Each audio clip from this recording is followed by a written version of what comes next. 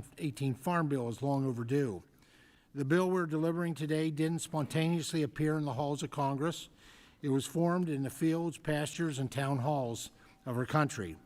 We visited 43 states and 1 territory, probably over 150 different listening sessions altogether, while crafting the new Farm Bill, and every provision is directly informed by what we learned from our stakeholders. This is evident by the overwhelming support this legislation has received from the broad stakeholder community. To date, over 200 organizations have come out in support of this bill. The Farm, Food, and National Security Act 2026 is very similar to its namesake in 2024, with key updates for 2026. The provisions span across all 12 titles of the Farm Bill and build on the historic agriculture investments, including the working families tax cuts this past summer. This bill restores regulatory certainty in the interstate marketplace, expands investments in rural communities, and brings science-based backed management back to our national forests. Farm Bill programs will improve risk management tools for specialty crop producers, low energy costs in rural America, and prioritize American commodities on the global stage. Importantly, the new Farm Bill will also expand producers' access to credit, promote new technologies like precision agriculture, and enhance conservation programs for working lands. Most of all, this is a practical Farm Bill that provides real and workable solutions. It is inspired by 149 bipartisan marker bills. This in addition to the many bipartisan priorities included in the Farm Bill that didn't have formal marker bills filed. And I'm proud of the input and contributions to this bill from members on both sides of the aisle. Since releasing the text of this legislation, this legislation has been mischaracterized in the press at times, and one of the most common misconceptions is related to the nutrition title, so I'd like to clear up any confusion about that now. Several investments across nutrition programs in 2024 bill were not able to be included in this bill due to budgetary constraints and the inability to have bipartisan dialogue on offsets. This includes several of my priorities, including exemptions earned from employment and training programs and from adult children in the household from counting towards SNAP eligibility. We also were not able to restore access to SNAP for certain formerly incarcerated individuals. Other provisions left out included crucial changes to strengthen program integrity in SNAP. Unfortunately, I was informed that none of these provisions were a priority of the ranking member, and that's why the bill before us today is different than a bill 2 years ago. And while we've not abandoned these priorities, more work is needed to ensure these investments are responsibly funded. It is irresponsible to move forward a bill that increases mandatory spending with no offsets. I also need to address the recent misguided reporting on conservation funding. Let me be clear, there are no cuts to the conservation title. Anyone saying otherwise is improperly analyzing the CBO score. Through the Working Families Tax Cuts Act, Republicans provide a historic investment into the permanent baseline of the conservation programs, an approximately 24% increase to the baseline. Legislation before you contains an increase across the board in conservation funding compared to the Farm, Food, and National Security Act of 2024 and the 2018 Farm Bill. While we were limited in the reconciliation process, this proposal includes the bipartisan policy improvements to assist beginning farmers, advance soil health initiatives, protect private forest lands, and fund advancements in conservation technology. This title is widely supported by farmers, ranchers, foresters, sportsmen, and the environmental community. There's a lot of good being done here in this bill across all 12 titles. And for the good of the people we represent, I encourage all of you to vote based on what is in the bill instead of based on what is not in the bill. The ranking members denounced this bill because it doesn't contain year-round E15, doesn't provide emergency assistance for farmers, and doesn't change the tariff policy. I'm very supportive of all three of those things. It's just not our jurisdiction. If we were to broach those topics, we would need to be not the Agriculture Committee, but Energy and Commerce, Appropriations, and ultimately Ways and Means Committee, and those are items outside of our jurisdiction. Not that I wouldn't like to see them get done in this Congress. Throughout the creation of this Farm Bill was an open and honest process. My door was open to anyone who had practical, actionable items for improving ag policy. Every member was given the opportunity to provide input, and if I didn't receive your priorities, that comes down to a breakdown in party leadership. However, this weather display has been a blessing in disguise. After hearing claims from over 300 Democratic priorities that were not brought forward, I was shocked. And when my outreach to identify this list was ignored, I took action. So over the last week, I've been able to work individually with many of my Democratic colleagues to hear priorities that were not communicated to me over the last 8 months of negotiations. I believe your dialogue will be fruitful for our process today. If you are disappointed a priority is not addressed in the text, please know that I understand, as the bill is missing many of my priorities as well. But we must not let perfect be the enemy of good. Today, I hope the committee will work its will to improve this legislation and incorporate additional feedback from the many voices we represent. Members on both sides will offer amendments with policies I support. However, I will reluctantly have to oppose any proposal that is not additive to the process and violates my goal of a bipartisan, cost-neutral farm bill. Today is a step forward among many more to come. I commit to work with everyone who approaches the table in good faith, and as I have always done, as we meet the moment for our farmers, ranchers, foresters, and consumers. Again, thank you all for your work and engagement thus far. Our farmers, ranchers, and rural communities are relying on us to step up and advocate for them as we work through the 12 titles of this bill.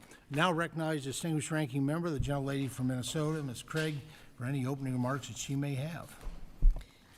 Mr. Chairman, before I begin my opening remarks, I'd like to take a moment as well to acknowledge the unfortunate and tragic loss this committee and its members have experienced in recent weeks. Doug LaMaffa, who is no longer with us but will always be with us. Jim Baird is attending, of course, to his family due to the recent passing of his wife, Denise, and Jonathan Jackson, whose father, the Reverend Jesse Jackson, also died recently. My heart and the Minority Committee, our heart goes out to them and their families. I'd also like to take a moment to acknowledge the brave men and women of the U.S. Armed Forces currently in harm's way, and the 6 who have already tragically lost their lives in the war with Iran.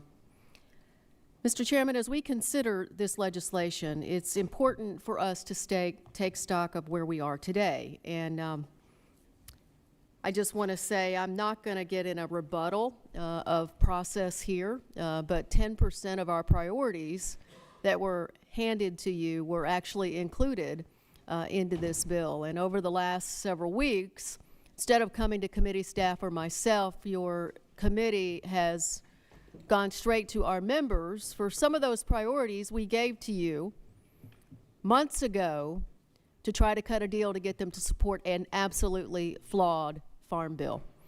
So we don't need to get into it this early, into a farm bill markup, but I think perhaps your committee staff and the fact that they never actually handed us this text in this entire process. We saw it the night before the public did, and only because I complained publicly about seeing it at the very same time, tells everyone what this is. It has not been a bipartisan process. So with that, I want to start by saying, when you talk to farmers or farm groups, people who buy groceries or nutrition groups, the message we hear everywhere is the same. American ag and rural communities are hurting. Despite the administration's claims, all is not well in farm country. Commodity prices are well below the cost of production. Farm incomes are declining.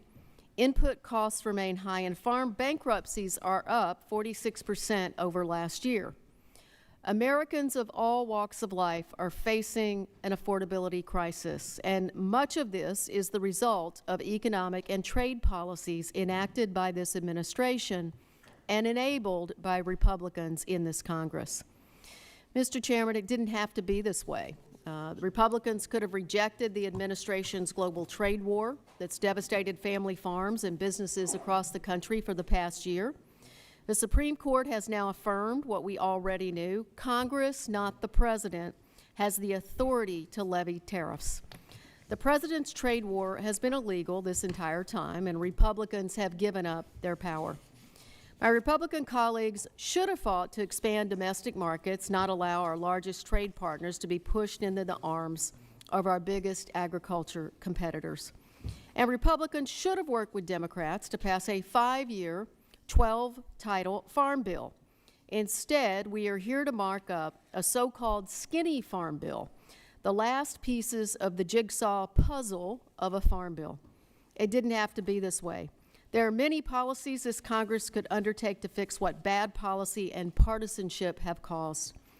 Despite making massive cuts to Title IV in the so-called Big Beautiful Bill and extending and modifying additional farm programs outside the regular process, Democrats entered into good faith negotiations with the majority. It was my sincere hope that we could agree on what we could agree on and leave out the more controversial elements of this bill that present issues for support for both some Democrats and Republicans. Today, we could move forward with the Farm and Family Relief Act. Today, we could pass year-round E15. Today, we could amend and remove the poison pills in this bill.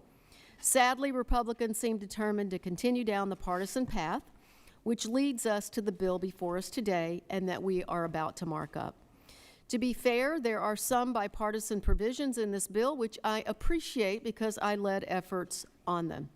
Codifying the Reconnect program to expand broadband access for rural Americans, making crop insurance more affordable and accessible for our veterans, and the PACE Act to improve credit and increase USDA loan limits. But despite those bipartisan elements of this bill, it represents a missed opportunity to address the most pressing challenges that our family farmers and our families are facing. And it contains those provisions that we know many Democrats will not support, and for the record, that many Republicans are hearing from the MAHA community about as well. This bill will not restore lost export markets or lower input cost. It doesn't help American children, seniors, and veterans afford their groceries, or states and counties avoid an unfunded mandate that we, this body, Republican-led body, shifted those SNAP costs to them. The bill ignores hemp farmers in Minnesota and elsewhere who followed the law and innovated in a new marketplace and whose entire supply chains and businesses are now under threat. It rolls back provisions from the 2024 Farm Bill that provide tribes with more access to USDA programs. My sincere hope is that the Senate will provide us a product that better meets the needs of the American farmer and rural communities, and that in the end, we can get a bipartisan product signed into law. I cannot vote for this bill today, but I remain hopeful that in the end, we will get the product that America's farmers and working people deserve. Thank you, Mr. Chairman, and I yield back. Young lady yields back. The bill H.R. 7567, the Farm Food and National Security Act of 2026, is now before the committee for consideration. Without objection, a first reading of the bill will be waived, and it will be open for an amendment on a title-by-title basis, and after that for amendment at any point. I'd like to remind members that only amendments germane to the subject matter before us today shall be in order. No motion or proposition on a subject different than that under consideration shall be submitted under the color of amendment. Pursuant to Committee Rule 3I and House Rule 11, Clause 2, the Chair may postpone further proceedings today on the question of approving any measure or matter or adopting an amendment which a recorded vote is ordered. And without objection, we will vote on amendments using an electronic voting system. I now recognize myself to offer a manager's amendment to H.R. 7567, which is at each member's spot on the rostrum. This amendment includes amendments that are technical in nature or to address scoring implications. Without objection, the reading of the amendment is waived. Does any member wish to speak on the manager's amendment?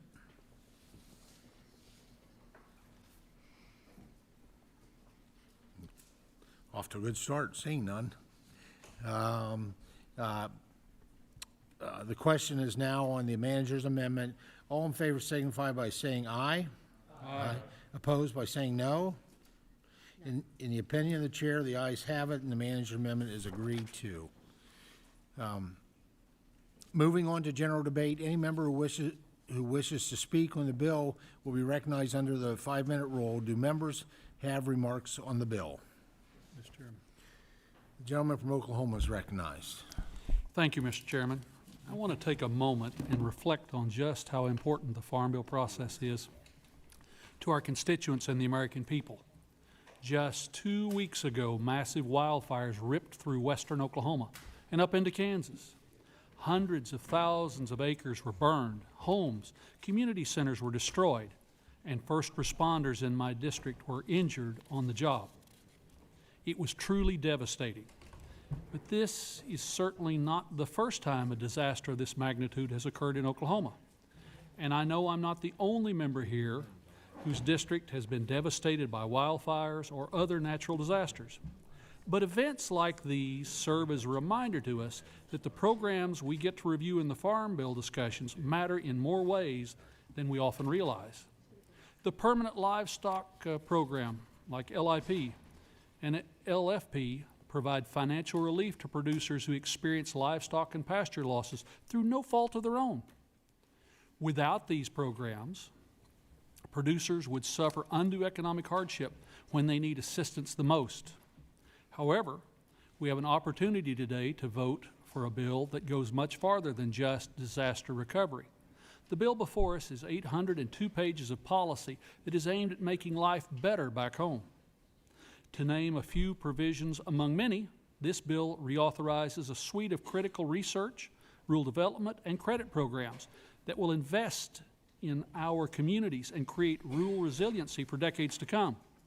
This bill also focuses on expanding and investing into market access programs abroad, and it ensures that voluntary conservation programs continue to reflect the needs of producers. The bottom line is, all of these programs under review today make a difference. I want everyone in this room and those who are listening online to be reminded just how much this bill will impact you, your neighbors, and our friends across the country. I've had the honor of serving on this committee since May of 1994, and since then I've authored one Farm Bill and parts of 4 others. I've sat through a total of 8 markups, and I've endured sweet victories and some very painful losses. So I know firsthand that the journey we have before us will not be easy, but it will certainly be worthwhile. I thank the chairman for bringing forth this bill today, and I look forward to getting it across the finish line. And with that, I yield back, Mr. Chairman. Gentleman yields back. Now recognize Congressman David Scott for 5 minutes. Well, thank you. Thank you, lady. Thank you, Chairman Thompson. First of all, it's absolutely crucial that our committee pass a farm bill that, first of all, helps our farmers. Our farmers are suffering, and also provides stability and ensures food security for our great nation. However, as written, I believe this bill fails on both. Our administration's disastrous trade policies are causing a farm crisis. Reckless tariffs have resulted in multiple trade wars and a staggering loss of international markets. Buyers have already abandoned our American farmers, and instead they've turned to our competitors like Brazil and Argentina. Unfortunately, this bill does not provide additional economic assistance for our farmers, for our producers who were hurt the most by these tariffs. And further, the bill continues the majority's attacks on federal nutrition programs like SNAP. Ladies and gentlemen, last year, Republicans cut $187 billion in funding from SNAP, the single largest cut to a nutrition assistance program in American history.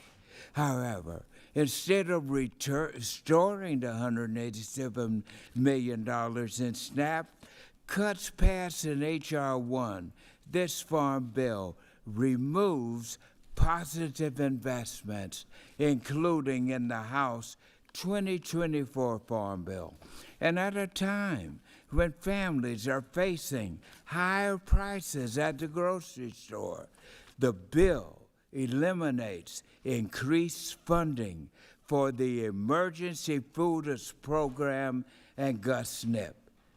And Lord knows I'm extremely disappointed that this farm bill does not make our history-making 1890s student scholarship program permanent. Ladies and gentlemen, the 1890 land-grant colleges and universities are an important part of the history of our great nation. Let me tell you, this scholarship fund is an incredible example of what we, Democrats and Republicans, can achieve through bipartisanship. You all were here, and when we created the amendment to make the scholarship program permanent and to increase the funding. And since it was created in 2018, the 1890 scholarships have helped African American students earn degrees and begin their degrees in agriculture and food sciences. It is crucial that we ensure that this program goes into the future. It is the greatest example of black members of Congress, white members of Congress, Republican members of Congress, Democrats members of Congress, doing one of the greatest achievements in the history. It tells the greatness of our nation. When William Tecumseh Sherman tore up the South, he said, went to President Lincoln and said, we got to restore it. And William Tecumseh Sherman and President Lincoln got together and they established the state colleges. But in the 1890s, separate but equal came, and everywhere in the South, they had put a white college, they put a black one. That is what we have here. Now, I also want to thank you in this committee.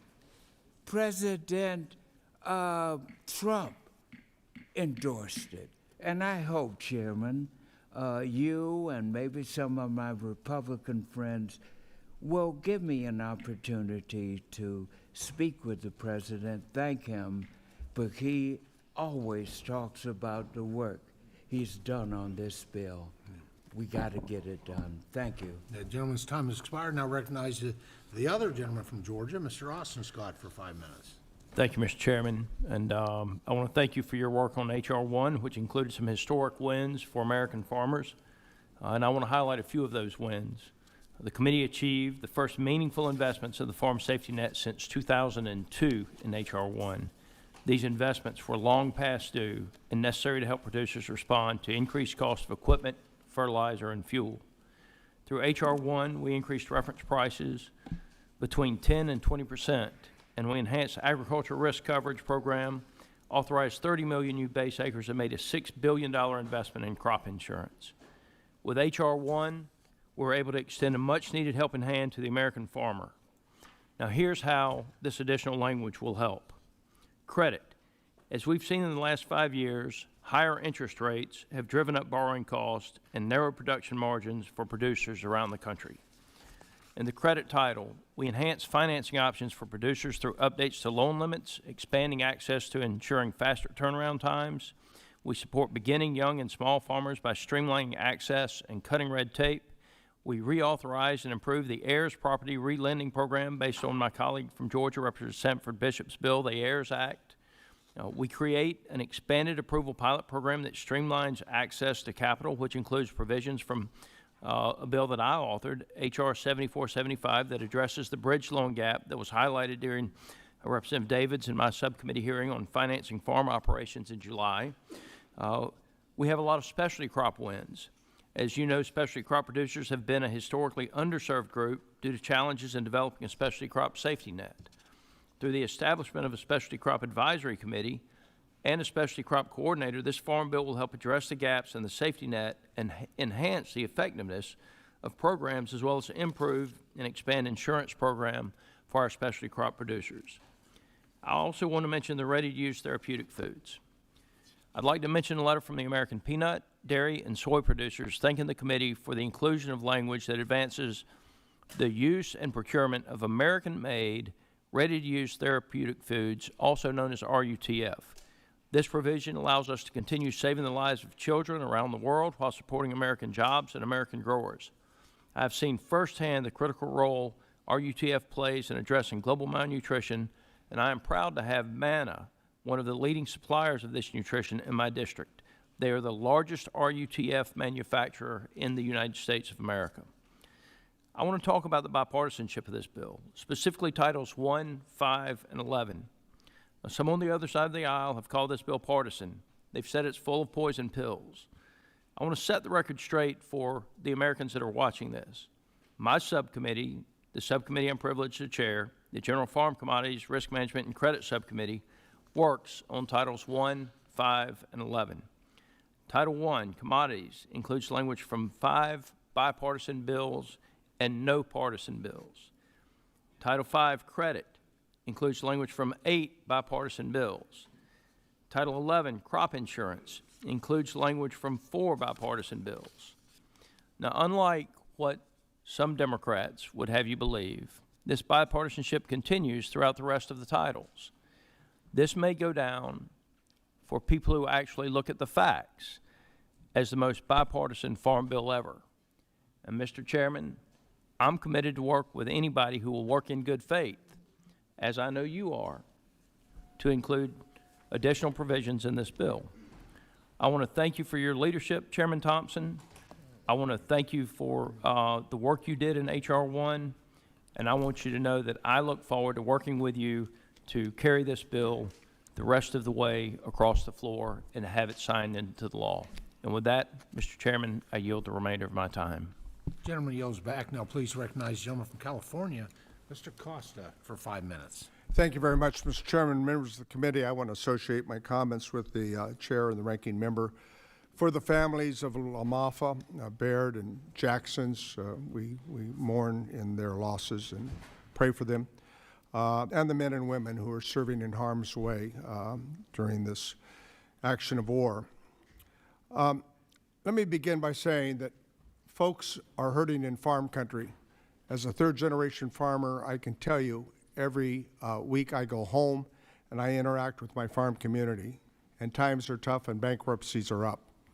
And normally, I think most of you, I would hope, know that I'm enthusiastic. I try to be enthusiastic about American agriculture, but I'm not enthusiastic about this markup.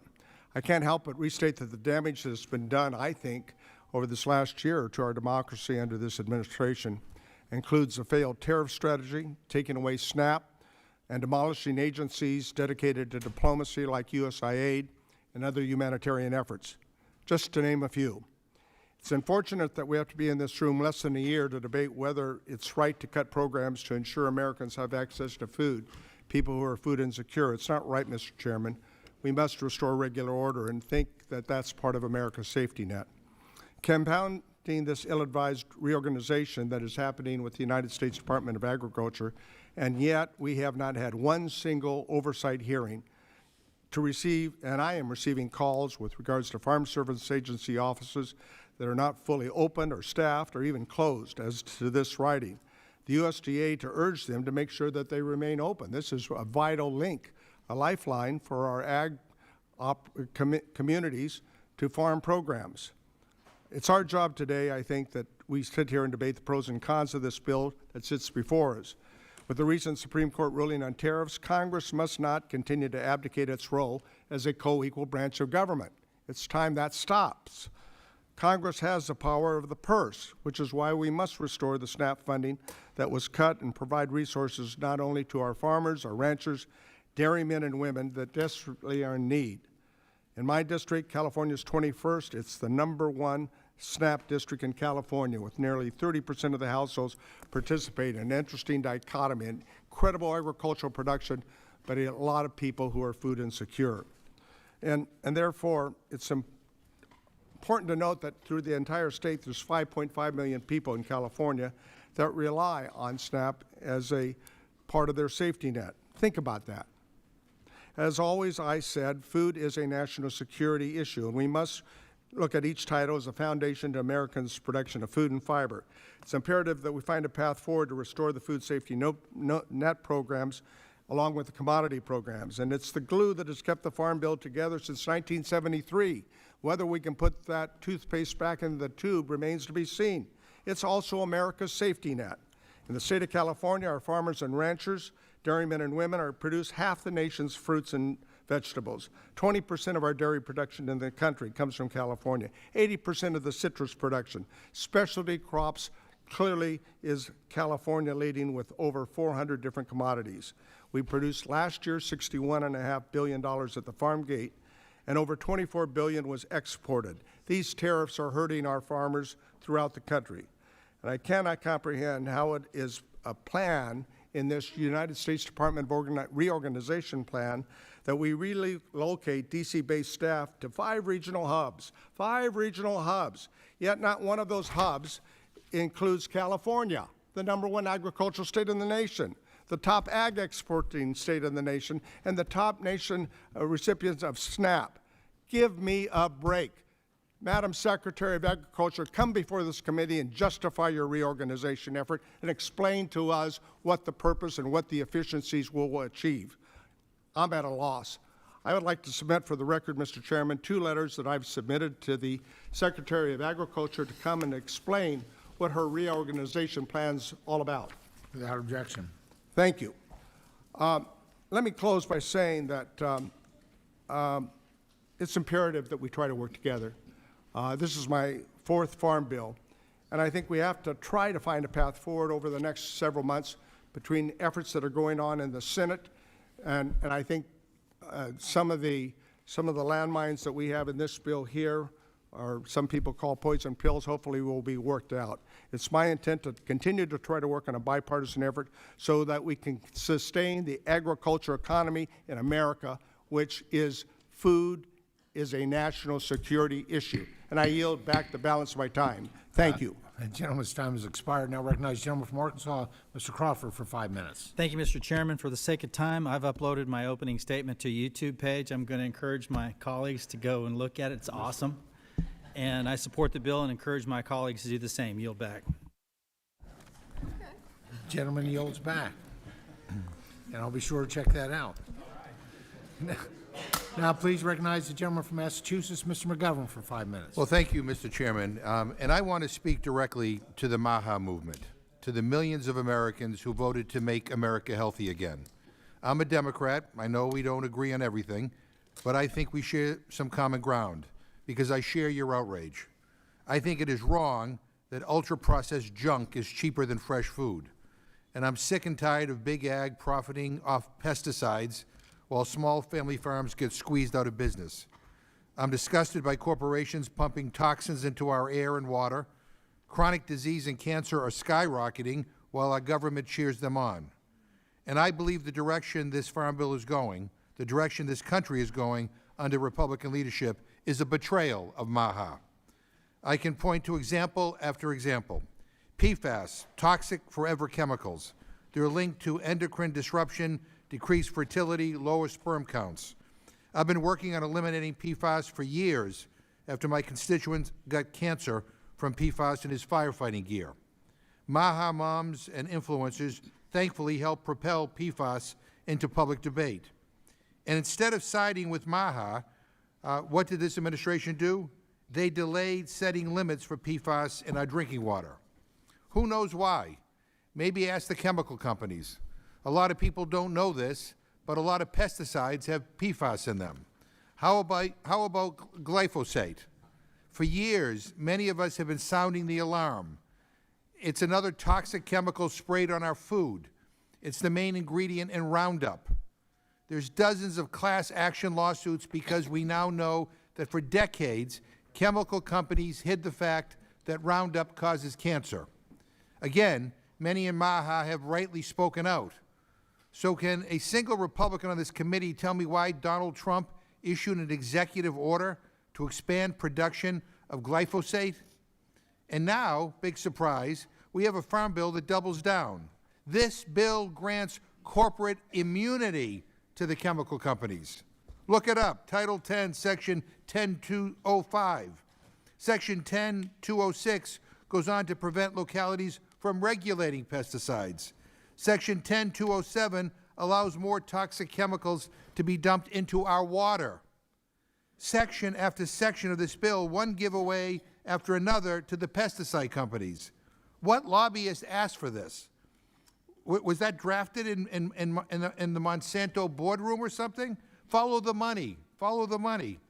Big ag and chemical companies are two sides of the same coin, all part of the same corrupt machine.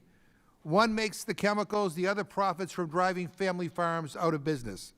Both sides buy off politicians, and both sides profit when the rules are rigged against the little guys. And that's exactly what this farm bill does. The chemical giveaways are tied at the hip to a larger, more structural problem with this farm bill. It does nothing to improve our food system. Now let's move on to nutrition because I have limited time here. Seniors who take pills on an empty stomach wind up in the emergency room. Working people who can't afford to buy healthy food end up with chronic disease. Kids who are hungry don't learn. So clearly, hunger and health are intricately linked, which is common sense. You can't be healthy if you're hungry. But this farm bill, instead of addressing our hunger crisis in this country, 42 million Americans who can't afford food, this bill makes the crisis worse. Last year, Republicans made the largest cut to nutrition assistance in American history. Veterans, family with teens, seniors, people aging out of foster care, all kicked off food assistance. In Massachusetts, thousands of people are losing access to food this month because Republicans took their food assistance away in order to give billionaires another tax break. And by the way, when it comes to students, I've introduced a bill to boost school meal reimbursement rates. That would mean more scratch-cooked meals, more local foods in our cafeterias. Not a single Republican will co-sponsor it. Your farm bill rewards the same broken system that made America sick in the first place. Your farm bill empowers big ag and enables them to keep dumping toxins in our food. Your farm bill tells local farmers to get big or get out. Your farm bill makes food less healthy and more expensive. In short, your farm bill is a betrayal of Maha. Now, I'm not here to pretend Democrats are perfect on every issue, but when it comes to standing up against big ag and chemical companies, combating hunger, and fighting for healthier food, we are a hell of a lot better on these issues, a hell of a lot better. This farm bill is corporate control with a wellness label slapped on top. And to be blunt, it sucks. End the pesticide loopholes, end the cuts to nutrition assistance, and oppose Gentleman's this time has Republican farm bill. expired. It's a blank Now- check to those who now want to recognize, protect the broken status quo, and none of us should be complicit. Gentleman's I time yield back. expired. Now recognize the gentleman from North Carolina, Mr. Rouser, for 5 minutes. Thank you, Mr. Chairman, and I want to thank you for your leadership. I want to thank the staff for all their work. There's no question agriculture is suffering some dire times. No question about that whatsoever. And this bill holistically addresses every issue you could possibly address to rectify that situation, other than the issues outside the jurisdiction of the committee. And so I commend you for that. And, you know, some of our friends on the other side of the aisle, at least based on what I've heard so far, none of my growers would agree with all that. And in fact, I've got a letter here from the North Carolina Farm Bureau strongly supporting passage of this farm bill that I'd like to include for the record. And with that, Without I'll yield back. objection. Gentleman yields back. Now recognize gentlelady, Dr. Adams from North Carolina for 5 Thank you, minutes. Mr. Chairman, and before I begin my comments, I do want to express my concern for and sympathy to all of our members and those who have suffered, and I thank those of you who have expressed concern regarding the loss of my sister. I'm just returning from New Jersey, but thank you very much. Mr. Chairman, I've been talking with farmers and families across my district, and what I'm hearing is concerning. Farmers are facing a lot of uncertainty. Markets are swinging up and down. The cost of fertilizer, fuel, and equipment keeps rising. Trade policies have disrupted export markets they spent years building. Economists warn that costs are climbing. Crop prices are weak and more farms are going bankrupt, which is not exactly the golden age that was promised. The numbers are stark. Farm bankruptcies rose 46% in 2025. USDA says 15,000 farms were lost last year alone. In Pennsylvania, there were 10 farm bankruptcies in 2025, up from just 2 in 2024. Those aren't just numbers. They're family farms shutting down, generations of hard work coming to an end, and communities losing part of their foundation. As U.S. farmers struggle with shrinking export markets, competitors like Brazil and Argentina have strengthened their foothold, aided by U.S. bailout initiatives. Market share built over decades have been lost, and this bill does nothing to help farmers win it back. Right now, farmers are sitting across the table from their bankers trying to secure loans for the next planting season. They're making big decisions in an unstable environment. The administration's bailout is not enough, and repeated bailouts are a sign that the underlying system is broken. To make it even more unstable, after the Supreme Court struck down Trump's tariffs last month, he immediately said he was going to impose a 10% global tariff, then said it would be 15%. And then there was the $175 billion question, unanswered. What's going to happen to the money the government has already collected in import taxes now declared unlawful? Farm groups have been clear. They need steady, reliable support, and this bill doesn't provide it. And it's just not farmers who are struggling. Families feel it every time they go to the grocery store. In my district, the average monthly grocery bill is now over $1,000. The cost of fruits and vegetables alone has gone up more than 5%.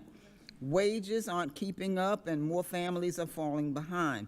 Yet this bill doesn't offer meaningful help to working families, to seniors, to veterans, or people with disabilities trying to afford basic food. But we shouldn't be surprised.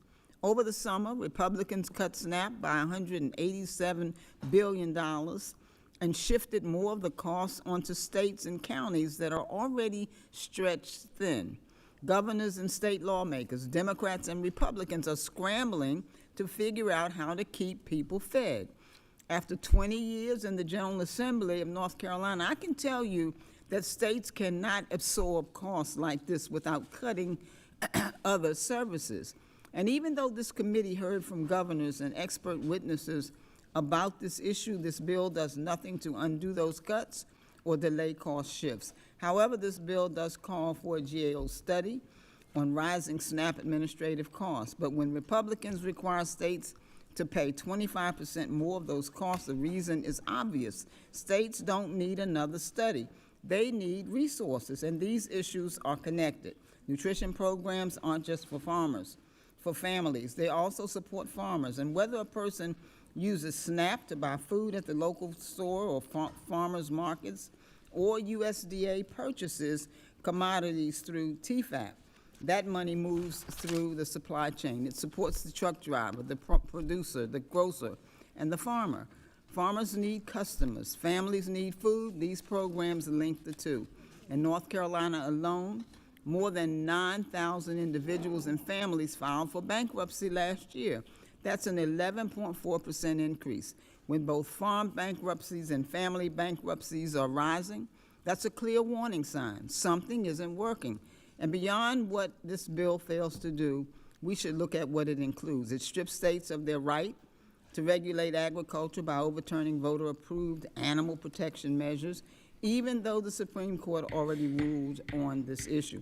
It gives broad liability protections to large pesticide companies, limiting the ability of farmers and families and even states to seek accountability.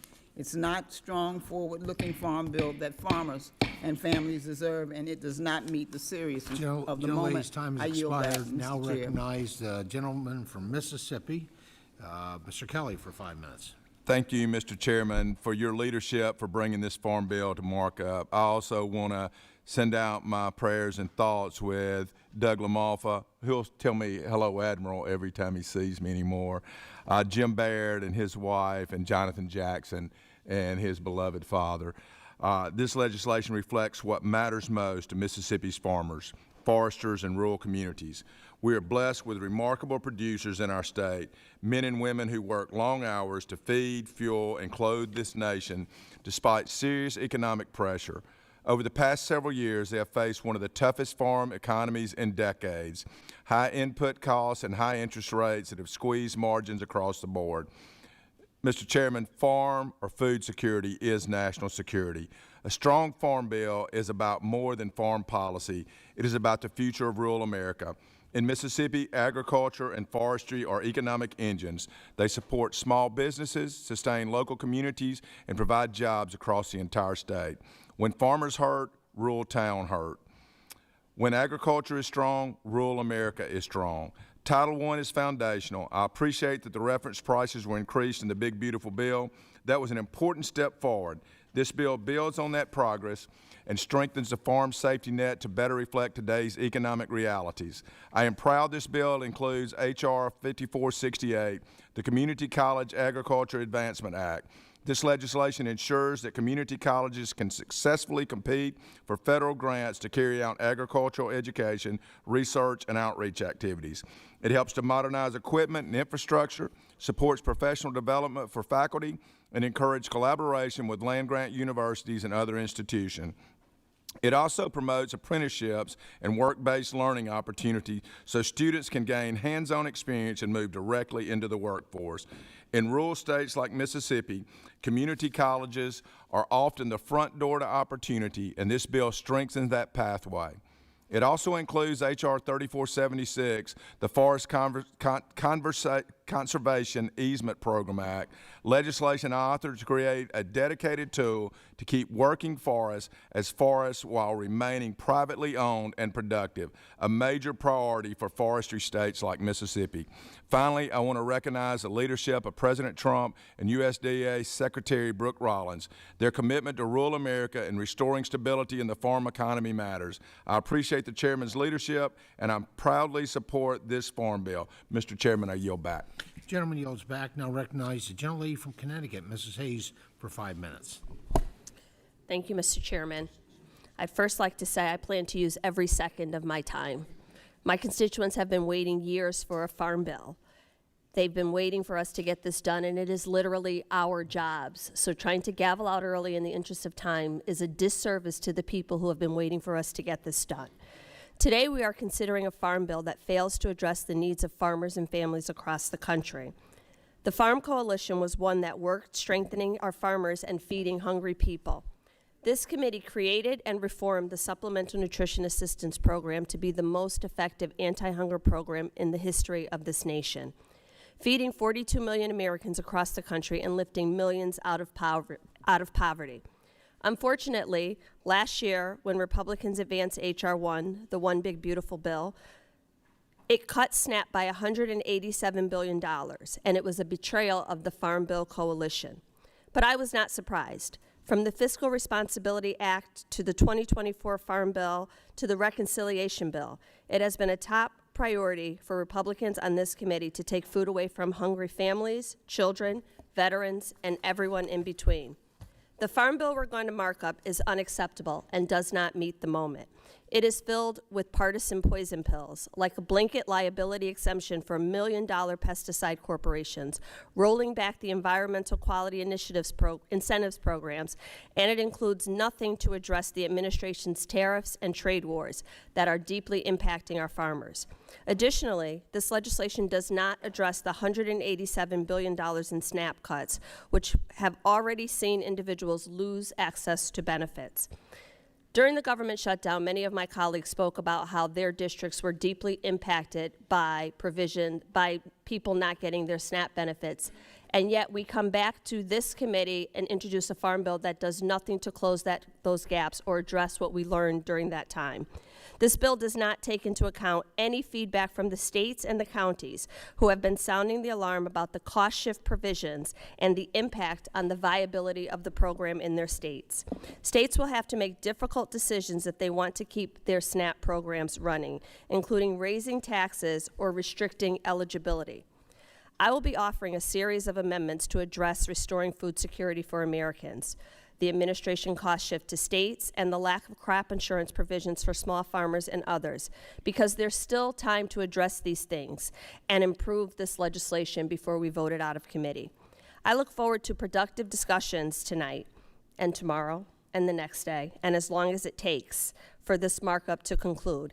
And I hope that we find some bipartisan agreement that improves this bill before we send it to the House floor. And with that, I yield back. Gentlelady yields back. Now recognize the gentleman from Nebraska, Mr. Bacon, for 5 Thank you, minutes. Mr. Chairman. I too, we're all going to miss Jim Amalfa, his wisdom, his wit, his friendship, and I know he's always played a valuable role in this committee. And I too also offer our condolences to Mr. Baird and to Mr. Jackson. I speak in favor of the Farm Bill. I was here in the 115th Congress when we passed the last Farm Bill. The new one is now 2 years over date. The last Farm Bill was great, but it's out of date. It needs to be made current again, and this Farm Bill definitely does that. Now, in Nebraska, we're the #1 of 50 states for beef production. We're in the top 5 for pork, corn, soybeans, ethanol, popcorn. It's important. Now, I represent Omaha. It's more, and we got some ag on the sides of Omaha, and particularly in Saunders County, but we have tons of agribusiness. And the financial health of our farmers and ranchers directly impact all these agribusinesses in Omaha. So this Farm Bill is also important to this business community. Some of the highlights in this bill: it's going to help out our Nebraska hog producers. It's going to provide regulatory certainty to various manufacturers. It's going to transfer Food for Peace to the USDA and returns the program to its original intent of addressing the global hunger crisis through the purchase of U.S.-grown commodities. It reduces barriers for beginning farmers trying to gain access to credit. First-generation farmers who want to get in the door, we're going to help them get started. And it also incentivizes further research and adoption of precision agriculture technologies. Some of my initiatives include helping farmers navigate the FSA loan application process, financially supporting the future farmers of American 4-H students, great organizations, enhancing the cybersecurity of our agricultural supply chains, more effectively tracking foreign farmland purchases, and streamlining the administration of the SNAP program. I am pleased that many of these initiatives have garnered bipartisan backing, and want to thank both my Republican and Democrat colleagues for their support. I look forward to listening to the debate on these amendments. I look forward to hopefully increasing the bipartisanship with the final bill here. But let's not be fooled. We got to get this Farm Bill passed for our farmers and ranchers. I yield. Gentleman yields back. Now recognize the gentlelady from Ohio, Ms. Brown, for 5 minutes. Thank you, Mr. Chairman. The Farm Bill is our opportunity to address the real issues facing farmers and families across the country. Yet, this effort feels like we're just going through the motions, not doing the hard, thoughtful work the committee owes the people we serve. There was no meaningful effort to negotiate and put forth a bipartisan product. The bill ignores the alarm bells from farmers and families in red and blue states that our nation's most effective anti-hunger program is at risk after the financial rug was pulled out from under them in H.R. 1. And there's a large, stark gap between what's in this bill and what producers and growers are experiencing on the ground. The farm economy is under real strain. Net farm income has fallen sharply. Input costs are up. Export markets have been destroyed thanks to the current trade war. And bankruptcies reached 15,000 last year, with the crisis hitting the hardest in the Midwest. Don't just take my word for it. A group of 27 trusted former USDA and farm group leaders sent a letter to this committee last month expressing concerns about, and I quote, harmful and compounding effect that administration policies are having on our farmers. Mr. Chairman, I request unanimous consent to enter that letter into the record. Without objection. Thank you. I share their concerns. staffing cuts and reorganization at the USDA, continued delay in passing year-round E15, cuts to food aid, both international and domestic, persistent labor challenges, lost markets, deteriorating trade relationships. These are the same concerns I hear reflected on the ground, and this bill fails to address any of them. And of course, we can't talk about the state of the farm economy without talking about tariffs. For farmers, the Supreme Court's tariff ruling comes after much of the damage is already done. For months, they've been operating in chaos. Markets they spent years building disappeared almost overnight, and it's just like in 2018, buyers are turning to countries like Argentina and Brazil. That's not theoretical, that's lost contracts, lost income, and real uncertainty heading into planting season. Producers, growers, and ranchers don't want handouts. They want stability. They want to know that if they grow it, they can sell it. So when we sit here and talk about what this farm bill should do, it ought to start with that reality. At the same time, rural communities like those in Southeast Ohio, Northern Pennsylvania, and Central Illinois are being hollowed out by hospital cuts, child care shortages, and small business closures. This is not spin. This is the lived reality for farmers and rural families and communities trying to hang on. And this crisis runs from the farm gate to the dinner plate. While farmers struggle to stay afloat, families in Cleveland are paying more and getting less at the grocery store. Prices continue to climb for the 1 in 5 households in my district who depend on nutrition assistance. That means impossible choices. We haven't had a hearing in this committee on anything touched by the Farm Bill in nearly 6 months. And the result is a bill that leaves small producers, specialty crop farmers, families, and tribal communities behind.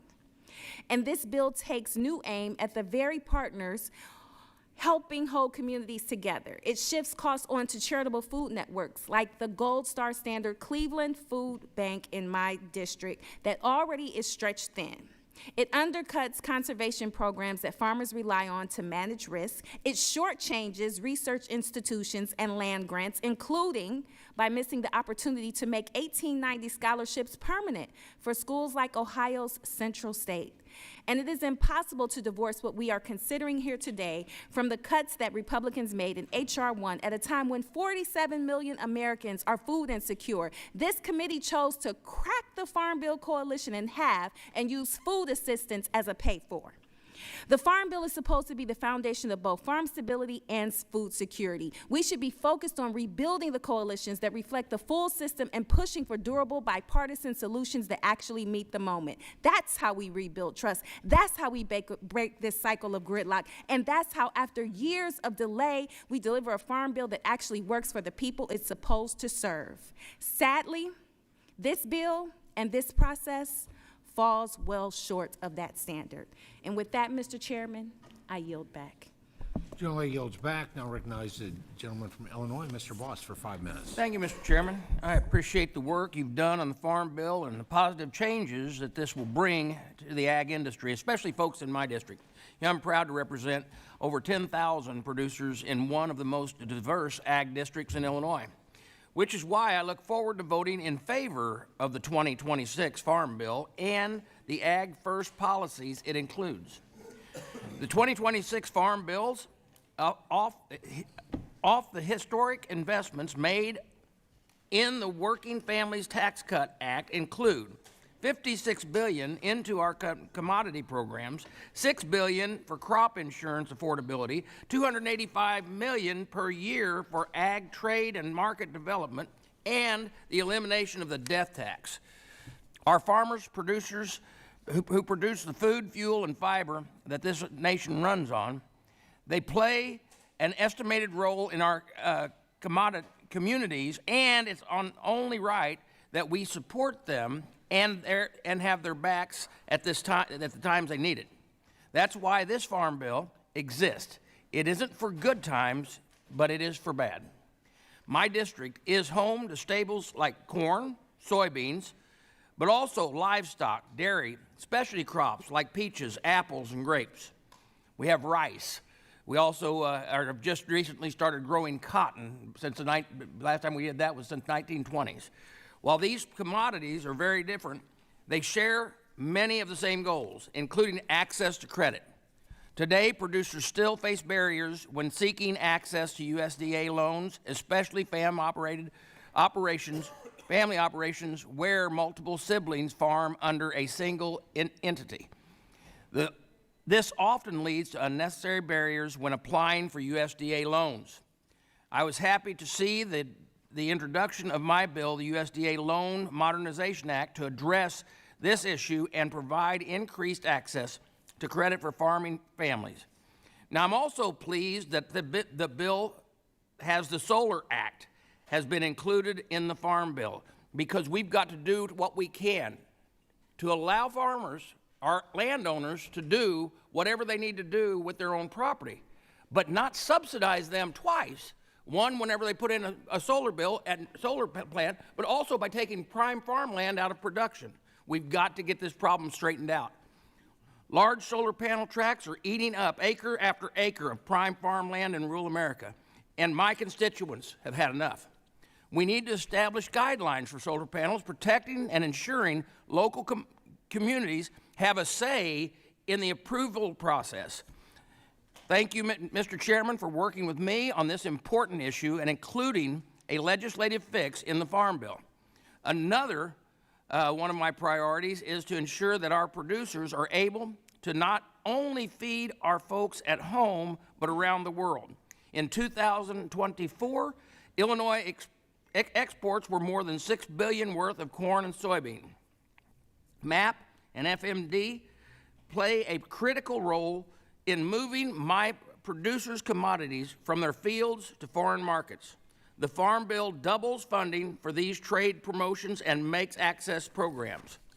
Lastly, I would like to voice my support for finding a legislative fix to Proposition 12.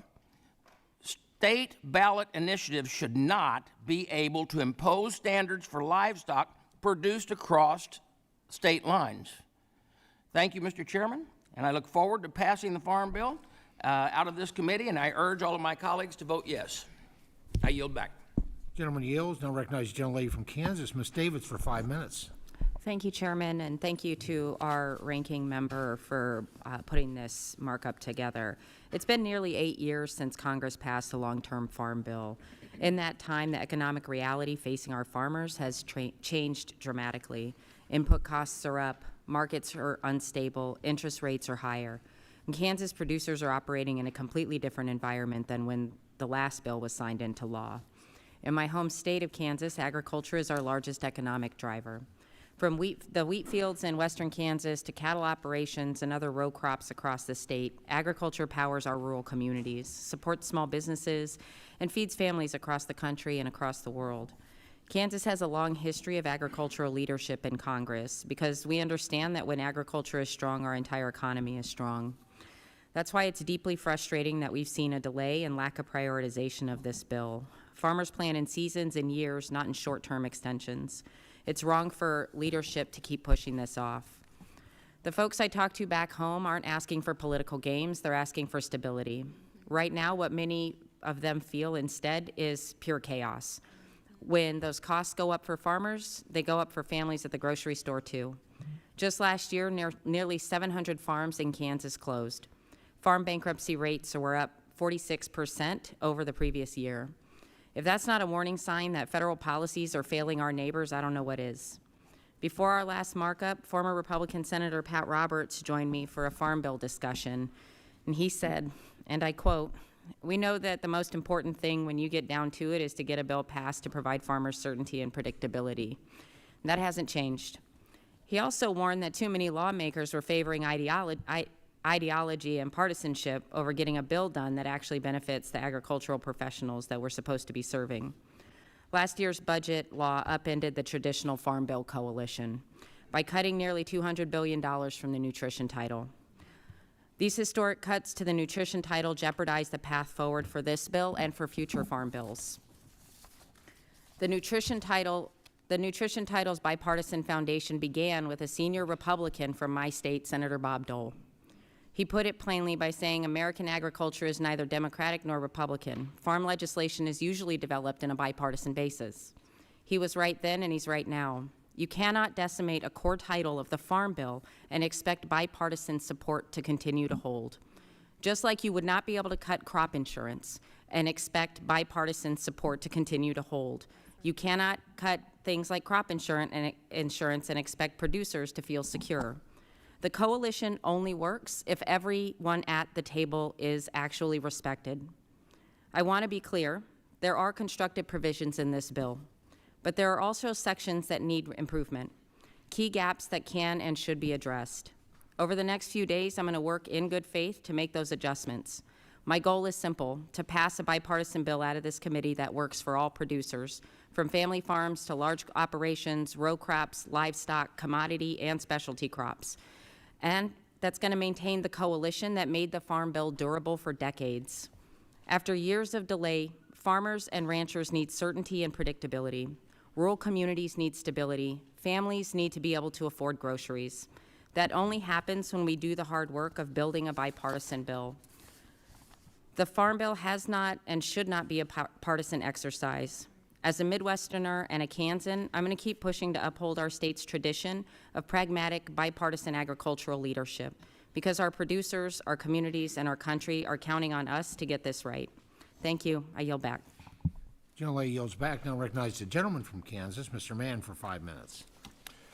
Well, thank you, Chairman Thompson, for holding today's markup and for your leadership throughout this process.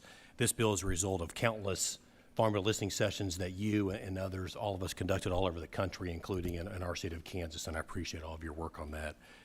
Agriculture is the backbone of the Big First District of Kansas and of our country. The Big First is home to over 60,000 farms and ranches, and each one represents a family business navigating real economic pressure. These farmers and ranchers do not ask for handouts. They ask for policy that reflects the realities they face every day on the ground and regulatory certainty so they can continue to work to feed, fuel, and clothe the world. The farm economy is in a difficult place. Over the last 5 years, input costs have drastically increased, interest rates have made borrowing more expensive, and Mother Nature has proven once again to be an unreliable business partner. Despite this, our ag producers answer their calling each day to feed, fuel, and clothe the world. And they deserve a Congress that answers that call alongside them. Last summer, we secured historic agriculture investments in the working family tax cuts. That legislation strengthened the farm safety net, updated reference prices, and bolstered crop insurance so producers could better manage risk in an increasingly volatile world. Today, we build on that foundation. The Farm, Food, and National Security Act focuses on the next set of challenges facing rural America.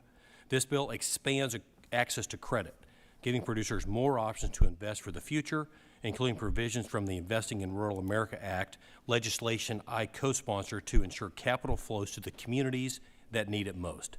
It strengthens rural development programs, lowers energy costs, promotes innovation in biofuels, supports broadband expansion, protects rural health care access, and invests in water infrastructure. When rural America thrives, the rest of the country does as well. And this legislation provides and support our communities have asked for and needed for years. I'm also proud that this Farm Bill will build upon legislation I introduced and work done by the Trump administration to permanently move the Food for Peace program to USDA, its rightful home, to ensure it prioritizes American-grown commodities and remains focused on its original intent. Food for Peace was born in Kansas from generous farmers who believed they could use their excess crops for global good.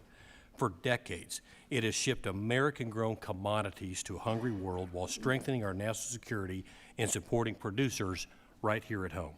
This legislation provides that support needed for programs like Food for Peace and McGovern Dole to deliver life-saving aid, all while increasing accountability for taxpayer dollars and supporting American farmers. This legislation will reduce trade barriers and open new markets for Kansas producers who rely on trade relationships to efficiently sell their commodities to willing buyers.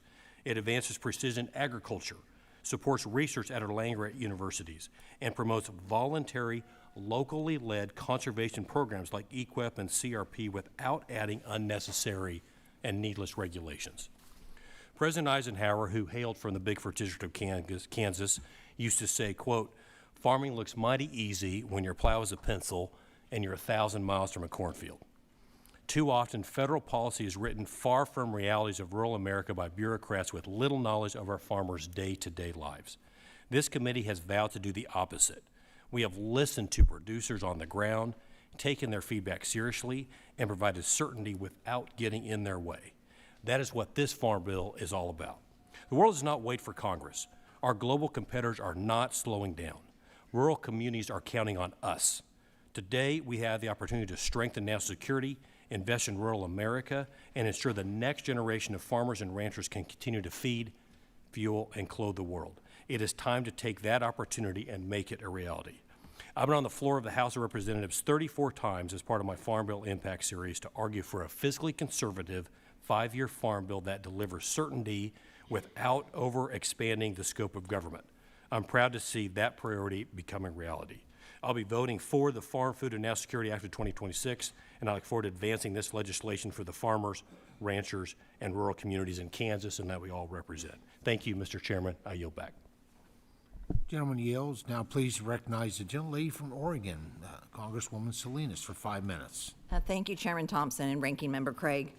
The people of Oregon's 6th District sent me here to represent their interests and needs, and since I first arrived to Congress in 2023, I've consistently advocated for the economic and safety net priorities of Oregonians. Despite some positive provisions for Oregonians in this Farm Bill reauthorization, when taken as a whole, this bill is unacceptable. It fails to meet the needs of Oregonians and should in no way be considered a bipartisan compromise. My district is home to a wealth of agricultural diversity, from Christmas trees to hazelnuts and, of course, our world-famous Willamette Valley wine grapes. I have fought to ensure all our producers' needs, including specialty crop growers, are prioritized in the Farm Bill. I'm pleased to see the text establishes a Specialty Crop Advisory Committee and creates a framework for future specialty crop disaster assistance. As ranking member of the Forestry Subcommittee and representing a state that boasts 30 million acres of some of the world's most productive forests, I've made it my goal to invest in our wildland firefighting workforce, timber industry, and forest recreation research and management priorities.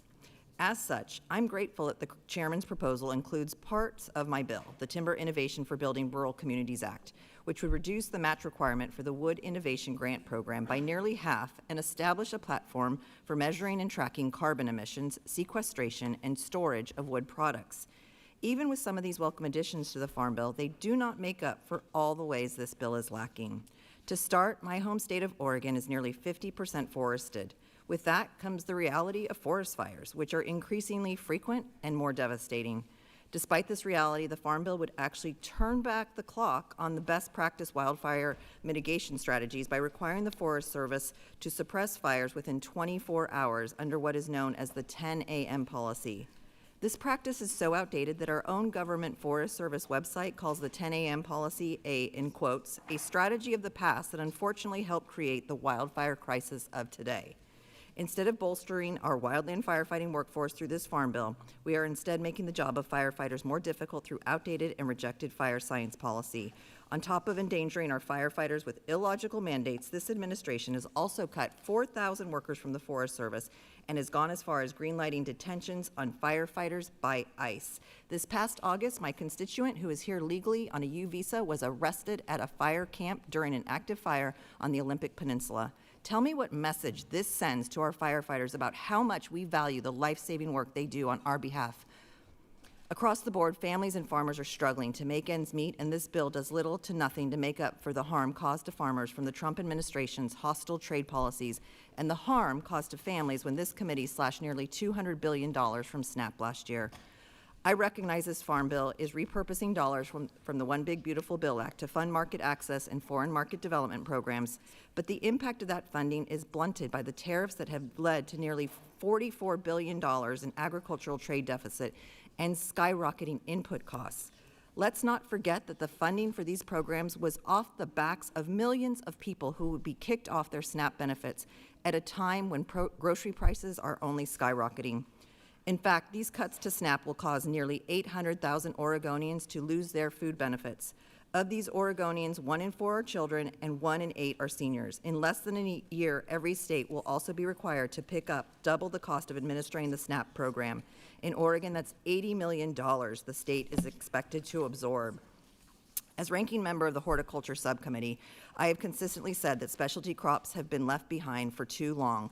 The majority's Farm Bill does not do nearly enough for the specialty crop growers in my district. There's no new money for disaster assistance, no enhancements to specialty crop insurance, and nothing to address the headwinds producers are facing from rising input costs and labor difficulties. This bill only perpetuates the status quo, leaving specialty crops behind. And I'm not finished. This bill comes up short in so many other ways. It does not include direct disaster relief for farm workers who keep our food systems running. It does not include summer food delivery for hungry children in rural communities. It does not include my bipartisan and bicameral Domestic Organic Investment Act that would give organic producers tools to increase capacity, modernize their operations, and expand their businesses. I could go on. My colleagues and I in the minority understand that compromises must be made to get a farm bill passed. None of us expect to get everything on our wish list. At the very least, we expect good faith engagement and a good faith proposal that matches our commitment to bipartisanship. Instead, we were locked out of this process and only given 5 business days to review the text, consult stakeholders, and prepare for this one-sided hearing. The only reason we ended up with more time to review the bill was because of a blizzard, not bipartisanship. Farmers deserve better. Families deserve better. Thank you, and I yield back.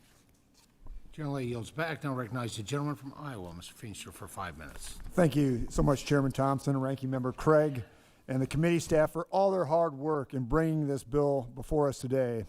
I come from Iowa, where agriculture is the backbone of our economy. I'm proud to represent one of the most productive agricultural states in America, the state that leads the nation in production of pork, eggs, corn, soybeans, and biofuels. Farmers and ranchers across our country feed our families, power our industries, and anchor our communities. Since I came to Congress, I have heard one thing loud and clear. Farmers need Washington now more than ever to do its job and pass a strong farm bill that is workable. As I stand here today, farm country is in a lot of challenges and under a lot of pressure. Producers are dealing with volatile markets, tightening margins, and growing uncertainty. This bill before us builds upon the historic work this committee has done during the Working Families Tax Cut and delivers farmers the tools they need to meet these challenges. This bill includes more than 15 bills that I have sponsored or co-led as a result of the years of listening to the farmers, rural communities, and working families in Iowa. To highlight just a few of these bills, this farm bill includes Farmland Act to keep China away from our farmland. Iowa farmland belongs to the Iowa farmer. It includes the SAFE Act to ensure we strengthen our response to animal disease outbreak while protecting our agricultural markets. It includes the Fridge Act to open new export markets for our producers abroad. And it also includes Prop 12, making sure that we preempt states like California from hurting our hog producers. Today, this legislation expands on investments in rural communities, restores regulatory certainty, and promotes agricultural research and innovation. It also gives American farmers and rural communities the tools they need to feed America and the rest of the world. I didn't come to Congress to leave problems for the next generation. Our producers can't afford more delay. They need Congress to act now. I urge my colleagues on both sides of the aisle to support this bill and deliver certainty, investment, and opportunity that American agriculture deserve. Thank you, and I yield back. Gentleman yields back. Now please recognize for 5 minutes the gentlelady from Hawaii, Ms. Takuga. Thank you, Mr. Chair. Mr. Chair, we always have a choice, and today the choice before this committee is whether we uphold the legacy of the Farm Bill or we weaken it. For generations, Congress understood something fundamental. Feeding families and supporting farmers are not competing priorities. They are inseparable. The Farm Bill has endured because lawmakers on both sides of this dais recognize that agriculture policy and nutrition policy rise and fall together. Farmers need customers, families need food, and when we invest in both, America is stronger. That is a tradition we inherited, and it is a standard this bill must meet. As the only member of Hawaii's congressional delegation serving on one of Congress's agricultural committees, I come to this markup carrying the voices of communities where the connection between agriculture and hunger are impossible to ignore. In the weeks leading up to today, I traveled across every county in Hawaii holding Farm Bill listening sessions. I met with farmers facing skyrocketing costs and shrinking margins, ranchers worried about shipping expenses and market instability, indigenous producers working to sustain traditional crops central to our culture and food security. Their message to me was clear. Farmers are struggling to stay afloat. Ranchers are thinking about selling off their cattle and closing their businesses. Families are struggling to afford groceries, and hunger is growing, whether Washington chooses to acknowledge it or not. At the same time, unnecessary tariffs imposed by this administration have added pressure on both ends of the food system. Farmers are paying more for equipment, feed, and supplies, while families are paying more at the checkout line. These policies squeeze producers and consumers alike, making an already difficult moment worse. This is the reality in which this farm bill is being written. So let's be honest about what this bill does and what it also fails to do. Completely disregarding egregious cuts to SNAP does not mean hunger has suddenly disappeared. Eliminating food insecurity statistics does not mean families are suddenly food secure. Ignoring the problem does not solve it. It simply leaves struggling Americans hungry in the shadows. Nutrition programs are not an add-on to farm policy. They are part of its economic foundation. SNAP supports farmers, grocers, truckers, and rural communities nationwide. When families can afford food, farmers have stable markets. Weakening nutrition programs weakens agriculture itself. And process matters too. Taking pieces of Democratic priorities, placing them into a draft bill, and calling it bipartisan without meaningful engagement with our ranking member does not make this legislation bipartisan. Bipartisanship is not selective inclusion. It is genuine negotiation and shared decision-making. That has not happened here. Now, there are provisions in this mark that I fought for and that I support. The Tropical Plant Health Initiative provides long overdue recognition for crops vital to Hawaii and other tropical regions. Reauthorizing Native Hawaiian and Alaska Native Serving Institution grants strengthens indigenous producers and agriculture education. Expanding rural hospital technical assistance recognizes that food security and community health go hand in hand. These provisions matter, but they cannot outweigh the larger failures before us. This draft walks back progress towards fairness in the Thrifty Food Plan for my state, Hawaii. It scales back food security for microgrants. It weakens tools that allow non-contiguous states to purchase local food, and it fails to meaningfully address the disproportionate costs faced by farmers separated from markets by thousands of miles of ocean. Once again, non-contiguous states and territories are treated as an afterthought. Hawaii is not an afterthought. Our farmers are not expendable, and our families should never be collateral damage. The Farm Bill has always represented a promise that America will support those who grow our food and those who need help putting it on the table. That promise is why the bill has historically earned broad bipartisan support. But the legislation before us today fails to meet this moment. If we want the Farm Bill's legacy to continue, if we want future Congresses to view it as the rare opportunity where Americans can come together to solve real problems, then we must do better than this. We must write a bill that confronts hunger honestly, supports farmers meaningfully, and reflects the full partnership that has defined this committee at its best. Because preserving the tradition of the Farm Bill does not happen by invoking history. It happens by living up to it. And today, we are not yet there. Thank you, Mr. Chair, and I yield back. Gentlelady yields back. Now recognize the gentlelady from Illinois, Mrs. Miller, for 5 minutes. Thank you, Mr. Chairman, for holding this markup on a much-needed farm bill. Our farmers cannot wait any longer. We need to pass a farm bill now, not 6 months from now, not a year from now, now. It's long overdue. The men and women who feed and fuel our nation deserve certainty. They need to know what's ahead in order to properly plan for future crop years. Delays in Washington create real consequences in rural America. As many of you know, I'm a third-generation family farmer in Illinois who understands the daily challenges of maintaining a family farm. Ag issues are personal to me, and more than that, agriculture is the heartbeat of the communities across my district.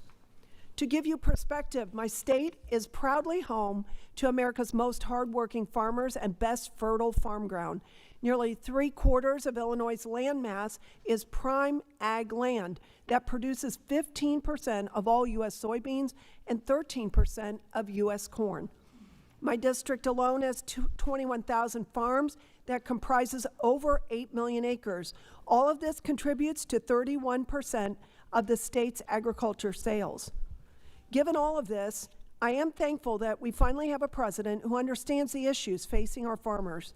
Under the previous administration, our producers were left behind, crushed by overregulation, record inflation, and bureaucrats in this town who have never stepped foot on a working farm. Standing up for agriculture has been a major priority for President Trump and House Republicans. This committee was able to secure historic wins for our farmers and the working family tax cut by directing billions toward farm safety net programs, including money for disaster assistance programs, trade promotion programs, and agricultural research programs. Yet there is still much to do. This farm bill fills in the missing pieces by providing over $1 billion to specialty crop programs, clarifying that California's Prop 12 cannot and will not be imposed on producers outside of California. It ensures access to credit for beginning farmers and codifies President Trump's reforms into the national dietary guidelines. This bill will hold Congress to its promise to deliver policies that support agriculture. Now is not the time to play politics with our food supply. Food security is national security, plain and simple. I encourage my colleagues to stand with America's farmers and get this bill across the finish line. Thank you, and I yield back. Gentlelady yields back. Now please recognize Gentlelady from Illinois, Ms. Benzinski, for 5 minutes. Thank you, Mr. Chairman. Mr. Chairman, I want to be very clear at the outset of this markup. This conversation is bigger than the bill text in front of us today. It's about whether we are serious about meeting the moment for American agriculture and rural communities, or whether we are simply checking a political box. Midwestern farmers are the best in the world at what they do. They feed, fuel, and power this country every single day. But right now, even the best are struggling because policy hasn't kept up with reality. Input costs continue to soar, markets are tight, and farmers across the Midwest are saying the same thing. They don't want ad hoc assistance. They want to take pride in their work and earn a living from what they grow. And this farm bill doesn't get them there. That is the heart of this issue. Farmers in my district aren't asking for handouts. They're asking for functioning markets. They're asking for fairness in input costs. They're asking for risk management tools that reflect what they're actually planting. They're asking for conservation programs for producers that protect the land for the next generation. And they're asking for research and innovation that keeps America competitive. This bill does not rise to that challenge. Instead of building a forward-looking, bipartisan, truly bipartisan farm bill in 2023, when we had the opportunity to do it the right way, we are now debating what feels like the leftovers. After so much was jammed into the big ugly bill, we are left with a narrow proposal that fails to confront the real pressures facing farmers and families. It does not meet the moment, and it reflects a broader pattern. This bill is a perfect example of how this majority in this Congress works. It ruptured the historic Farm Bill coalition by decimating SNAP, and now that they've broken it, they're not even willing to acknowledge it needs to be fixed and negotiate with Democrats to find a viable path forward. For decades, the strength of the Farm Bill has been this coalition. Farmers and families, rural and urban, production, agriculture, and nutrition policy working together. That coalition wasn't an accident. It was a recognition that agriculture policy and food policy are deeply connected. When you break that coalition for partisan gain, you weaken the entire bill.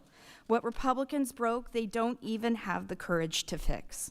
And we've seen this partisan divide play out in real time. Nationwide, year-round E15 is a perfect example of this. We walked right up to the finish line with bipartisan support with a common sense solution that would expand markets, lower fuel costs, and strengthen rural economies. Instead of getting it done, leadership chose to punt.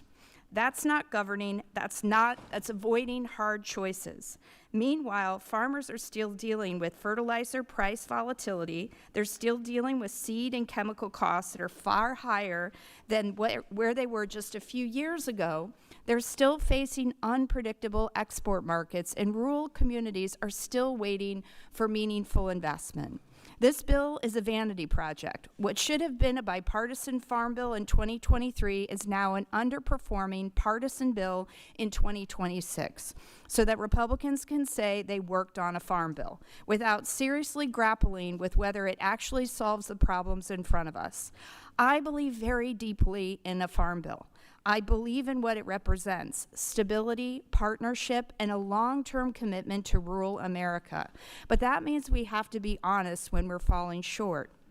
While this farm bill misses the mark on helping our communities, we still have a chance to get it right. If this committee is serious, truly serious about delivering for farmers, rural communities, and families, then now is the time to roll up our sleeves and fix these glaring issues. That means negotiating, that means listening, that means putting politics aside and building something durable. The farmers in my district don't want sound bites. They don't want performative votes. They want policy that works, and they deserve nothing less. Thank you, Mr. Chairman, and I yield back. Gentlelady Chair yields back. Now recognize the gentleman from Minnesota, Mr. Fenstead, for 5 minutes. Thank you, Mr. Chairman. I first want to thank you and your staff for the leadership in creating and crafting this strong bipartisan farm bill that is written by farmers and for farmers, by rural communities and for rural communities, not by D.C. for D.C. And it builds upon our accomplishments in H.R. 1. As a fourth-generation farmer raising the fifth generation, I know firsthand that the farm economy and farmers across southern Minnesota have faced compounding challenges over the past several years, including decreased commodity prices, bad trade deals or no trade deals, increased input costs, and the trade disruptions. The agriculture title of the Working Families Tax Cut made the most significant investment in the farm safety net since the 2002 Farm Bill. Boosted conservation funding, doubled funding for trade and market access programs, made crop insurance farmers' #1 risk management tool more affordable. The legislation before us today builds upon those successes, and it reflects the bipartisan priorities of farmers in southern Minnesota and across the country. I was pleased to see the bill include several pieces of legislation I introduced to ensure farmers and rural communities have access to the credit necessary to succeed, including the PACE Act, which I introduced with Ranking Member Craig, to modernize FSA loan limits and ensure farmers, especially beginning farmers, have access to the financing they need to maintain and improve their operations. Rural communities across southern Minnesota rely on partnerships between the farm credit system and local lenders to build and improve essential facilities like rural hospitals. The Investing in Rural America Act, legislation I worked on with Congressman Davis, was included in this bill and will ensure rural America has access to the capital it needs to remain the best places to live, work, and play for generations to come. Moreover, I was honored to work with Congressman Gray to introduce the USDA Express Loan Act, legislation that will cut red tape and enable timelier, more efficient credit approval and delivery. I commend the chairman for his focus on the importance of food and farm security to our national security throughout this bill. This bill also doubles funding for MAP and FMD, critical tools for expanding international markets for American agriculture. In southern Minnesota, with over 3,000 pig farms, our producers use the best animal care standards in the world. If not addressed, California's Prop 12 will continue to cause significant harm to small and medium-sized producers, and it will increase market concentration. Our legislation will protect the producers I represent from other states' use of political science to mandate wrong-headed production standards. I look forward to working with members of the minority party who are focused on passing a bipartisan farm bill because it's the right thing to do for farmers in rural America. not focused on running for a higher political office and a job promotion. As we begin this process, let me be clear, this legislation delivers for farmers and rural communities in the state of Minnesota. With me today, I have letters and statements of support from farmer-led organizations from across Minnesota, including the Minnesota Farm Bureau, the corn growers, Minnesota soybean growers, pork producers, turkey growers, cattlemen's, and the Midwest Dairy Coalition. I even have a letter of support from the Midwest Council on Agriculture, which is led by the Democrat former Ag Chair, Colin Peterson. Every American is affected by the Farm Bill, and this legislation responsibly addresses their needs across all 12 titles. I look forward to the markup before us today, and I encourage my colleagues to find it in themselves to rip the D and the R off our sweaters and stand shoulder to shoulder to bring this bipartisan product across the finish line for farm country and every American across this country. Thank you again, Mr. Chairman, and I yield back. Gentleman yields back. Now please recognize the gentleman from Illinois, Mr. Sorensen, for 5 minutes. Thank you, Mr. Chairman. 649 days. The majority had 649 days to invite us to the table, to work together, to effectively respond to a farm economy that no longer resembles the one that we had the last time that this bill was before us. And I'm thankful that I've always had farmers and ag stakeholders by my side. In 2023, they helped me get to a yes because the majority worked with me on the important things that I needed to provide for the people in my district. But this is different today because farm bankruptcies went up 46% just in the last year alone.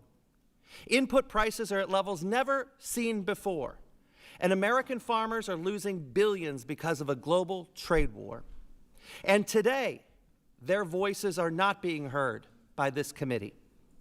And no matter what your politics are, the statistics don't lie. Fewer than half of farms today will be profitable this year. Instead of creating good policy, the administration doubled down on trickle-down economics that give tax cuts to the ultra-wealthy in the hopes that something will trickle down to middle America. You may be surprised to learn that the #1 driver of the economy in Illinois is not what happens in Cook County, it's what happens in Carroll County and Fulton County and McDonough County. It's agriculture. It's why I'm so proud to be one of 5 members of this committee and sitting next to my sister from downstate Illinois, Congresswoman Budzinski. We have 5 fighters from Illinois in this committee that we fight for hardworking, humble people who just want an honest and fulfilling life. People like Tom Muller, a corn and bean farmer from Taylor Ridge, who's been farming for more than a half a century. He told me that the cost of fertilizer and seed has skyrocketed, but the sale price for his crops have plummeted. Export markets continue to shrink, and access to conservation and research is out of reach, and he fears for farmers like him who will go out of business. Down the road in Illinois City, Phil Forer, he is also feeling the pinch. His costs aren't just unaffordable at the gas pump and at the grocery store. He's now paying through the roof for nitrogen and phosphorus and needs policy that will expand the market for what he grows. He's a big supporter, as I am, of year-round E15, and he doesn't want a handout. I listened to my local farmers just today, and they understand that this is not a perfect bill, but I say, why can't it be a perfect bill? I fought for years for better crop insurance and appreciate the expanded loan caps for producers that's in this bill, but why aren't we restoring and expanding domestic markets by providing mandatory funding for local food procurement or allowing year-round E15? Instead of finding solutions here, we're just shoving an incredible burden onto the states to ensure our vulnerable neighbors can eat. Where's the meaningful direct funding for conservation programs like EQIP that provide essential service to our farmers? Trump's trade wars destroyed the international markets. Where's the policy that will restore and increase our markets for our farmers? Funding levels in this bill don't even account for inflation. Paired with FSA and NRCS cuts, these programs are going to struggle to succeed. It's like saying to a farmer that the 2018 Farm Bill has enough funding for what you need here in 2026. It only gives the illusion of certainty, and it certainly will not be enough as this Farm Bill ages 5 years. Our farmers and agribusiness should not have to accept just the minimum. 64,000 families in my district have to find food through SNAP. The folks at the Save-A-Lot on West State Street in Rockford tell me that if people lose their SNAP, they may not be able to stay in business. They're going to create a food desert in the area. Additionally, our farmers are going to lose $30 billion in SNAP revenue. Our farmers and our farm towns deserve better. This markup gives us a chance to amend the bill and save farmers from losing their livelihood. Let's include the amendments that will do real good, not a second-rate, lackluster hope that something will trickle down to middle America or a struggling parent.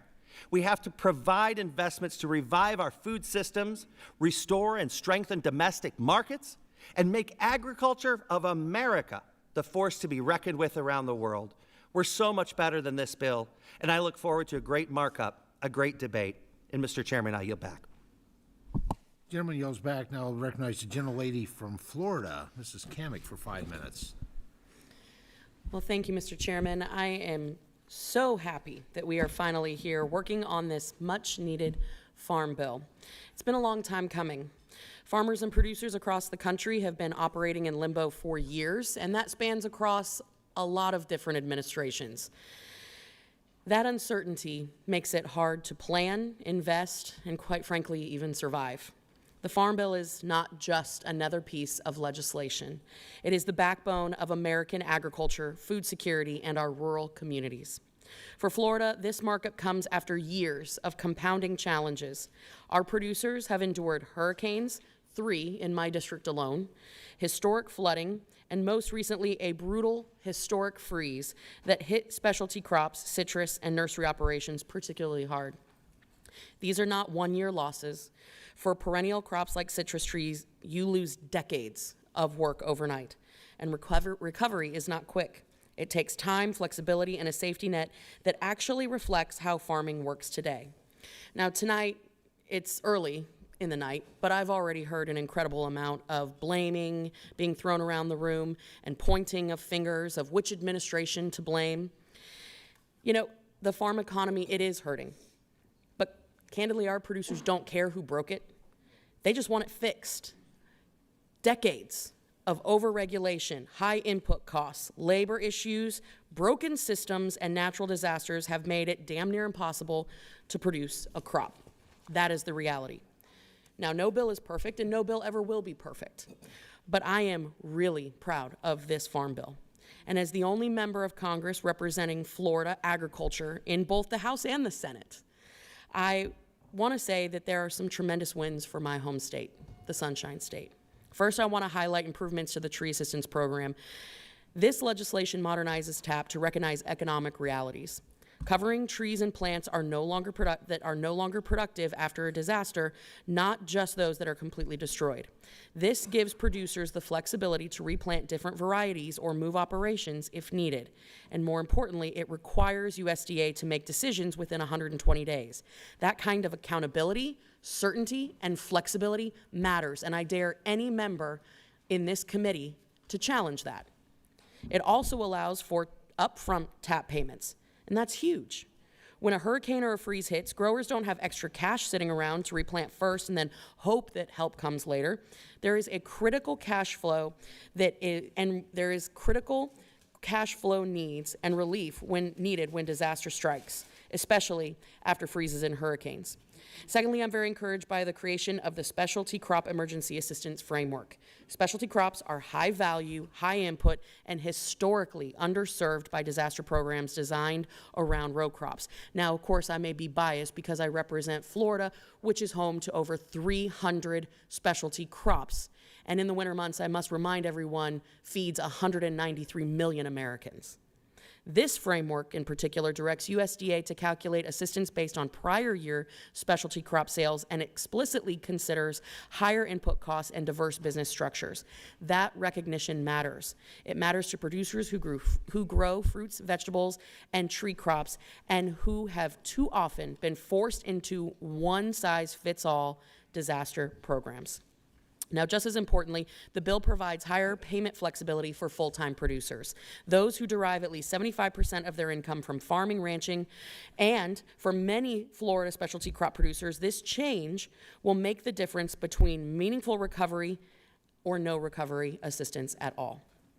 Third, the continuation of the specialty crop block grants and market news funding gives states the flexibility to respond to producer-driven priorities. In Florida, these programs support everything from disease research to marketing, food safety, and export readiness, and they are a critical tool for keeping our specialty crop sector competitive. I'd also like to highlight the incorporation of key provisions of my bill, the Rural Internet Improvement Act. These provisions will bring rural development and broadband investments, including the reauthorization and expansion of USDA broadband programs. In rural Florida, connectivity is not a luxury. It is essential for precision agriculture, disaster response, telemedicine, and workforce retention. These provisions help ensure that rural communities are not left behind. Now, I want to note the importance of stability across the safety net, provisions that ensure USDA can continue servicing sugar loans during lapses in appropriations provide the certainty that those producers need, regardless of what is happening in Washington. Mr. Chairman, as I said, no farm bill is perfect, but this bill reflects a real effort to listen to our producers.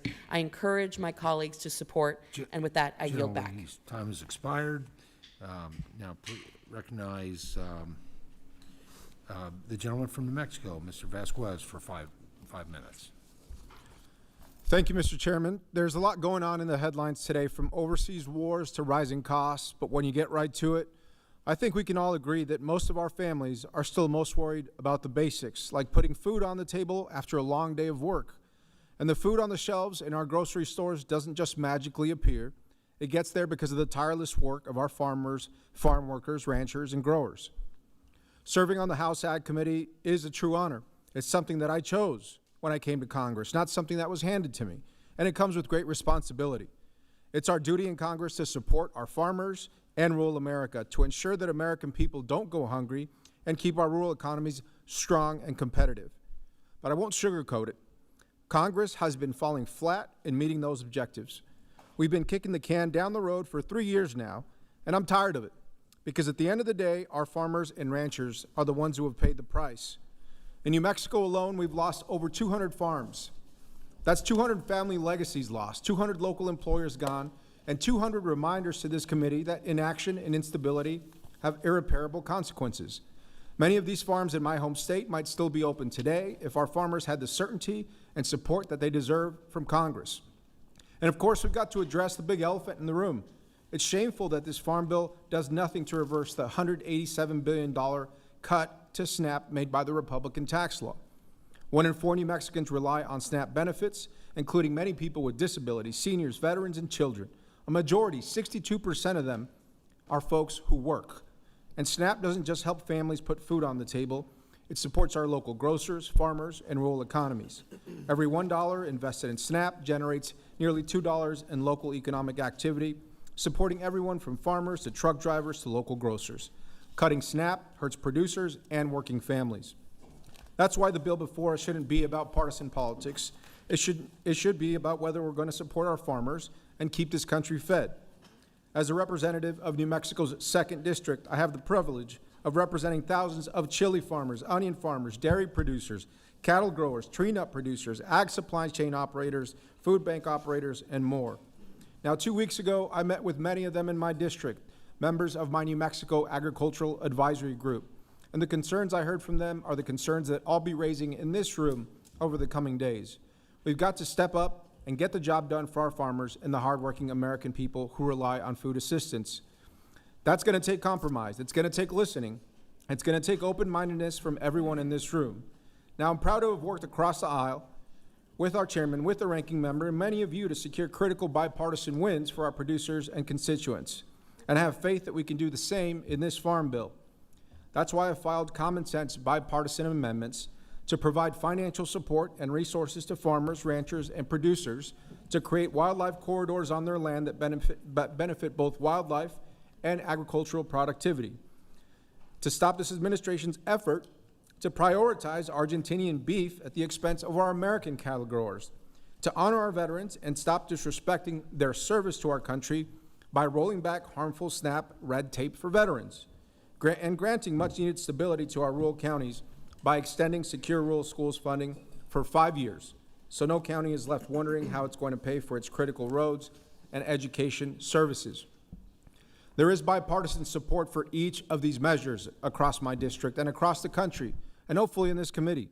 And there's no reason that we can't put politics aside, pass these common sense solutions to make life better for our farmers, ranchers, and producers, not to mention everyday folks who are at the grocery store.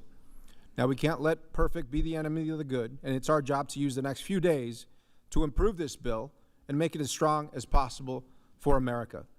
I urge my colleagues on both sides of the aisle to hear each other out, take this process seriously, to show up, and remember why we're sitting in this room, to deliver for the people who feed this country and the families who depend on us to get this right. With that, Mr. Chairman, I yield back. Gentleman yields back. Now recognize the gentleman from South Dakota, Mr. Johnson, for 5 minutes. It's so often dysfunction, Mr. Chairman, that grabs the headlines in this town. I don't think you, sir, and this committee get enough credit for what we did last Congress, which is to pass a comprehensive farm bill out of this committee on a bipartisan basis. It was a good piece of work. We accomplished so many of those bipartisan priorities last year in the reconciliation package. We strengthened crop insurance. We made sure that we increased reference prices in Title I programs. Clearly, we're in a totally different input environment than we were 7 years ago. Number 3, we addressed conservation programs, particularly working lands conservation. And then we also put into place some much-needed reforms to SNAP. Now, a lot of that was done in reconciliation. But there were a few policy items that we were not able to get through the rules of the Senate. And so that's what brings us here today, sir, as you well know. We've got a little work to do. And what's before us is a solid piece of work. I think every farm bill probably should be judged by whether or not it is pragmatic and whether or not it is bipartisan. And boy, the numbers just don't lie. When you look at the marker bills, the bills that we have all introduced, staking out what agricultural policies do we care about for our country, for our district. Those are really the building blocks of these bills. Sometimes the people back home will say, oh my gosh, how could you read a bill that big? The reality is, this is like 180 bills that we've all been working on for 2 years. Those are the building blocks. And when you look at those 181 marker bills and you try to figure out, well, were they a Republican priority or a Democrat priority, or were they a bipartisan priority?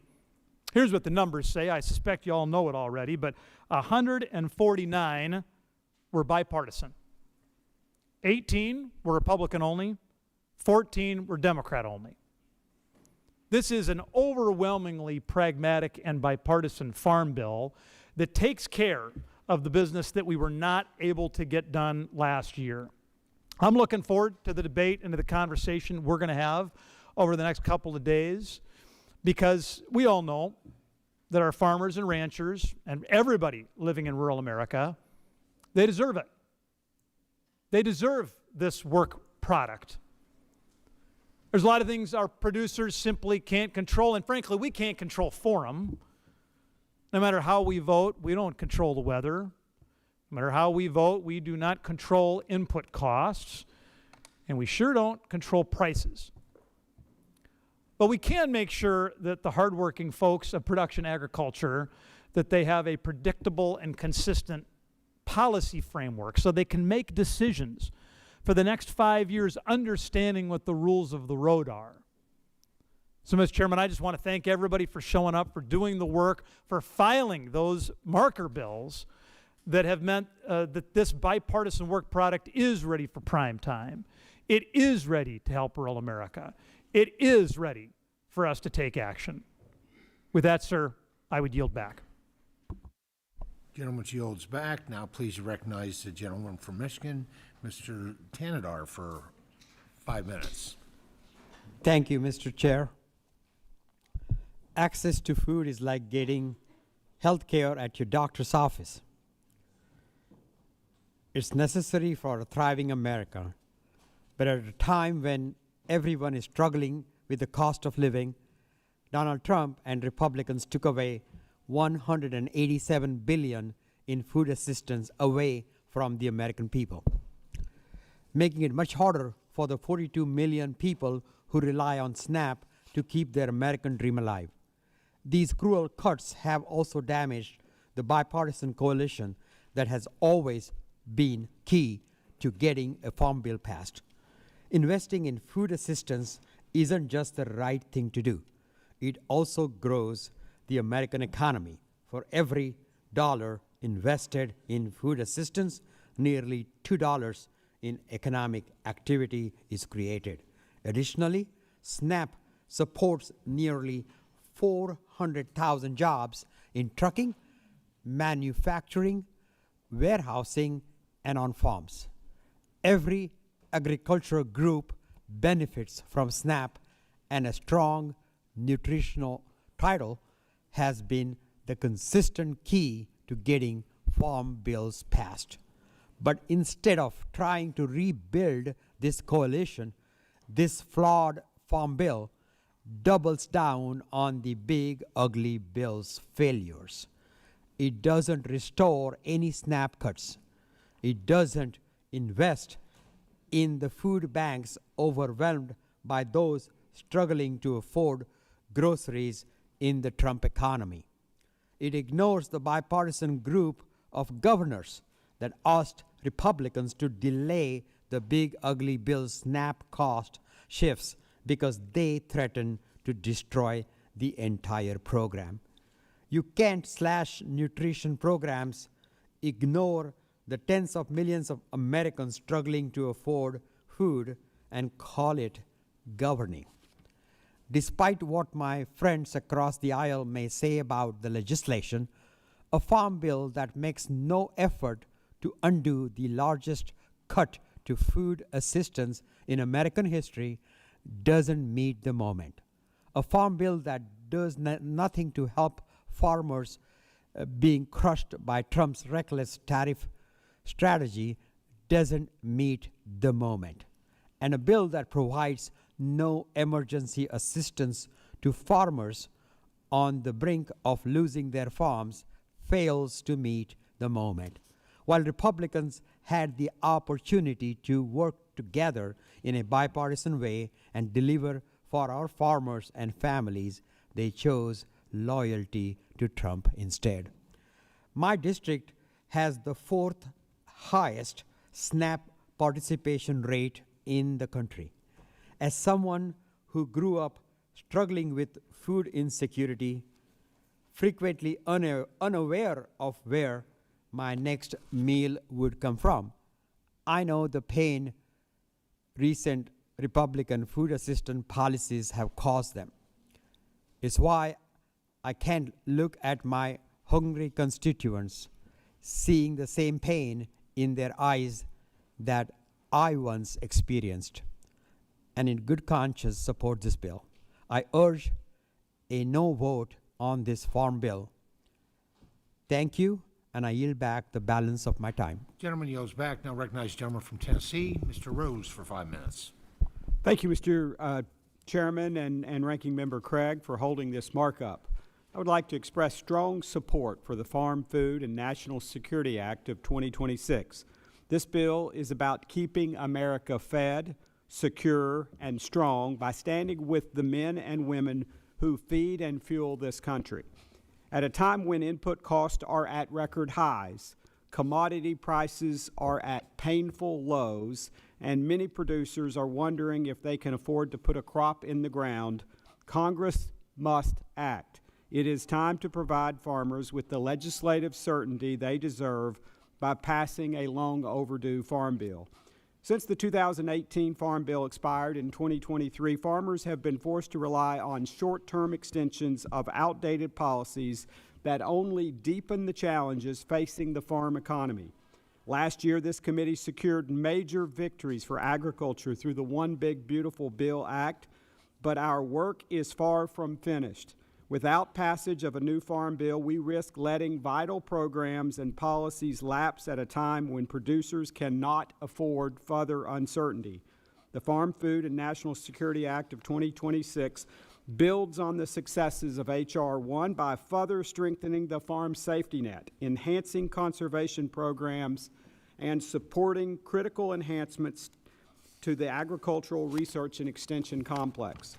The Farm, Food, and National Security Act contains a number of bipartisan wins that will strengthen our rural communities by supporting rural hospitals, businesses, water infrastructure, and broadband, restoring regulatory certainty by addressing issues like Proposition 12, implementing science-based policies by promoting agricultural innovation and protecting essential crop inputs, increasing access to capital for new and beginning farmers, and prioritizing American farmers on a global scale by furthering trade expansion and promotion programs.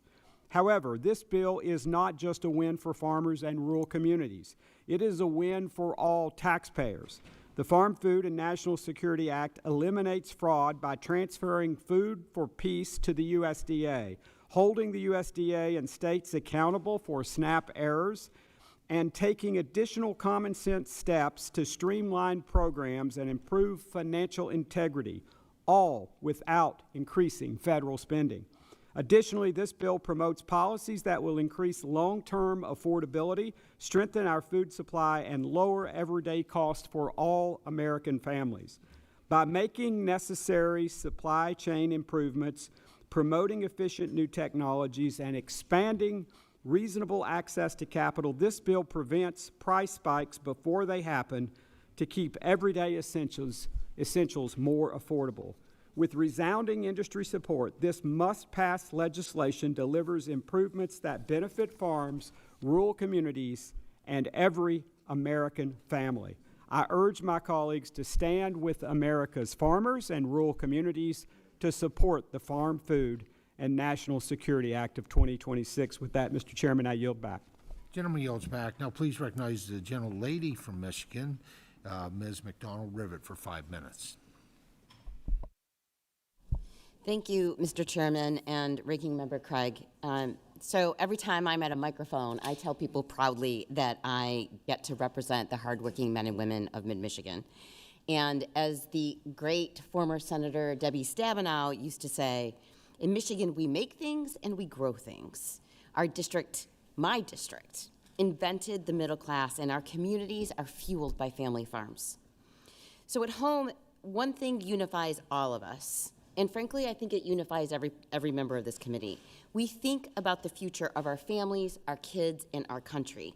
From the potato farmer in Munger, I'll let you know on my hand where that is later if you'd like, to the UAW worker in Flint. This economy is not working for us. People are working harder and making less while costs are rising. The people in my district need us to pass real solutions to make things better. So I've been really looking forward to this markup all year because this is the space where we are supposed to be finding real solutions, lowering costs, supporting family farmers, and helping working families put food on the table. In short, I want to get to yes on this. As we begin the conversation tonight, we need to understand the realities on the ground, that families and farmers are at a very real breaking point. Our farmers, as is mentioned multiple times, have not seen an update to the Farm Bill since 2018. For decades, they have had to grind out just to make ends meet, and this year, policies from this committee have made things worse. Chaotic tariff policies have not only increased the prices of goods our farmers use in the field, but it's also taken away many of their customers. I read a report yesterday that showed farmers across our country have lost $44 billion last year alone. Let's just sit with that for a minute. $44 billion. Back at home, I see the consequences. I hear a news story nearly every day while touring fields, shopping at the grocery store, or grabbing a cup of coffee with our growers. Farmers are having very real conversations about closing their generational family farms. This is what is happening. I don't think that we can sit idly by and let it happen to the people we represent. We have a greater responsibility to the people who expect us to show up and work for them. It's not just about the family farmers who need the solutions. It is everyday working families adding hours to their schedules, getting up an hour early, and still struggling to make their bills. In my district, 70% of our jobs pay less than $60,000 a year. 70%. And with the costs they face, from healthcare to groceries, and especially now, gasoline, all of them are up, and it makes it impossible to get by. And I do have to talk about this. Instead of helping, this committee made things worse by cutting $200 billion from SNAP and food assistance in H.R. 1. And yes, as someone who 2 years ago was an appropriator that helped craft a state budget, I can tell you that our state cannot afford the costs that this committee has forced on them. Strong state economies will buckle under these costs. Bipartisan governors have asked for a relief in the state provisions. I do remember when we did that, I remember asking this very room, what is the percentage of hungry children that we are willing to tolerate? Well, if you want to come to Mid-Michigan, you will meet more than 150,000 people who rely on these benefits for their food, and the cuts in this committee are making things harder. I've seen food bank lines run out of food before they get through the lines of people who showed up asking for help. We need to do much, much better. So today, as we sit down to shape the future of our nation's agricultural policy, I carry with me this reality of the farmers and families who sent me here to represent them. And I'm determined to get things done for them. Big things we in this room can do for them. We can fix SNAP cuts, and we can rein in dangerous tariff strategy that is crushing farmers and families. I do want to say that looking at the text in front of us, there are a lot of pieces in here that really will help. Disaster relief will provide much needed stability for growers in Mid-Michigan. We grow a ton of specialty crops, potatoes, dry beans, cherries, pickles. Growers will see a meaningful change to the level playing field for their crop insurance, giving them much needed certainty. This bill updates loan limits and supports rural and development, and I have worked with Rep. Venstra to prevent foreign entities from snapping up our farmland. Make no mistake, things are hard, and we need solutions for the moment. I look forward to talking about all of that and how we use this opportunity for this farm bill to work with our colleagues from both sides to deliver for farmers and families who are relying on us. Thank you. Gentlelady yields back. Now recognize the gentleman from Texas, Dr. Jackson, for 5 minutes. Thank you, Mr. Chairman. Mr. Chairman, I would like to thank you for the incredible work you and your staff have done to bring this farm bill together. I would also like to commend you for your leadership during the reconciliation process, which delivered historic investments for production agriculture in the One Big Beautiful Bill.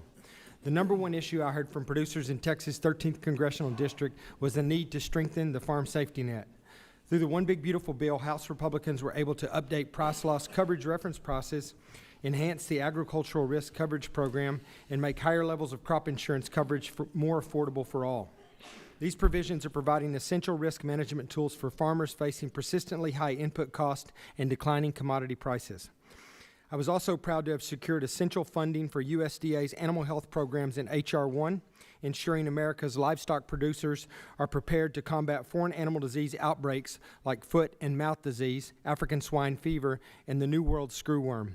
While the One Big Beautiful Bill delivered historic wins for production agriculture, this farm bill expands on those successes, securing greater access to credit for producers, enhancing working land conservation programs, and increasing investments in rural America.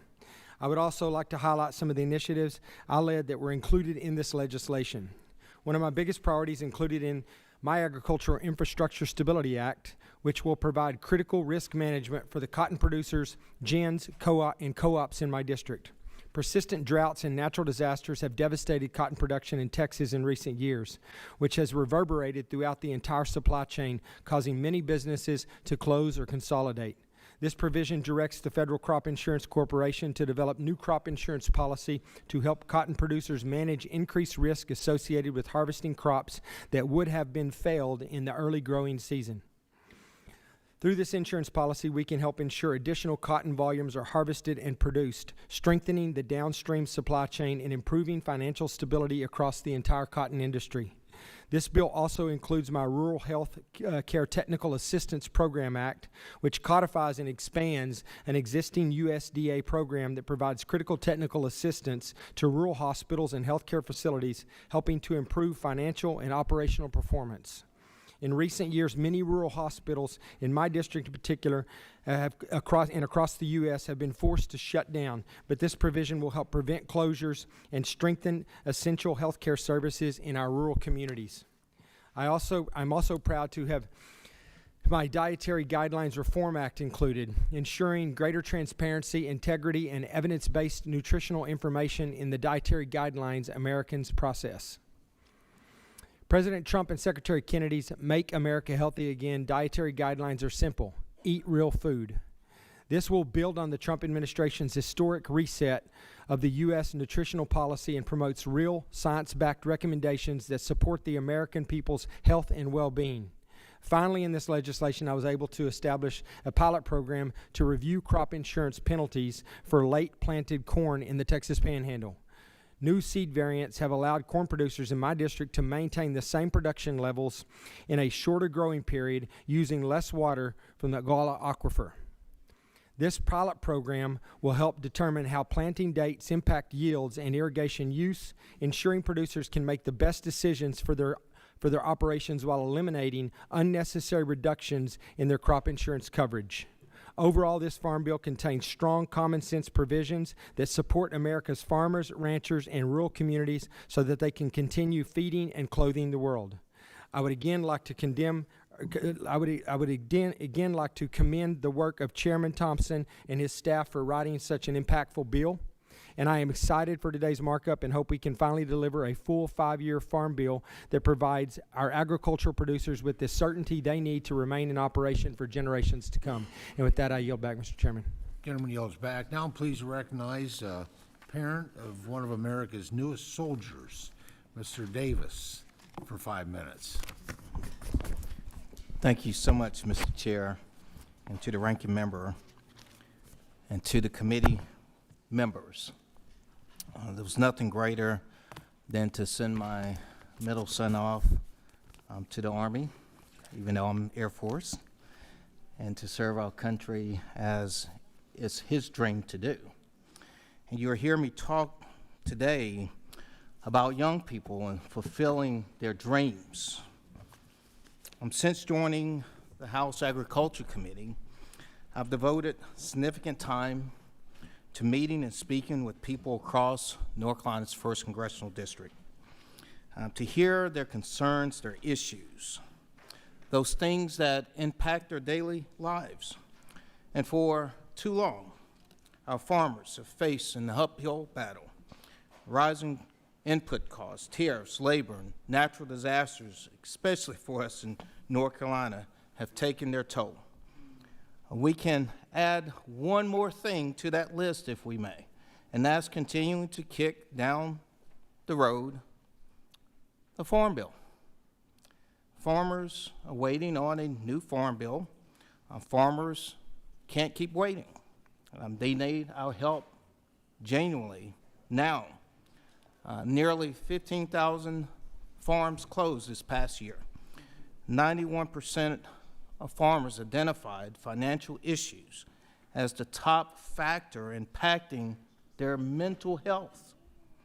And I believe, the American people sent us here to figure this stuff out and help solve the problems for them that they're facing. For the State of the Union, I invited Nathaniel Simmons from Hyde County.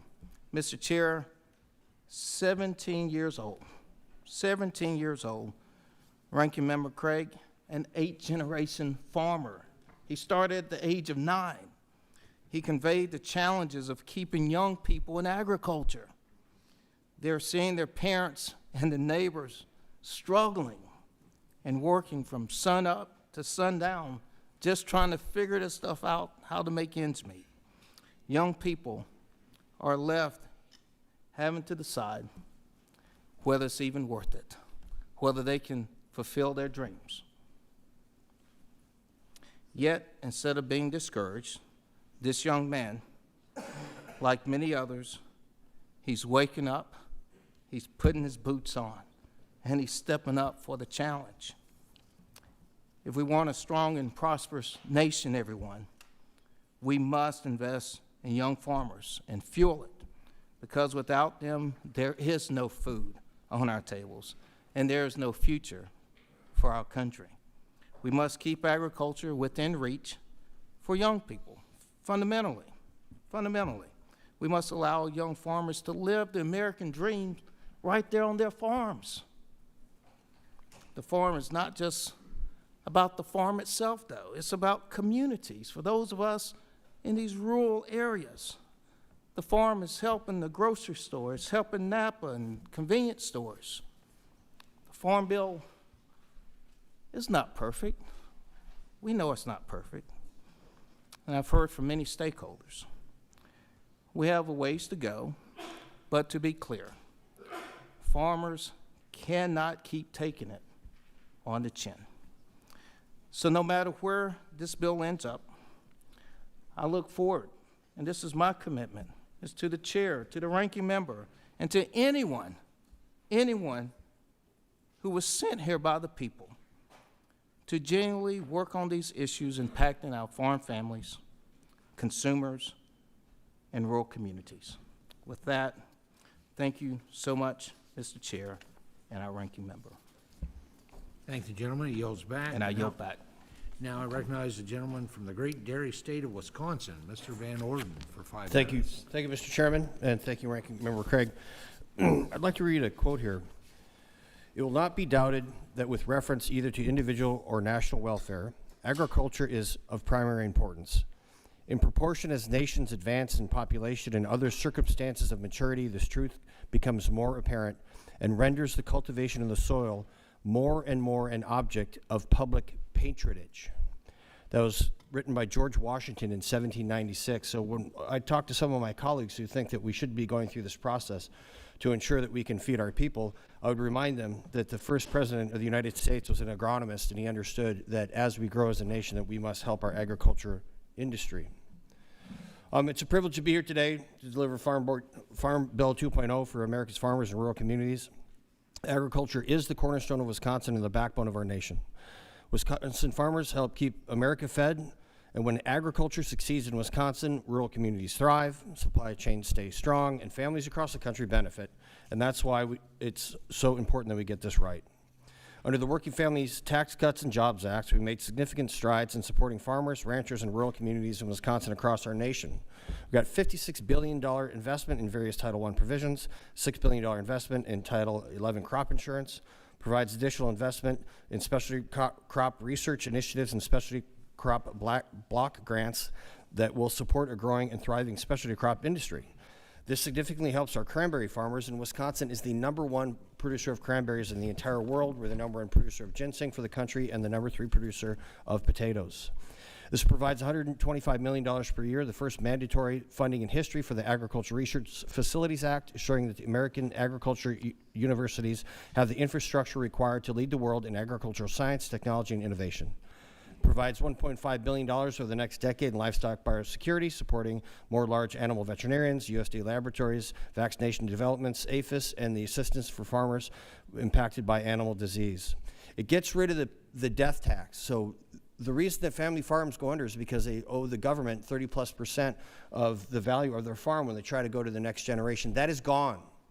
$15 million per person exclusion, and that's going to be remarkable for revitalizing our family farms and making sure it goes to the next generation. Permanent small business deduction would increase to 23%, extends 100% immediate expensing of capital improvements, immediate expensing for new manufacturing and production facilities in America, and increases the 179 small business expensing threshold to $2.5 million. Renews Opportunity Zone programs for better targeting rural America. And following the enactment of the 2017 Trump tax cuts, small and medium-sized family farms saw their effective tax rates decrease by upwards to 6%. We provided critical support for farmers, improved food security, and promoted sustainable agriculture. But as farmers know, there is more work to do. This Farm Bill 2.0 invests in and addresses critical challenges. Wisconsin is not a dairy state, it is the dairy state. And this legislation supports our dairy farmers by refining the important work in H.R. 1 to support dairy risk management tools, increases the funding for market access programs and foreign market development program, enhances financing options for producers who are unable to obtain credit from a commercial lender, provides resources to new, young, beginning, and veteran farmers in transitioning to farming. They are the next generation, and we must help them. Protecting and enhancing the ability of commercial lenders to provide rural America with a reliable source of credit and capital. Maintain mandatory funding for the Organic Agriculture Research and Extension Initiative at $50 million per year. Organic Valley was started in my district in the state of Wisconsin. We're going to continue to support the organic production through the National Organic Program, Organic Production and Market Data Initiative, and the National Organic Certification Cost Share Program. That codifies the agriculture grants for veterans education and training services. That's AgVets, it's my bill, and that was brought in under HR 1230. Addresses the concerns about the conversion of private forest land, allows livestock auctioneers to invest in packaging, and creates a pilot program for the life of the Farm Bill to allow a small number of custom exempt facilities to sell meat producers directly to consumers within the state.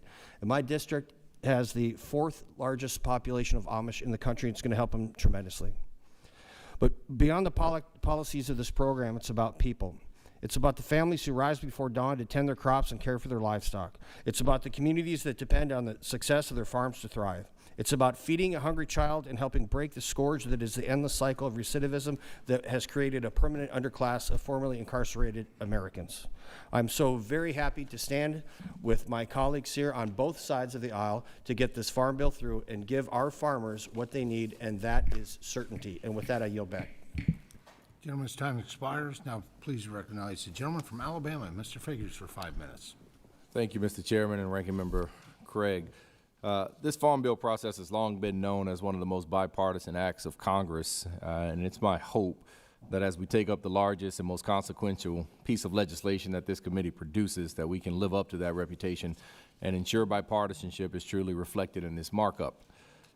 But expectations for a meaningfully bipartisan process are unfortunately very low this year.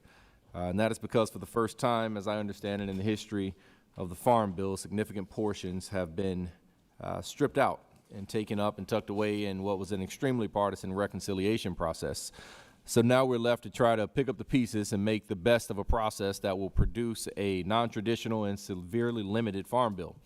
But yet, I remain hopeful and optimistic. I'm just a freshman here in Congress, so I was not around for the Farm Bill processes over the past several years, but I have hope. I have hope that we can make this bill better than what's been presented by listening and actually implementing some of the ideas that come from this side of the aisle.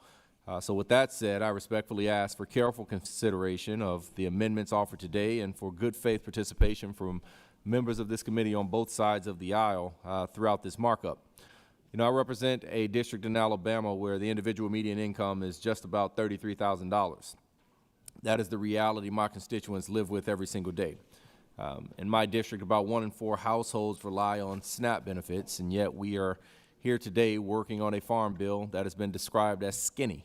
And that's in part because SNAP in the nutrition title is largely not addressed. It was taken out and gutted during reconciliation, and it is the irony is not lost on me in calling a bill that historically provides food security skinny when this year's bill likely won't provide much food security as it has done in the past. Over $185 billion was cut from the SNAP program that already only supplemented about $6 a day for low-income people to eat. $6 at a time when eggs in Alabama cost about $6 a dozen. It's like this committee has forgotten where food comes from in some of the policies and acts that it has supported in conjunction with this administration. You know, every dollar taken from SNAP was money taken from our farmers. Every dollar taken from SNAP was money taken from our farmers. Every dollar taken from the school lunch program was money taken from our farmers. Every ounce of beef that comes into America from Argentina is money taken away from American farmers. Every increased price due to the tariffs, every market limitation due to the tariff policies is money taken away from our farmers. But there's good news. We have an opportunity to recognize the error of our reconciliation ways and support and restore the support for our farmers and food security for those who need it most. But this bill is not just about one title, as we all know. Titles 1 through 12 all matter. Together, they shape the entire landscape of our farm, food, and national security systems. For more than 5 decades, Congress has recognized that the Farm Bill only works when all of its titles work together as part of a single agricultural framework. from the field to the fork, from conservation of the land to the commodities and specialty crops grown on it, from protections for farmer credit to rural development of the communities where those farmers live. And so far, this text does not go far enough. It falls short of our land-grant colleges, it falls short for our specialty crop producers, it falls short for rural development, for socially disadvantaged farmers, and for beginning farmers who are trying to break into an increasingly more difficult industry. And given the amount of time we knew this bill was coming, many of these provisions had the opportunity, and quite honestly, the responsibility to American farmers to be stronger. That is why the amendments I will offer today and tomorrow, they provide support for rural healthcare systems that communities depend on. They strengthen our land-grant universities that serve as the backbone of agricultural research and extension, and require a clear guarantee that SNAP benefits will still be there if a state cannot or does not meet the cost-sharing requirements. These are real-world consequences that deserve serious consideration, and I sincerely hope we can strengthen them today through this markup process. I believe we can still work together on what remains before us. I believe this committee can choose dialogue over division, participation over posturing, and people over politics at the end of the day. The constituents who send each of us here to Congress deserve nothing less from each and every one of us here. They deserve a process that reflects respect, seriousness, and bipartisan cooperation. I hope today we can give them just that. Thank you, Mr. Chairman. I yield back. Thank the gentleman. He yields back. Now I recognize the gentleman from Iowa, Mr. Nunn, for 5 minutes. Well, thank you, Chairman. I believe everyone in this room knows that food security is national security, and the men and women who farm our land don't just grow crops, they sustain our economy, our communities, and our country. Like many Iowans, I grew up helping on my family's Century farm, helping to raise sheep, plant row crop, learn early on that farming demands faith, stewardship, and long-term investment. That long-term investment is what we think about when we think about this year's Farm Bill. Over the past few years, I've traveled across Iowa on my Farm Bill listening tour, and I've met with farmers, co-ops, ag lenders, rural leaders, Iowans, Americans, right in the heart of our country. And their message was clear. We need stability. They asked for certainty, market protection, and real opportunity for the next generation of Americans to keep farming. I've worked to turn those conversations into bipartisan legislation. And I'm proud that the bills before us tonight include 19 of my legislative priorities, alongside strong provisions from colleagues on both sides of the aisle. This bill builds on the investment we made in the farm safety net of $66 billion that was passed this summer to expand opportunity. And I fought to include provisions that include lowering barriers for farm ownership, helping new and beginning farmers provide access to credit, to codify our Reconnect broadband program to ensure that rural communities have the infrastructure modern agriculture depends on. We included provisions to strengthen the oversight of agricultural lands and enhance in agricultural biosecurity and cybersecurity protections, priorities that I'm proud to have helped champion. This bill also strengthened animal welfare protections by cracking down on cruel puppy mills through improved coordination with enforcement both at the federal and local levels. We've done a lot of good things in this bill, Mr. Chairman, and I'm proud to say that Iowa farmers had a direct hand in what's been included. But the Farm Bill is only part of the equation for Iowa's 87,000 family farms and hundreds of thousands of farmers across our country. They need certainty when it comes to things like biofuel policy. While we've made meaningful progress over the last year, including my work to extend 45Z tax credits and the support of friends on both sides of the aisle here, there's more to be done, both in sustainable aviation fuel and in biofuels. But passing this Farm Bill is an important step forward for America's agriculture. But that's not the sole job alone. We owe it to our farmers, our families, and our friends to deliver certainty and stability in the market. And that means year-round, nationwide E15. We have the opportunity right now to show that Congress can still meet the moment. I hope we seize it. I'm proud of the bipartisan legislation that has brought these priorities together, and I urge my colleagues on both sides of the aisle to support it. We can pass a farm bill that matters, a farm bill that helps America, and a farm bill that moves forward with year-round nationwide E15 to help both the farmer and the family when it comes to feeding a family as well as fueling up at the pump. I look forward to moving this bill forward. Again, Mr. Chairman, thank you, and I yield back. Gentleman yields back. Now please recognize the gentleman from Virginia, Mr. Vindman, for 5 minutes. Thank you, Mr. Chairman, and thank you, Ranking Member. I agree with the Ranking Member that this Farm Bill fails to meet the moment. I was happy to see that there are some major wins in the bill. I'd like to thank Chairman Thompson for including my U.S.-Israel Agriculture Cooperation Improvement and Expansion Act, which supports the BARD Fund. This program will solidify our alliances in the Middle East and ensure continued collaboration between Israel and American agricultural scientists, creating innovation that benefits everyone. I was also happy to see that a portion of my REAP Modernization Act was included in the bill. The Rural Energy for American program is a lifeline for farmers and rural small businesses to make energy efficiency improvements and cut their electrical bills.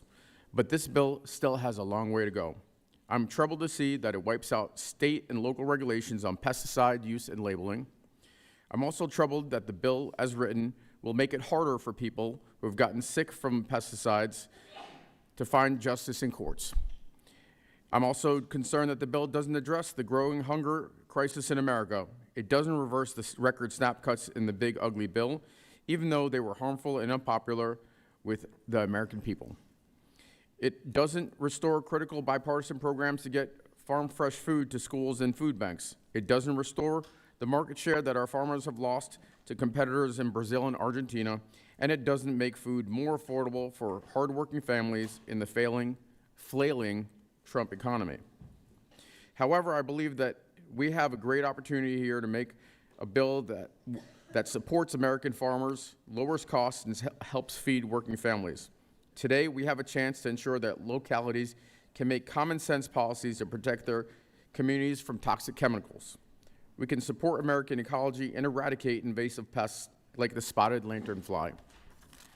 We can reverse some of the unpopular and harmful SNAP provisions from the big ugly bill and restore anti-hunger programs that were canceled by DOGE. We can work to cut rural energy costs and lower costs at the grocery store for American families. We can support a robust agritourism economy that allows our farmers to have multiple streams of income and encourages Americans to know where their food comes from. We can commit more money to agricultural research and support national security as well as farm security. Today, I look forward to hearing my colleagues' amendments to this bill and call on my colleagues to consider my amendments as we work towards a farm bill that truly meets the moment. Thank you, and I yield back.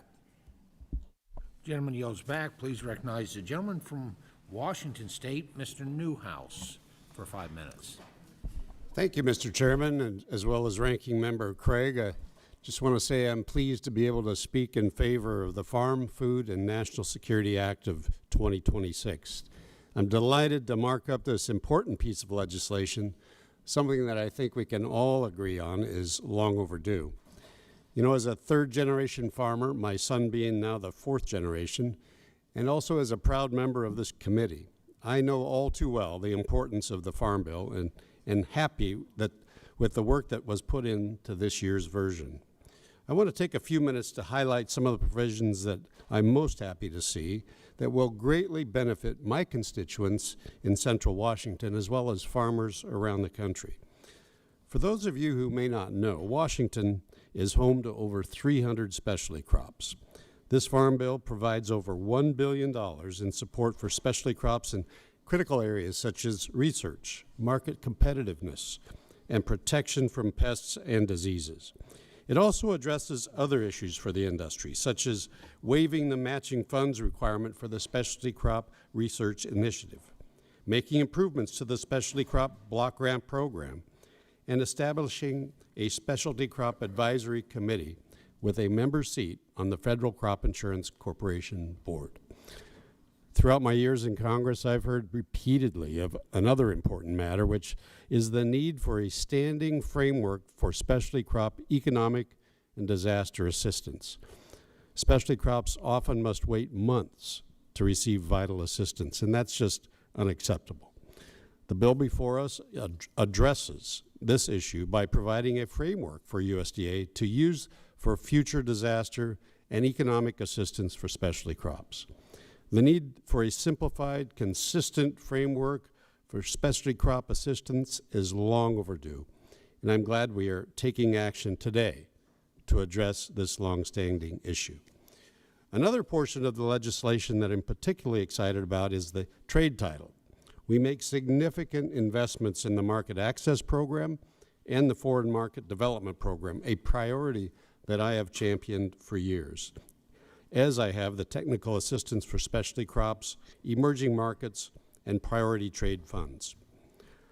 Trade promotion and access to new and emerging markets is critical to ensuring the success of farmers in my trade-dependent state of Washington and across the United States. The trade title also includes a provision that transfers the Food for Peace program to the USDA. Food for Peace plays a critical role in preventing starvation in places around the world that need it most, while also providing American farmers additional market opportunities. It makes sense to move this program to USDA and allow a commodity-focused agency to manage and execute the program's mission while ensuring accountability and that funds will be spent responsibly. You know, these are just a handful of the common sense provisions in this bill, and while I'd love to speak about more of them, I'll just end today by urging my colleagues to vote in favor of the Farm, Food, and National Security Act of 2026. I want to thank you, Mr. Chairman, for your many trips around the country to get valuable input and to listen to farmers in so many different states. And I also want to give thanks to the staff that worked so diligently on this piece of legislation. It is a product that I truly believe will benefit our nation's farmers, our ranchers, and also our rural communities. With that, Mr. Chairman, I yield back. Thank you. Thank the gentleman. He yields back. Now, please recognize the gentleman from New York, Mr. Riley, for 5 minutes. Oh, thank you, Mr. Chairman. Our farmers are the heart and soul of rural upstate New York. They really are the very best of who we are. Up before dawn in the freezing cold to milk the cows, out in the sun, beating down to pick the apples. No excuses, no complaints, no days off. Really, nobody works harder. And they don't ask for a hell of a lot in return. Just a fair shot to make a decent living doing the work they love, work that very often has been in the family for generations. I represent 4,547 farms across nearly 1 million acres, and almost all of those farms are family-owned. And the average net income is just over $45,000 a year. So these are families who are just trying to keep it together and make it work. And the thing is, these families aren't just up against the conditions, they're up against a system that has been rigged against them. Big ag monopolies around here have all the lobbyists and corporate PACs. They spent close to $30 million in the last election. It's literally 600 times the amount an upstate family farmer makes in an entire year. And they've used all that influence to stack the deck in our farm economy. They get bigger and richer, and our small family farms get crushed and left behind. And so I came to Congress and I asked to serve on this committee to change that. I want a farm bill that puts upstate New York's small family farms first for once. And I've been listening to all the opening statements here, and it sounds like, you know, a whole bunch of people on this side say this is a terrible bill, a whole bunch of people on this side say this is a great bill. I think the answer is somewhere in between. And I'm going to come into this markup with an open mind. Bill includes a lot of my priorities for upstate New York's family farms. Also includes some stuff I very strongly oppose, and it's missing some stuff that needs to be added. The good stuff, upstate New York grows the best apples and makes the best cider in the world, period. It's not up for debate. I know this, having grown up a few blocks from not a cider mill, but the cider mill in Endicott. So the Farm Bill has my bipartisan legislation to cut red tape, waive fees, make it easier for our apple growers to take advantage of cutting-edge research and innovation. I thought you'd like that part. Yeah. Farm Bill also includes my bipartisan legislation to deploy middle-mile broadband across rural America. This is going to connect our rural communities to economic development, public health, basic necessities that are easy to get in the cities, but too often a luxury in upstate New York. I also know that our dairy farmers are at the mercy of a complex and bureaucratic and outdated price-setting system that too often pays too little for their product. A lot of time they can't even recover their costs, and they're literally operating at negative margins. So I'm proud that the Farm Bill includes my bipartisan legislation to update the milk pricing formulas with the most accurate, most up-to-date data about dairy farmers' actual costs. When we have fair prices for milk, that's good for dairy farmers, it's good for consumers, and it's good for our rural economy. Really thankful to the folks at Dutch Hollow Farm and Skodak for working with me on that. I'm also glad to see this bill extend the Whole Milk for Healthy Kids Act to cover breakfast.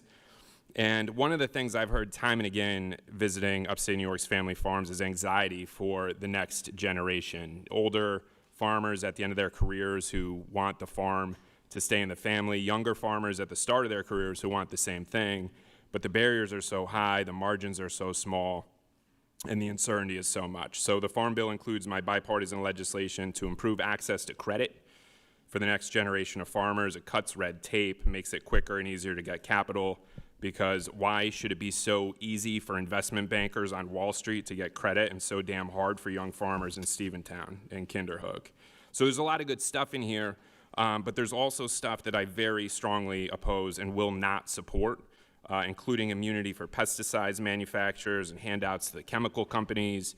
We've got provisions in here that could interfere with labeling practices for kosher and halal foods, and language that could let USDA outsource good union jobs with CSEA. These are harmful provisions, and I'll support amendments to remove them. And finally, there's some stuff that's been left out of this Farm Bill, including some things that have to be added to earn my support. I want us to undo the devastating SNAP cuts from the one big ugly bill. Congress never should have cut public health by $1 trillion to fund tax breaks for Wall Street, and we need to undo that. We need to do more to address the housing crisis in rural America, and I'm hoping that we will add my bipartisan bills to make tractors safer, SNAP benefits more secure, irrigation systems less expensive, yogurt more accessible for kids, and utility bills lower for rural families. At the end of the day, the question for me here isn't whether this is a good bill for a political party. I'm looking for whether it's a good bill for upstate New York. Thank you, Mr. Chairman. Gentleman's time has expired. The chair now recognizes the gentleman from Wisconsin, Mr. Weed, for 5 minutes. I tell you what. Thank you, Mr. Chairman. I'm proud to stand in support of this farm bill. Since I joined Congress, I've heard from our farmers over and over again on the importance of getting a farm bill done. We've got so many important parts done with the working families tax cuts. Our farmers depended on the investments we made for them, and it was incredibly disappointing to see our friends across the aisle not support those investments. However, I am hopeful that we can have strong bipartisan support this time around and get this strong farm bill passed so our producers can get the help they desperately need. As we so often hear around here, food security is national security, and hopefully that is reflected during this markup. Wisconsin has such a rich agricultural heritage, ranging from the traditional row crops of corn and soybeans to specialty crops like Door County's famed cherries and 60% of the nation's cranberry crops, to our world-famous Wisconsin dairy. America's dairy land has been producing world-renowned cheeses, butter, and yogurt for generations.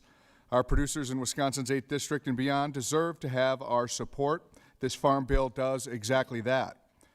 For our dairy farmers in general, the unprecedented increase in support for trade promotion programs will provide our farmers with new opportunities to grow. The bill increases support for our specialty crops and organic programs. These, of course, will help ensure Americans have access to healthy, high-quality American foods. It also ensures that USDA will safeguard the use of common names, which is vital to the many, many cheesemakers in my district to remain competitive. Everyone knows that cheeses made in Wisconsin, such as Parmesan, Feta, Gorgonzola, and all the others are better than their European counterparts, and people all over the world deserve to have access to that, no matter how hard they try to implement unfair trading practices. In H.R. 1, we were able to authorize production cost surveys for dairy farmers and processors to increase transparency to help manage risk for both. Additionally, we were able to expand the Dairy Nutrition Incentives Program to include all dairy milks and hard cheeses. Later on in the markup, we will hopefully add in yogurt as well. This move provides an excellent opportunity to encourage SNAP participants to make healthier choices at the grocery store. I think all people should be consuming more whole milk, cheese, and yogurt. They are some of the healthiest choices families can make, and it is a good use of SNAP dollars to incentivize that. Additionally, this bill codifies the important adjustments that the Trump administration has made on dietary guidelines, ensuring that Americans are being advised on their decisions based on science and transparency.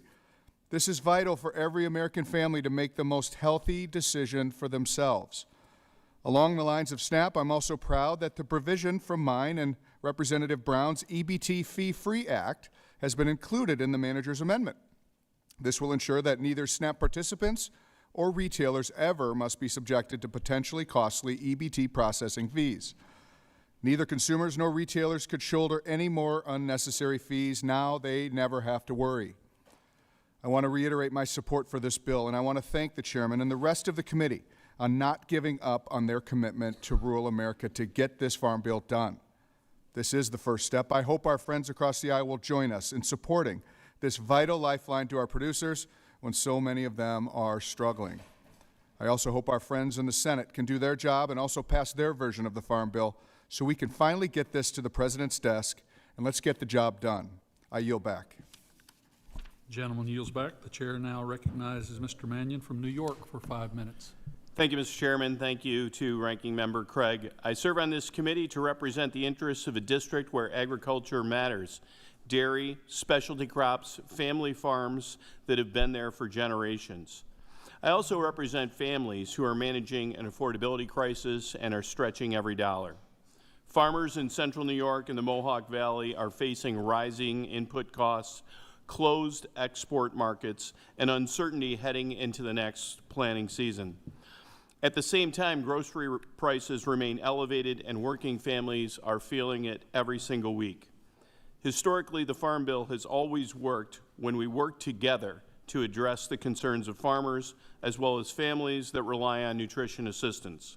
Yet this proposal fails to restore the $187 billion in SNAP cuts, including the unprecedented cost shift to states, which governors across the country have said will undermine the program's financial integrity and long-term viability. And these cuts aren't just devastating to those who find themselves in a position where they need food assistance. They've resulted in lost markets for farms across central New York and the Mohawk Valley. The government has literally taken a customer away from our producers. In New York alone, 46,000 children and 291,000 adults with disabilities rely on SNAP. And in New York 22, over half of the SNAP households include a person with a disability. These are seniors on fixed income, these are veterans, these are families caring for a loved one with higher medical costs and fewer work options. SNAP averages about $6 a day. That is not excessive by any reasonable measure. And instead of building bipartisan consensus, the bill includes poison pills like shielding large pesticide corporations from accountability and overriding state animal welfare standards that farmers have already invested in meeting. It does nothing to address the root cause of rising farm costs, the inflationary unpredictable tariffs that farmers in my district tell me are squeezing their margins and limiting market access. It does nothing to meaningfully stabilize family farm income as bankruptcies rise and USDA projects further income declines. We should be doing better. We should be supporting farmers and real market relief and predictable conservation funding. We should be protecting SNAP so children, seniors, veterans, and people with disabilities don't go hungry. We should be restoring stability to rural economies instead of shifting unfunded mandates onto states and counties. That's why I support the Farm and Family Relief Act, real assistance for family farmers, protection for SNAP recipients, and reasserting congressional authority over the tariffs driving so much of this pain.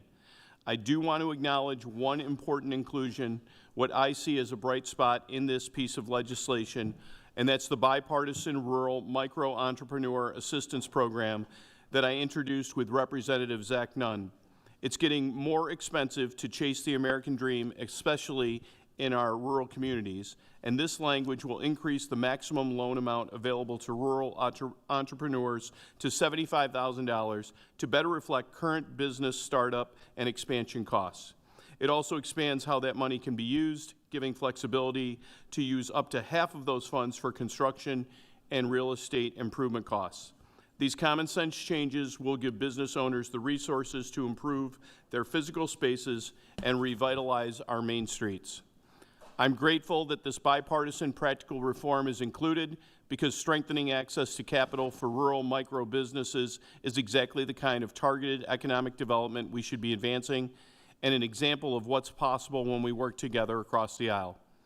We have a couple of long nights ahead of us. I hope we use that time to make this bill worthy of the farmers and families that we represent. I thank you, Mr. Chairman, and I yield back. Gentleman yields back. The chair now recognizes the gentleman from Pennsylvania, Mr. Bresnahan, for 5 minutes. First, thank you, Chairman Thompson, for being a champion for Pennsylvania farmers and rural communities across America, and for your leadership on the Farm Food and National Security Act.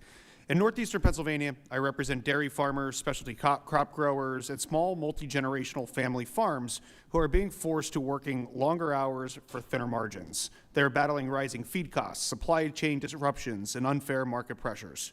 Congress has a responsibility to ensure federal farm policy works for them, not against them. This farm bill answers that call. I am particularly proud that it includes my bipartisan Local Farmers Feeding Our Communities Act, co-led by my colleagues Representative Riley, Representative Pingree, and Representative Valadao. Far too often, the conversations around hunger leaves out the very people who grow, raise, and produce the food our families depend on. This program will reduce the barriers between our farmers and their local communities by creating a clear path to put fresh fruit, healthy fruit foods like veggies, milk, and cheese on the plates of the people that need it. I'm also proud this Farm Bill also prioritizes specialty crop competitiveness, delivers long overdue regulatory relief, so American farmers and ranchers can focus on producing food instead of navigating red tape, and provides critical support to rural America, including strengthening rural broadband, expanding access to health care, meeting child care needs, investing in workforce developments, streamlining permitting processes, and modernizing rural water infrastructure. These are challenges I hear from the people across Pennsylvania's 8th Congressional District every single day, and I'm proud that we have found ways to address these needs with bipartisan support. Finally, Mr. Chairman, while there were several policies that we were not able to include in this bill, I look forward to working with you to address them moving forward. Chief among them is the Training and Nutrition Stability Act, which would remove the disincentive for individuals to participate in Learn As You Earn programs through the SNAP Employment and Training Program. I know this is a shared priority, and I'm committed to finding a path forward together. I urge my colleagues to support this important bill, and Mr. Chairman, I yield back. Gentleman yields back. The chair now recognizes the gentlelady from Maryland, McLean Delaney, for 5 minutes.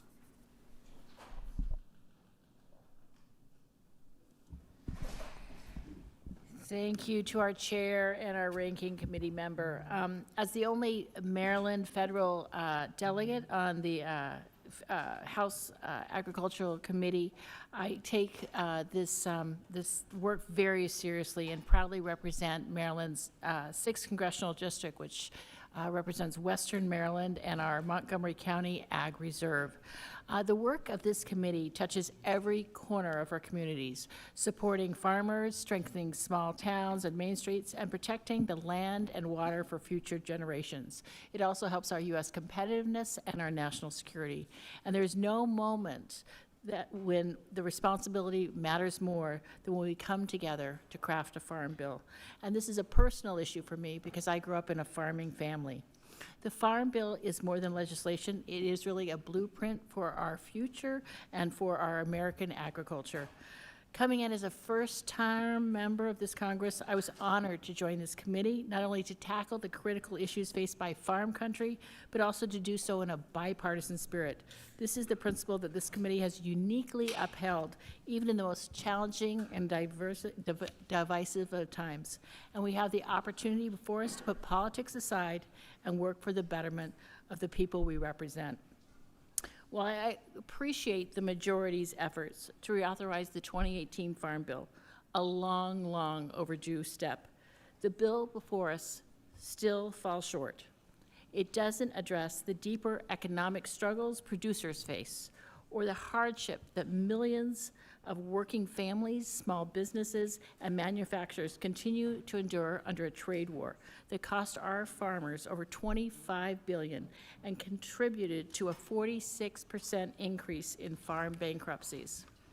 I'm glad to see that farmers are due some relief under the Supreme Court and when they struck down the president's reckless tax scheme, but the president shows no bounds. In retaliation, he has placed a 15% levy on imports. When will this stop? Trump's illegal tariffs have cost my hardworking Maryland families over $1,700 per household and $4 billion statewide, with Western Maryland farmers and small businesses being hit the hardest. We, as Democrats in our caucus, have offered a solution. The Family and Farm Relief Act would give our farmers the certainty they need in the trade war and provide stability for rural communities.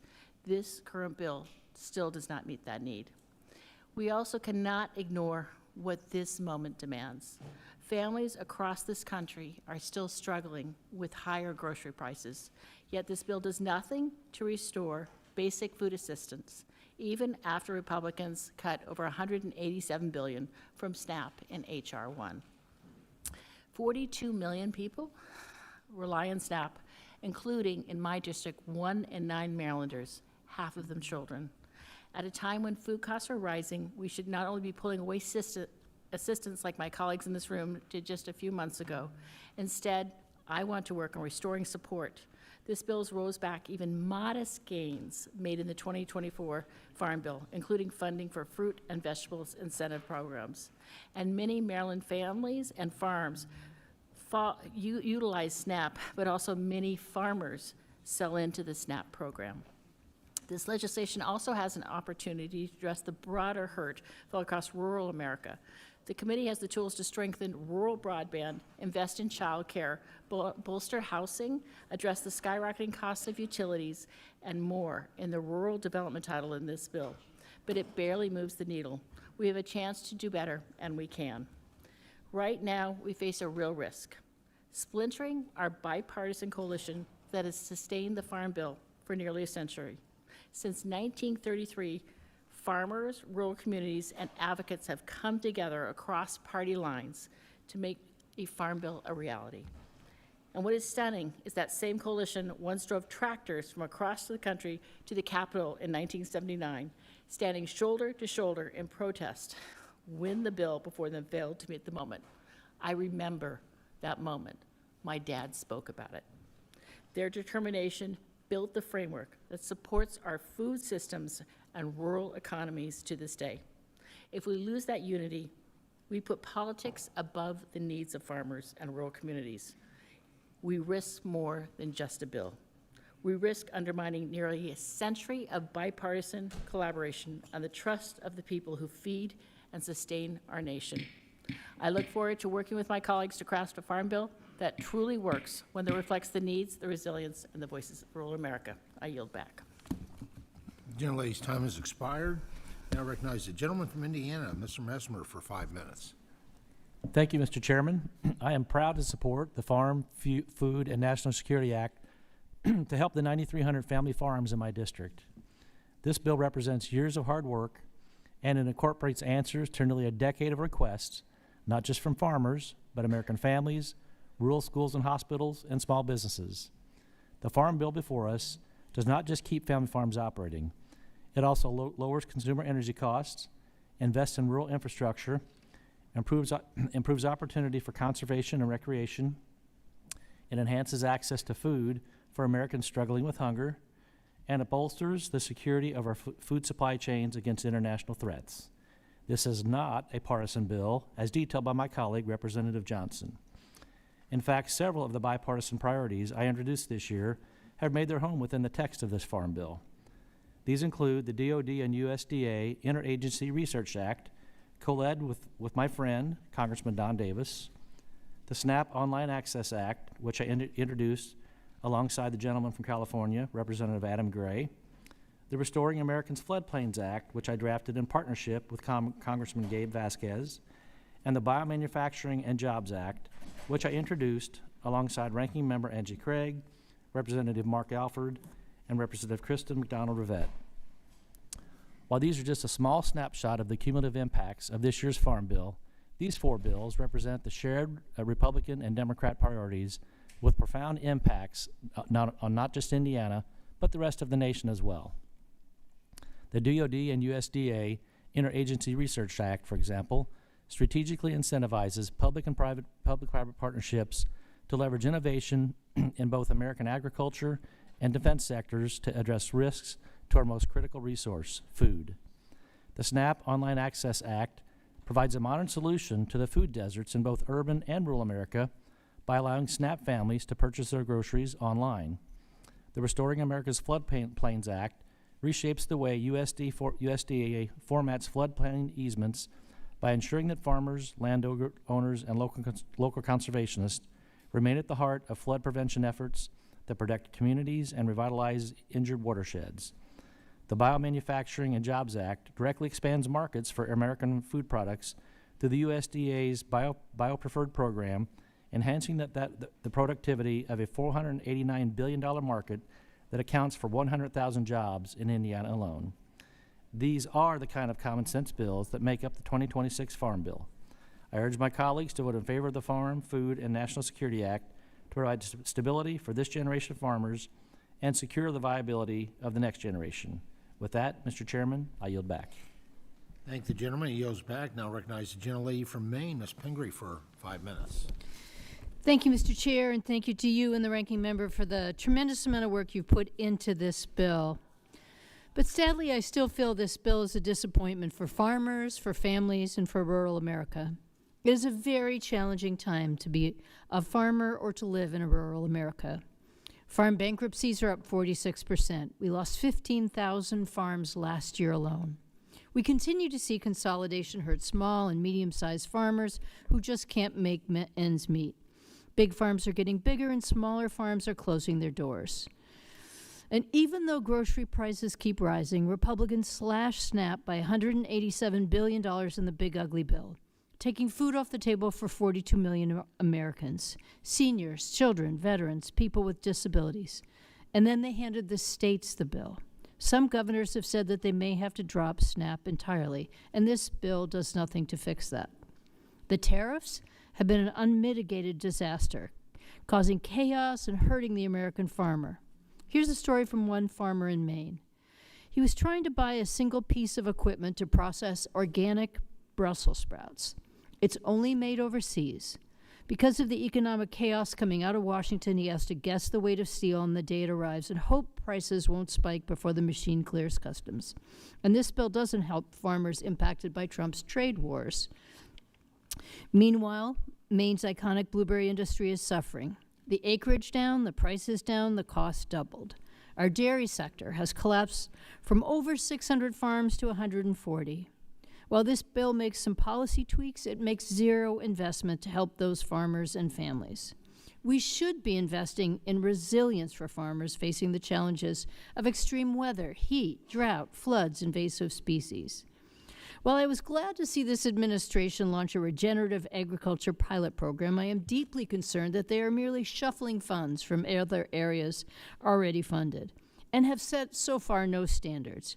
You could be claiming you were regenerative because you were doing no-till while still spraying glyphosate on your fields. The bill also provides insufficient funding to support farmers who are organic or transitioning to organic, which is a proven standard that helps soil health and has clear standards. We are also cutting other conservation programs that help with soil health. The Republicans are reshuffling $1 billion from EQIP, a core conservation program that is oversubscribed in Maine and across the nation. They're also eliminating farmland conservation transactions that give beginning farmers and underserved farmers access to affordable land. They're failing to increase GUSNIP, which would provide more funding for fruits and vegetables, stripping tribal authority for the food distribution program, eliminating tribal access to agriculture mediation programs that help resolve loan disputes and farm transition. And buried in the energy title is a severe restriction on USDA funding for solar on farmland. And while I understand we can't put solar panels on all farms, it is written so broadly that it would effectively end solar investments for rural businesses, beginning farmers, and rural development programs alike, at a time when energy prices are unsustainable for families across the country, and farmers need every support they can get to bring down costs. This bill includes harmful pesticide language that is a handout to big chemical, that preempts states' rights and creates a liability shield that prevents people from fighting for their health claims. I will submit an amendment to remove this, and I thank the MAHA movement for seeing the importance of this and working hard on making the public aware of how harmful this would be to our health. This bill does not do enough to deal with the PFAS challenges that our farmers are facing, yet another toxic chemical. So I hope we can amend this bill and make it good enough to improve this so that we can all vote for it. Thank you, and I yield back. Thank the gentlelady. She yields back. And now please recognize the gentleman from North Carolina, Mr. Harris, for 5 minutes. Thank you, Mr. Chairman. And we do once again want to remember our prayers to the families of Doug LaMaffa and to our colleague and friend Jim Baird in the passing of his wife, and also to our colleague Jonathan Jackson in the passing of his father. I want to begin tonight by recognizing the hard work that has gone into this year's Farm Bill, Mr. Chairman. There are many strong, meaningful provisions in this legislation, and they deserve to be commended. First, we're saving our pork producers from California's disastrous Prop 12. Families who have raised hogs for generations in North Carolina have been living under the uncertainty because of one state's decision to impose its reckless standards on the rest of our nation. When outside mandates drive up costs or shut producers out of the markets, it doesn't just hurt farmers, it ripples through small towns and working families. That's not how interstate commerce is supposed to work. The Constitution gives Congress the responsibility to protect the free flow of commerce among the states. Needless regulations like Proposition 12 are not how agriculture is meant to function in America, and I'm grateful that these protections are included here by incorporating our Save Our Bacon Act. Second, I strongly support reauthorizing and strengthening conservation programs like EQIP and CSP. These voluntary programs give farmers the tools to be good stewards of their land while keeping their operations productive and viable. Conservation works best when it is locally driven and built on partnerships, not federal mandates that increase cost for farmers and for taxpayers.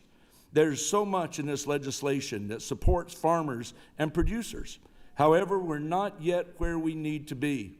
We should continue to work to ensure that programs like SNAP operate with integrity and clear eligibility standards consistent with congressional intent. We must ensure we're not increasing the size and authority of the bureaucratic state of Washington.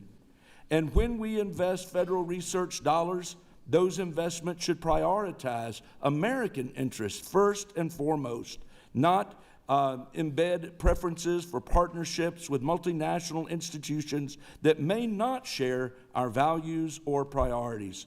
This Farm Bill makes important progress, but if we're serious about fiscal responsibility, draining the swamp, and protecting American farmers, these concerns will be addressed by adopting some amendments that will be offered. I look forward to working with my colleagues to strengthen this legislation so that it fully reflects those principles and the values of the millions of Americans who are directly impacted by this bill. Mr. Chairman, again, I commend and thank you for your hard work, and with that, I yield back. I thank the gentleman. He yields back. Now recognize the gentleman from California, Mr. Carvajal, for 5 minutes. Thank you very much, Mr. Chairman and Ranking Member Craig. I am proud to represent California's Central Coast, an agricultural powerhouse that is essential to our state's status as the vegetable and fruit basket of the world. Agriculture is our region's largest industry, and the essential food we grow benefits families locally, nationally, and around the globe. The Farm Bill is a critically important piece of legislation for many stakeholders in my district and across our nation as well. That is why it is so essential that it is done right. Unfortunately, the current bill falls short of that. Since our last Farm Bill proposal, marked up in 2024, my staff and I continue to engage with committee members, their staffs, and stakeholders to find common ground and to pursue solutions, bipartisan solutions, that best support our producers, farmers, farm workers, and families. Something that can be a win-win for everyone. When reviewing the bill, I was pleased to see some of the bipartisan measures my colleagues and I worked on that were part of the proposed 2024 Farm Bill found their way back into the bill, including provisions drawn from legislation I worked on with the late Representative Doug LaMalfa to support specialty crop mechanization projects, as well as my Fire-Safe Electrical Corridors bill with Representatives Valadao, Costa, and Fitzpatrick to simplify the process of removing hazardous vegetation near power lines to allow for a more streamlined approach to combating wildfire risk. While this Farm Bill contains some remnants of past bipartisan cooperation, the committee's ability to work collaboratively on mutually agreed upon Farm Bill policies has diminished since the Trump administration's return to the White House. In the lead up to the introduction of this bill, Democrats were excluded from the drafting process, and the result is legislation that reflects just that. As expected, the bill includes no provision reversing the Big Ugly Bill's $187 billion cut to SNAP, nor attempts to delay the detrimental administrative and benefit costs shifts it places on states.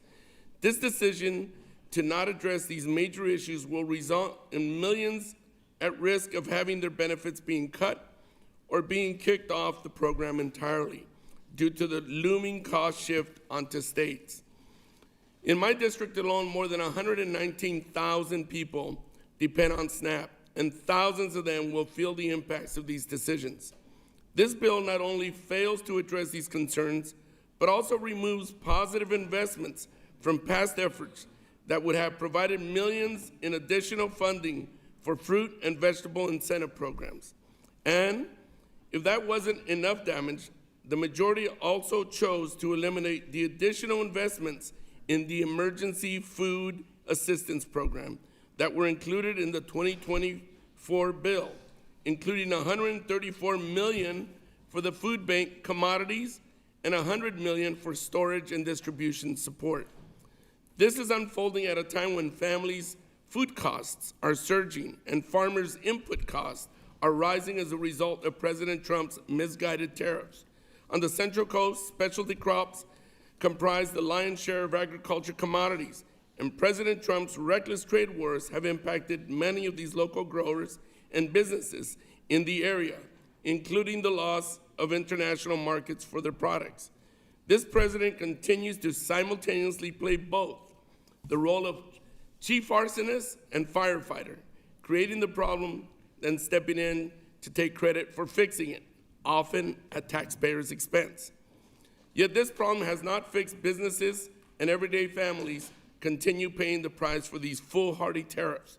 Even with this administration's announcement of farm assistance for specialty crop growers, producers across the country are expected to receive only $1 billion in aid to mitigate the impacts of these tariffs.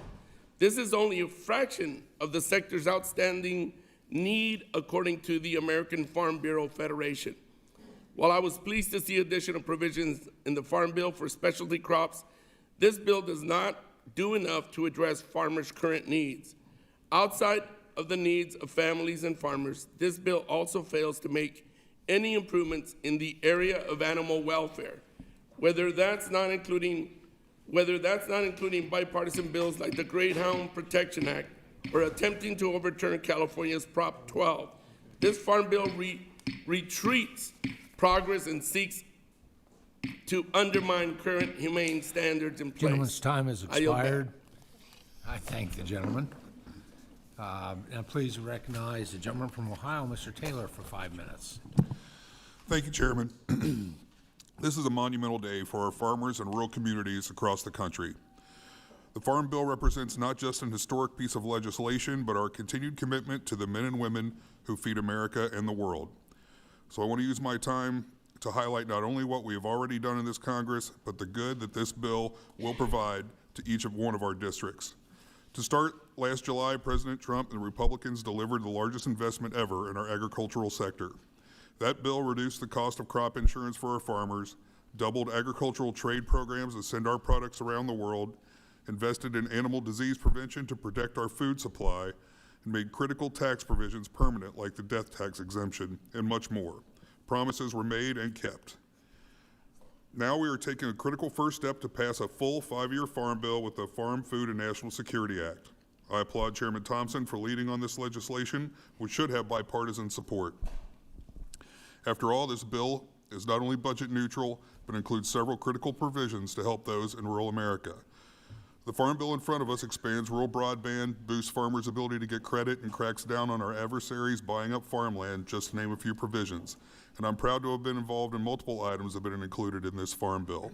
First, my Rural Broadband Assistant Act is in this bill to help small towns like those in my district get access to federal broadband programs. My district in Southern Ohio is one of the least served areas in the country, and this will help it get connected to the modern economy. Broadband has been my #1 priority since I joined Congress, and I'm proud to help deliver results back to Southern Ohio. Nearly all the water infrastructure in my district is well beyond its life expectancy. I led legislation to reauthorize the vital water infrastructure programs at the USDA to assist rural communities in modernizing their water systems. That is also in this bill. And I'm proud that this bill backs up the Trump administration to stop the takeover of our prime farmland by solar panels. This is a massive issue in Southern Ohio and across rural America, and stopping this takeover is a huge win for the next generation of farmers. Special thanks are due to Congressman Bost and his team for all their efforts in leading this charge. This is just the tip of the iceberg of what this bill will do. By passing this bill, we have the chance to help our rural communities and reduce costs for our farmers, and in turn, reduce costs for all Americans. The American people spoke loud and clear in November 2024. They wanted us they wanted us to deliver results.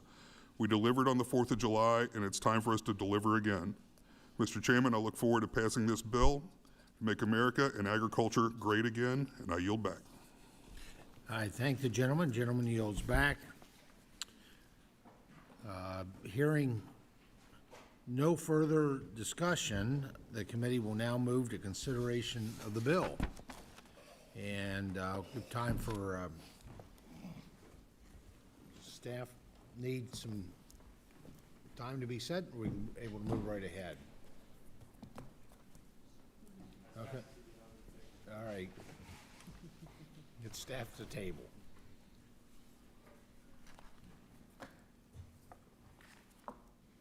By the way, y'all did great. Thank you. We kind of thought it was going to be 10 o'clock, so thanks for yielding back 40 minutes. My intent is to go no later than 11:59. My life experience says nothing good happens after midnight, so I've experienced those markups that go into the wee hours, and it's painful, and I don't think it's effective, so. Mr. Chairman, may I just say that Mr. Crawford wins the award for Yes, he does. best opening statement. Innovation and creativity. Yes, there you go. YouTube, no less. I got to go read it. Oh, hello. Are you awake? No, I am not. I really need to go drink some coffee, but Just had some. did it help? Probably helped too much. Cycle, yeah, there you go. That's the problem. That's what I worry about. Oh, if I go drink some coffee, I'll feel better, but then in 2 hours, I'll want to go to sleep, and, we have to get up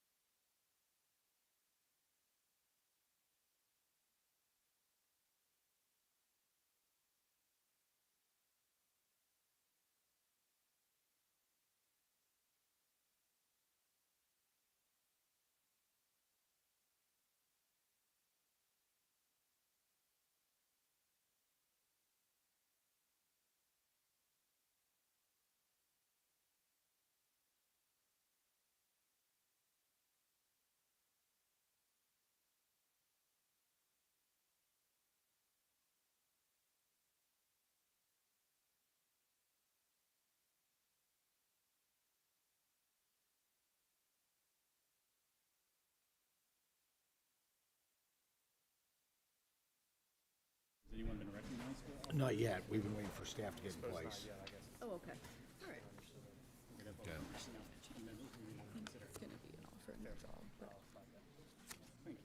Okay.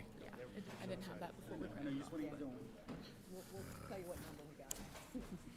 All right. I think we have everyone in place. And so we're going to proceed with consideration of the bill. Does any, understand that Mr. Blazinski has a amendment at the desk under Title I. We're just dealing with Title I right now. Yes, Mr. Chairman, thank you. Second. I have an amendment at the desk, amendment number 2. Okay, members will suspend while the amendment is being distributed. All right, everyone has it? Very good. Ms. Blazinski has offered an amendment. The clerk will report the title of the amendment. Amendment number 2, offered by Ms. Bazinski of Illinois. Without objection, the amendment will be considered as read. I now recognize the distinguished gentlelady, the sponsor of the amendment, for up to 5 minutes for an explanation of her amendment. Mr. Chairman, my amendment would require a mandatory base acre update to better align Title I commodity programs with current planting realities. The goal of this update is fairness, fiscal responsibility, and strengthening the long-term integrity of the farm safety net. As you all know, this is an issue I've spoken about in our last 2 committee markups, and I even introduced a bill on this topic last summer with Congressman Johnson. If this had been a normal Farm Bill process, I would have appreciated a debate on this topic, but Republicans pursued a partisan path with reconciliation that included only a voluntary update. I want to be clear, a voluntary update does nothing to address the root problem here. Title I payments are still made on historical base acres, not necessarily on what a farmer plants today. The fact that there has been no mandatory base acre updates since the 1990s means that there are egregious discrepancies between what is being planted and what we are paying for. It's outrageous that a farmer can be paid for one commodity while planting another. Think of it this way. A farmer may have base in cotton and collect a payment of upwards of $100, but let's say they planted corn and maybe they get a crop insurance indemnity too. Our current setup allows farmers to collect payments from USDA for multiple crops on the same acre and still compete in the market. And that's not to mention that we make payments on acres that aren't even planted. In my view, funneling money to unplanted acres is not in the best interest of farmers, and it's certainly not in the best interest of taxpayers. How is this not waste, fraud, and abuse? We need to get serious here. If we allow this to continue, we deserve any scrutiny that comes our way about these programs. A mandatory base acre update strengthens the credibility of the safety net, it would strengthen taxpayer confidence, and it is our role to take that seriously. I don't think any farmer out there would tell you things on the farm are the same as they were 30 years ago. They'd tell you that things aren't the same as they were 5 years ago. So why are we clinging to a program set up that does nothing to address that? Agriculture in 2026 does not look the same as it did decades ago. Our policies should not be frozen in a different era. Illinois and Midwestern farmers want a safety net that reflects the risks they face today, not the planning decisions of generations ago. A mandatory base acre update is a practical, responsible step in that direction, and I urge adoption of this amendment. I yield back. And generally yields back. Other members that wish to speak on this? Anyone on the Republican side? Ms. McDonald-Rivet. Recognized for 5 minutes. Thank you, Mr. Chair. And thank you to Representative Bazinski for raising this really important issue. It's our responsibility to be good stewards of taxpayer dollars and to ensure that our farm programs reflect actual production. Under current law, payments are still tied to base acres established decades ago, meaning some producers can receive support for crops they no longer plant, and in some cases for land that is no longer in production. A mandatory base acre update would modernize the system by aligning payments with what farmers are actually growing today. For states like Michigan, where planting patterns have shifted significantly over time, this ensures fairness and accuracy in programs that support producers. And for taxpayers across the country, it ensures their dollars are being spent efficiently. I urge a yes vote on this amendment, and I yield back. Gentlelady yields back. Any other members seek recognition to speak on the amendment? If not, I will, Ms. Kamick is recognized for 5 minutes. Thank you, Mr. Chairman. I just have a question for the amendment offered. Do you have a price tag on this?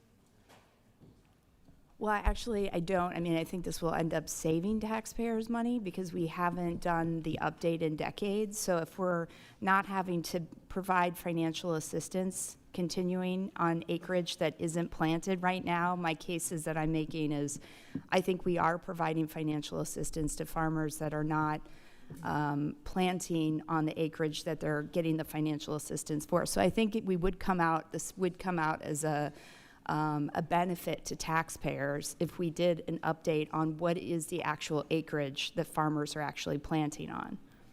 But you didn't support the voluntary base update. Well, my point is if it's voluntary, are farmers really going to be, I think it has to be mandatory so that we get a real accurate description and understanding of what the acreage is that is being farmed. If it's just up to a farmer to decide whether they're going to report the acreage that they're planted or not, I just don't think that we're going to get a real accurate read. And that's why a mandatory base acre update, I think, is necessary. And we haven't done it in decades. But I do believe in previous cost estimates it was exceptionally expensive. But that's why we went with a voluntary. But I yield, Mr. Chairman. Thank you. Generally yields. Mr. Scott's recognized. Thank you, Mr. Chairman. I won't take up the whole 5 minutes, but I'm opposed to this amendment. Every farmer I know wants a voluntary base acre update, not a mandatory base acre update. And I hope you'll listen to what the author of the amendment said, that they think there's a problem if it's up to the farmer to decide. And I don't know any farmer in favor of a mandatory base acre update. I know a lot of farmers in favor of a voluntary base acre mandate, and I think that we should support the farmers in their position on this. With that, I yield back. Gentleman yields back. Any other members seek recognition? Mr. Crawford is recognized.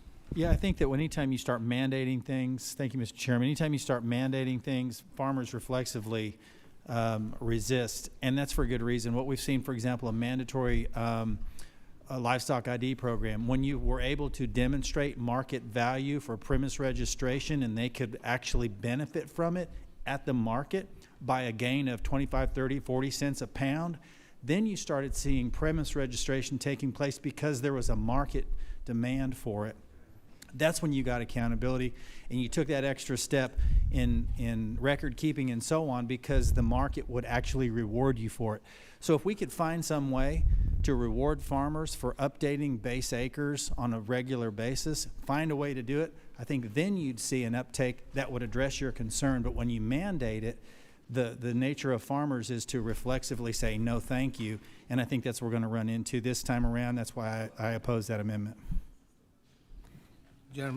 Gentleman yields back. Any other members seek recognition? If not, I'll take liberty of my time. I'd like to thank Gentlelady for raising this issue before the committee. I know there are some areas of the country that would benefit from a full base update, but I also had to be mindful of those who stand to lose significantly from a mandatory base update. Under the base acre provision of H.R. 1, this committee carefully threaded the needle to help significantly expand the safety net without penalizing producers who've availed themselves of the planting flexibility that's been a hallmark of Title I since the 1996 Farm Bill. As I understand, Secretary Rollins and the folks at USDA have already begun working to roll out these additional 30 million base acres that we added as a part of H.R. 1 agriculture title to give beginning farmers and underbased producers access to the farm safety net. So this committee's worked diligently to find a solution on base acres that is a net gain for all producers And for that reason, unfortunately, I'll be opposing this amendment and urge my colleagues to do the same. Any other members seek recognition? Mrs. Takuda is recognized. Thank you, Mr. Chair. I rise to express my strong support for this amendment. This is going to help a lot of our farmers, and at this time, I'd like to yield my time to Representative Baczynski. Thank you. I just wanted to add, there are Midwestern farmers that would definitely benefit from a mandatory base acre update. So to say that there aren't any farmers that would benefit, I just want to make it clear the farmers that I represent definitely would. I understand Southern farmers, which I know the members that spoke up in opposition to a mandatory base acre update. Southern farmers might see opposition to this, but when you look at reference prices, and one of the things I've consistently said on this committee is to make sure that a farm bill is geographically balanced, that it weighs the the pains and the frustrations of Midwestern farmers with the same pains and frustration as Southern farmers, and doesn't give our Southern farmers an unfair advantage if it relates to reference prices or base acreage. And I think just asking for a system that we've been based on that's decades old, asking farmers to do that update and making it mandatory so that we get a real full picture of what's being planted, I think is a fair request. But I'll yield back. Mrs. Takuda, the main time is yours. Thank you. I yield back. Yield back? Okay. Other members seek recognition to speak on this amendment.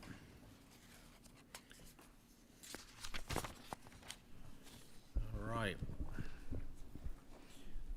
Hearing no further conversation, the question is on the amendment. All those in favor? Mr. Chair, I'll withdraw the amendment. The gentlelady withdraws the amendment. Thank the gentlelady. Now, I understand, Mr. Carbajal, you have an amendment at the desk?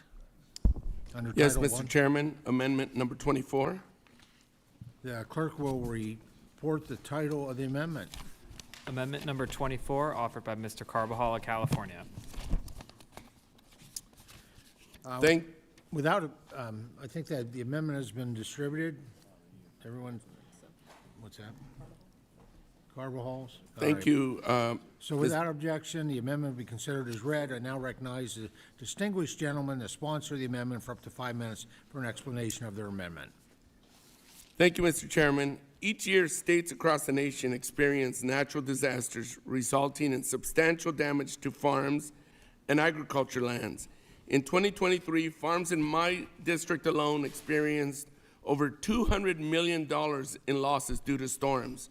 I'm sure each of you can relate and have seen losses in your districts at some point as well. Even withstanding USDA disaster programs and safety net offerings, many producers are still left with uncovered losses from natural disasters like hurricanes, floods, droughts, tornadoes, and wildfires. In 2024, 47 states experienced natural disasters with uncovered losses totaling over $9.3 billion. In 2023, all states except Alaska experienced natural disasters with uncovered agriculture losses totaling up to $10 billion. That same year is when California producers experienced unprecedented weather events. Early year storms lasted onto March, bringing multiple atmospheric rivers, intense rainfall, and subsequent flooding.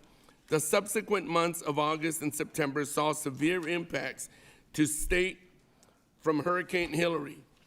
All told, it is estimated that my home state was hit with a staggering $2.4 billion in agricultural damages and losses. At the end of 2024, we supported a proposed bipartisan supplemental package that included $21 billion in natural disaster assistance to producers. The package also included a pilot to allow some funds to flow from USDA to states via a block grant mechanism. This authority has largely been replicated in Section 1004 of this bill. Last year, using this authority, USDA issued general block grants and provided roughly $1 billion in ad hoc disaster funding to select states, with those states in turn aiding producers. Despite the $21 billion in assistance for several disaster types, such as tornadoes, fires, flooding, drought, the general block grants USDA chose to implement only provided funds to states that experienced uncovered losses due to hurricanes, with all other disaster types being deemed ineligible. To date, roughly $1 billion in general block grant funding taken from the general funds allocated by Congress to all producers have gone to only 6 states. Eligibility criteria and data requirements for the states were not made public before the USDA began accepting grant applications, nor have the finalized block grant awards to these select states been made publicly available. The $1 billion awarded to these handful of states provides money to producers in those states for losses that existing programs, federal programs, do not cover, allowing them to receive money on top of other federal disaster assistance. All of this ultimately creates questions about equity for impacted producers in other states. As we are all aware, Congress has created many state block grant programs across multiple agencies and jurisdictions. To my understanding, in every case where block grants are created, Congress establishes a framework for the program to ensure states receive funds in equitable manner and administer such funds in compliance with federal requirements. Mr. Chairman, should we intend to give USDA new block grant authority to address natural disasters, we must practice good governance and lay out a framework here as well. That is why my amendment would ensure continued accountability for any federal tax dollars given to state governments. It would also require transparency, both in the USDA process of determining state and disaster eligibility and how states would administer awarded funds. Thank you, Mr. Chairman. I yield back. I thank the gentleman. Now recognize the speaker on the amendment, Mr. Crawford, for 5 minutes. Okay, recognize Mr. Costa for 5 minutes. Thank you very much, Mr. Chairman. I want to speak on behalf of this amendment that our colleague is offering. I think that it's not just California, but all of our states are challenged with the unpredictability of weather. You know, farmers can be, and ranchers, dairymen and women, the best, but you know, you pray for rain, it doesn't always come when you want, and then oftentimes you have other kinds of natural disasters that affect it, whether they be hurricanes or tornadoes or other factors that devastate regions of our districts and our states. And therefore, I think this amendment has good merit. I think it provides an effort to compensate those who are devastated by the impact. And I support the amendment, and I think it's something that clearly we need to have more tools in our management toolbox to deal with the devastation that weather events cause, regardless of where we farm. So I support the amendment, and I yield back the balance of my time. Thank you, gentlemen. Thank you, gentlemen. Now recognize Mr. Austin Scott for 5 minutes to speak on the amendment. Thank you, Chairman, and I say this respectfully with my good friend Salud, who I've traveled the world with, especially Africa, and places that actually benefit a lot from our RUTF and other programs. My district has been hit by disasters, going Hurricane Michael, Ida. I mean, we've had hurricane after hurricane in our district, and I would just suggest to my colleague the reason I'm opposing this amendment is because the better place to write this is in the actual disaster bill. And that is what we've been doing, is when we have a disaster, we've actually been writing those parameters in that bill. And if you put this in this farm bill, you're going to lose your opportunity, I believe. At least it's going to require additional agreements to get additional changes into the disaster bill. So I just suggest that the better place for this type of language is in the actual disaster bill after we see what the damage is, and we go to pass that disaster bill on the floor of the House of Representatives. With that, Mr. Chairman, I oppose the amendment for that reason, and I yield back. Gentleman yields back. Now recognize the ranking member for 5 minutes. Thank you, Mr. Chairman. I want to start by saying thank you to Mr. Carbajal for bringing up this amendment.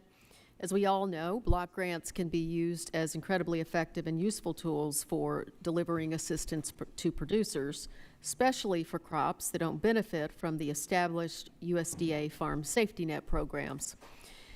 Of course, as we've seen in the actions of this administration, it's easy to use block grants to pick winners and losers among those who could receive assistance. This amendment will help establish uniformity, transparency, and accountability in these block grants so they don't simply become a blank check for states to use recklessly or inappropriately. Again, I just want to say, Mr. Carbajal, I think this is an excellent amendment. And at this point, anyone? Okay, yield back to the chairman. Gentlelady yields back. Any other members seek recognition to speak on Mr. Carvajal's amendment? If not, I'll take the liberty of providing my time. I want to thank the gentleman for his amendment. You know, the ability to streamline the block grant negotiation process remains a top priority. It is critical that we're able to provide states with as much discretion as possible to negotiate these block grants in a way that best suits their needs. Now, I have some concerns about removing some discretion from the ability of the Secretary and states to negotiate terms around block grants that could hinder their ability to respond to unique challenges or disasters that they may not be able to contemplate as we sit here today. So I oppose the amendment, but would appreciate the opportunity to keep working with Mr. Carvajal as this process moves forward to ensure that we are appropriately balancing the interests of all the stakeholders. And I yield back my time. Anyone else seek recognition? If not, Mr. Chairman, Mr. Carvajal. if there's no more speakers, I would like to withdraw my amendment and hope that we might discuss opportunities to address these issues in the future. I appreciate my colleague, Mr. Scott's constructive feedback, and I'm hoping we will continue to work on this issue. Well, Mr. Carvajal, you know my promise we'll do that. Look forward to it. Very good. We're going to move on. I understand that Mrs. Takuda from Hawaii has an amendment under Title I.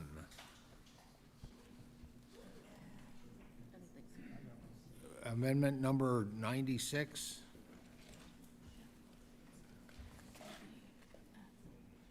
No. Oh, okay. Very good. So if not, I recognize Mr. Crawford has an amendment at the desk. Thank you, Mr. Chairman. I have an amendment at the desk. Would like to call up amendment number 137. Very good. The clerk will report the title of the amendment. Amendment number 137, offered by Mr. Crawford of Arkansas. Without objection, amendment will be considered as read. Now recognize the distinguished gentleman to sponsor the amendment for up to 5 minutes for an explanation of their amendment. Thank you, Mr. Chairman. First, I want to thank you and your staff for working so hard with me on this joint priority. I'm glad we both understand that advanced partial PLC and ARC payments is a necessary policy change. Understanding the importance of keeping this bill cost neutral, and since CBO unfortunately scored the provision, I do intend to withdraw my amendment, but I think it's important that we have a little bit of a conversation about it first. So, and I also would like to pursue this maybe in some other avenues. This is only one half of my bill, the Bridge the Gap for Rural Communities Act. The other half suspends payment limitation for crop year 2025, recognizing that securing our nation's food supply means tying the farm safety net to the acres of our family farmers cultivated instead of subjecting them to arbitrary cutoffs that add another squeeze to producers who can't afford another squeeze. But getting back to the amendment in front of us, this amendment simply gives farmers the option to receive 50% of the projected PLC or ARC payments several months early in the years the Secretary projects a payment will trigger. This will help farmers with cash flow issues, which right now is pretty much everyone, and allow producers to save on interest expense. To be clear, this is not a novel or revolutionary idea. It was actually part of the predecessor program to PLC and ARC. But in the 2008 Farm Bill, Democrats decided to play political games and gutted advanced partial payments to be used as a budget gimmick. That has put farmers in a situation where PLC and ARC payments are paid in full a full year after harvest. And let's just pause and think about how ludicrous that is. Why in the world are payments coming out a year after the crop they're meant to as a protection tool for? And let's remember, payments are only triggered in years when farmers are losing money on a crop, so we're already hurting farmers in years they're already down. It's far past time we correct this issue created by Democrats a decade and a half ago. We're facing existential crisis in agriculture, and I understand this is not a silver bullet, but it is a simple way to align policy to help farmers when they need it most and bolster our nation's food security. Mr. Chairman, if on your commitment to continue working with me to advance this policy, I'd be happy to withdraw this amendment. Well, I want to thank the gentleman for bringing forth the amendment. It, as well as his diligence in working towards improving certainty and cash flow for producers, I believe the provision has merit. In fact, it's something we've been working together on for months. But unfortunately, with the updated February baseline, the Congressional Budget Office has changed their methodology in scoring provisions that interact with the Commodity Credit Corporation. Now, what should have been budget neutral will cost billions. And so, I commend Mr. Crawford for his efforts to move the payments for farm program payments. This effort should right to ship after House Democrats arbitrarily in the past used Title I payments timing to pay for nutrition spending in the 2008 Farm Bill. So we're not able to include this amendment at this time due to budgetary constraints, but look forward to working together with the gentleman to get this across the finish line. Thank you, Mr. Chairman, and with that, I will withdraw the amendment. Very good. Does anyone else have a amendment under Title I? Mr. Chairman, I have an amendment. The gentleman from North Carolina, Mr. Rouser, the clerk will report the title of the amendment. This number 132. Amendment number 132, offered by Mr. Rouser of North Carolina. I now recognize distinguished gentleman from North Carolina, sponsor of the amendment, for up to 5 minutes for an explanation of their amendment. I thank the chairman. The amendment would simply restore tobacco as an as an agriculture commodity under the Commodity Credit Corporation Charter. Let me give you a little history on this, on why this is the case. And this goes back to a previous life of mine. I think maybe only Frank Lucas and David Scott were here at the time. But in 2004, when the tobacco quota buyout was negotiated, there was some concern that there might be an effort later on to reconstitute a tobacco program. And so we excluded tobacco from the CCC charter for that reason. But the purpose, again, was the purpose of the language was to prevent any reconstitution of the program. It was not to prevent access to ad hoc disaster assistance or ad hoc economic assistance. And I should add, this change ensures that tobacco farmers are not excluded from assistance, but it does not ensure that they get any assistance. So really, this is a technical correction with regard to the original intent of the negotiation back in 2004. As it works now, when Congress passes a disaster package, tobacco is included. But if the administration proactively issues payments to farmers and it's coming from the CCC, then tobacco is excluded. So this corrects that wrong, and it's very much a technical change. CBO scores it budget neutral, 0. It is not retroactive, only prospective. I yield back. The gentleman yields. Any other members seek recognition to speak on this amendment? Mr. Davis. Thank you so much, Mr. Chair.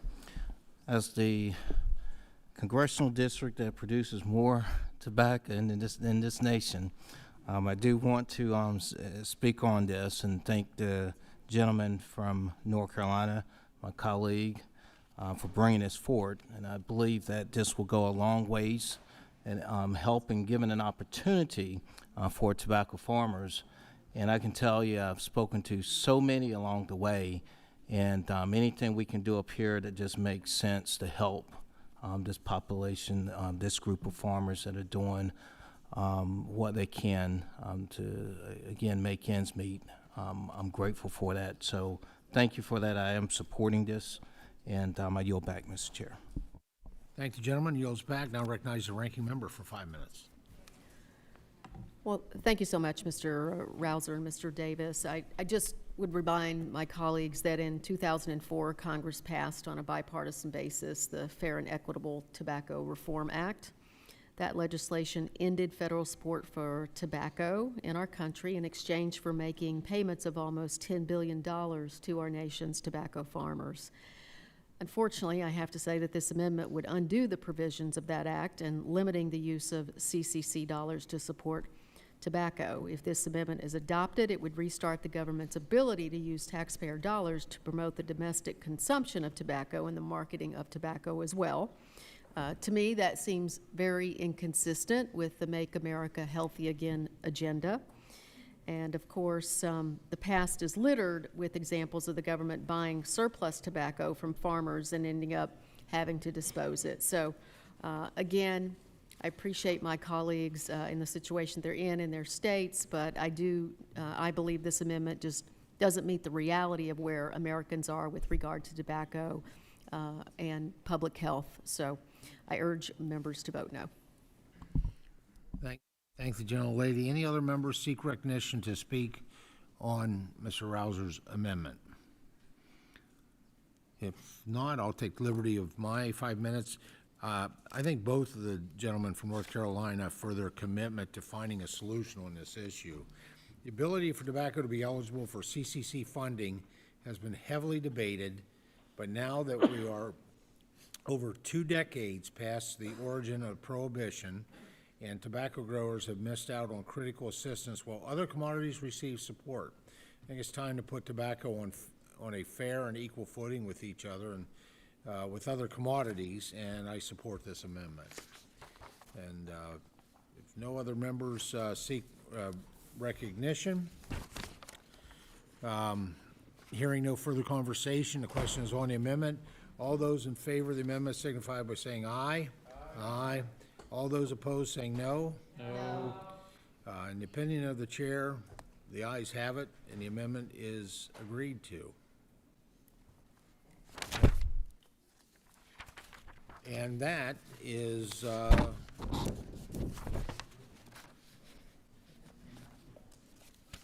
does any other members have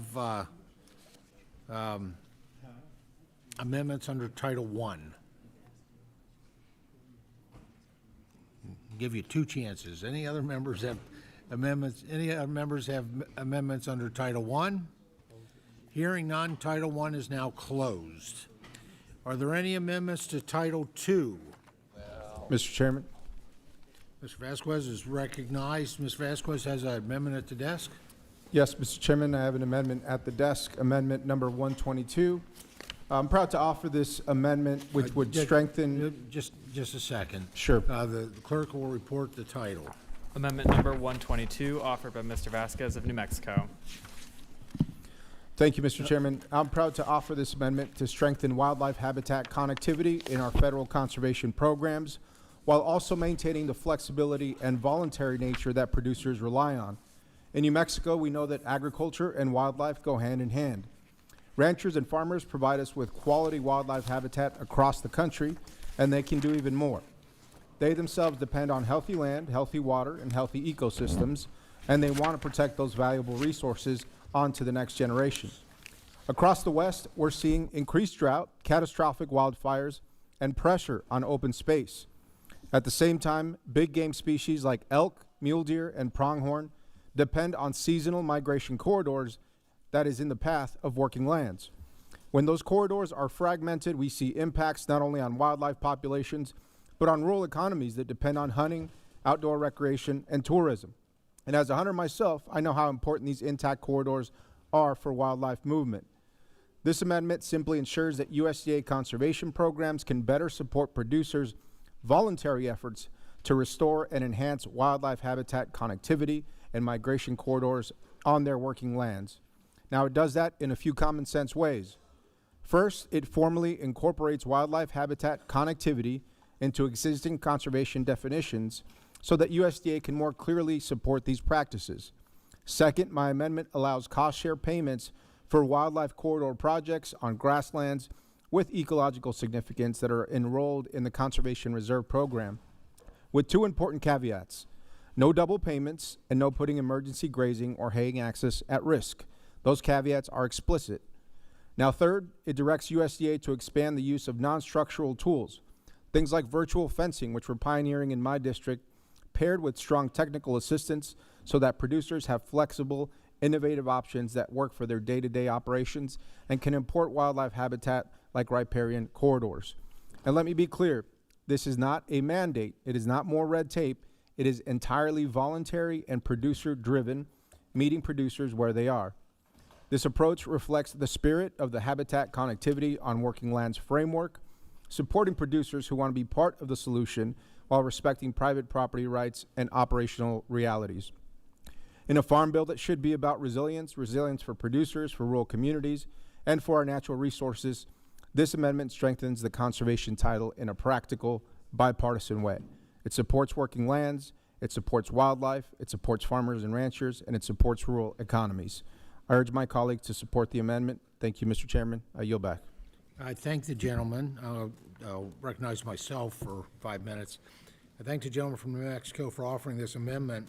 Supporting wildlife and habitat have long been the goals and the purposes of many of our conservation programs, including EQIP, RCPP, and CRP.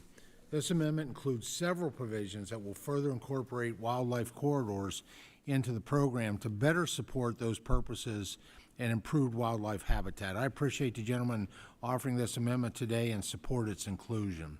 And I yield back. Any other members wish to speak? The ranking member is recognized for 5 minutes.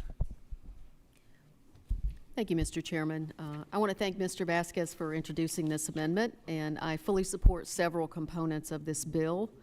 Conservation programs should be developed with an eye toward restoring wildlife habitat and habitat connectivity. I agree that CRP grasslands payments are too low, and I would support efforts to increase those payments. I do have concerns about allowing producers enrolled in CRP grasslands to access the already oversubscribed EQIP and CSP dollars. So again, I think we're probably here because we didn't have a normal 5-year, 12-title farm bill negotiation and process. But Mr. Vasquez, I appreciate your efforts, and I don't have a recommendation on this and would just urge folks to vote their districts. The gentleman from Oklahoma is recognized for 5 minutes. Thank you, Mr. Chairman. Having been around for the birth of the Grasslands Reserve Program, it served many purposes to put property that in some cases had been set aside in CRP for 10, 20, 30 years back into some sort of productive use. And that's been very successful. I congratulate my colleague for being very thoughtful in how he's attempting to approach this. And I would agree with you, Mr. Chairman. I think we should accept our friend's language and continue to work on this. If the gentleman yield? I would yield to the chairman on any occasion. And the question of, conservation being stressed, we have, this committee has added 24% to the conservation baseline, and EQIP was specifically mentioned. That has increased 54%. And so I think we're in a position, to use these types of innovations, and I yield back. And I yield back. Any other members seek recognition to speak on the gentleman from New Mexico's amendment? Okay. Here we go. Let me find. Hearing no further conversation, the question is on the amendment. All those in favor of the amendment signify by saying aye. Aye. All those opposed by saying no. Independent of the chair, the ayes have it, and the amendment is agreed to. Mr. Chairman, I have an amendment at the desk. Mr. Costa has an amendment at the desk. I believe amendment number 61. Yes. The clerk will report the title of the amendment. Amendment number 61, offered by Mr. Costa of California. Thank you very much, Mr. Without objection, the amendment will be considered as read. Now recognize the distinguished gentleman from California, the sponsor of the amendment, for up to 5 minutes for an explanation of their amendment. Again, thank you very much, Mr. Chairman, and it won't take 5 minutes, but it's a nice follow-up on the previous amendment that we just heard because it also reflects the efforts that I think many of us are engaged in with the Conservation Reserve Program. Improvement and Flexibility Act. This amendment is bipartisan and bicameral proposal that would make the program more accessible and effective to landowners while strengthening outcomes, we think, for wildlife, soil, and Water, I'd like to thank Representatives Finstra, Johnson, and Davis for supporting this proposal, in addition to Majority Leader Thune, Ranking Member Klobuchar, and Senators Moran, Smith for leading the Senate companion measure in the past. This amendment makes critical needed improvements to CRP. It includes codifying state acres of wildlife enhancement program, modernizing the payment limit from $50,000 to $125,000, which, by the way, hasn't been updated since 1985. And it also improves access to grazing on CRP lands through providing cost share for grazing infrastructure while allowing greater flexibility for producers in times of drought or emergencies. The bill reflects carefully agreement between wildlife groups and reaching groups to provide more haying and grazing flexibility during times of emergency while balancing the protections of wildlife. I look forward to continuing to work with the committee on this issue and further discussion on the modifications, and certainly would entertain the pleasure of the committee.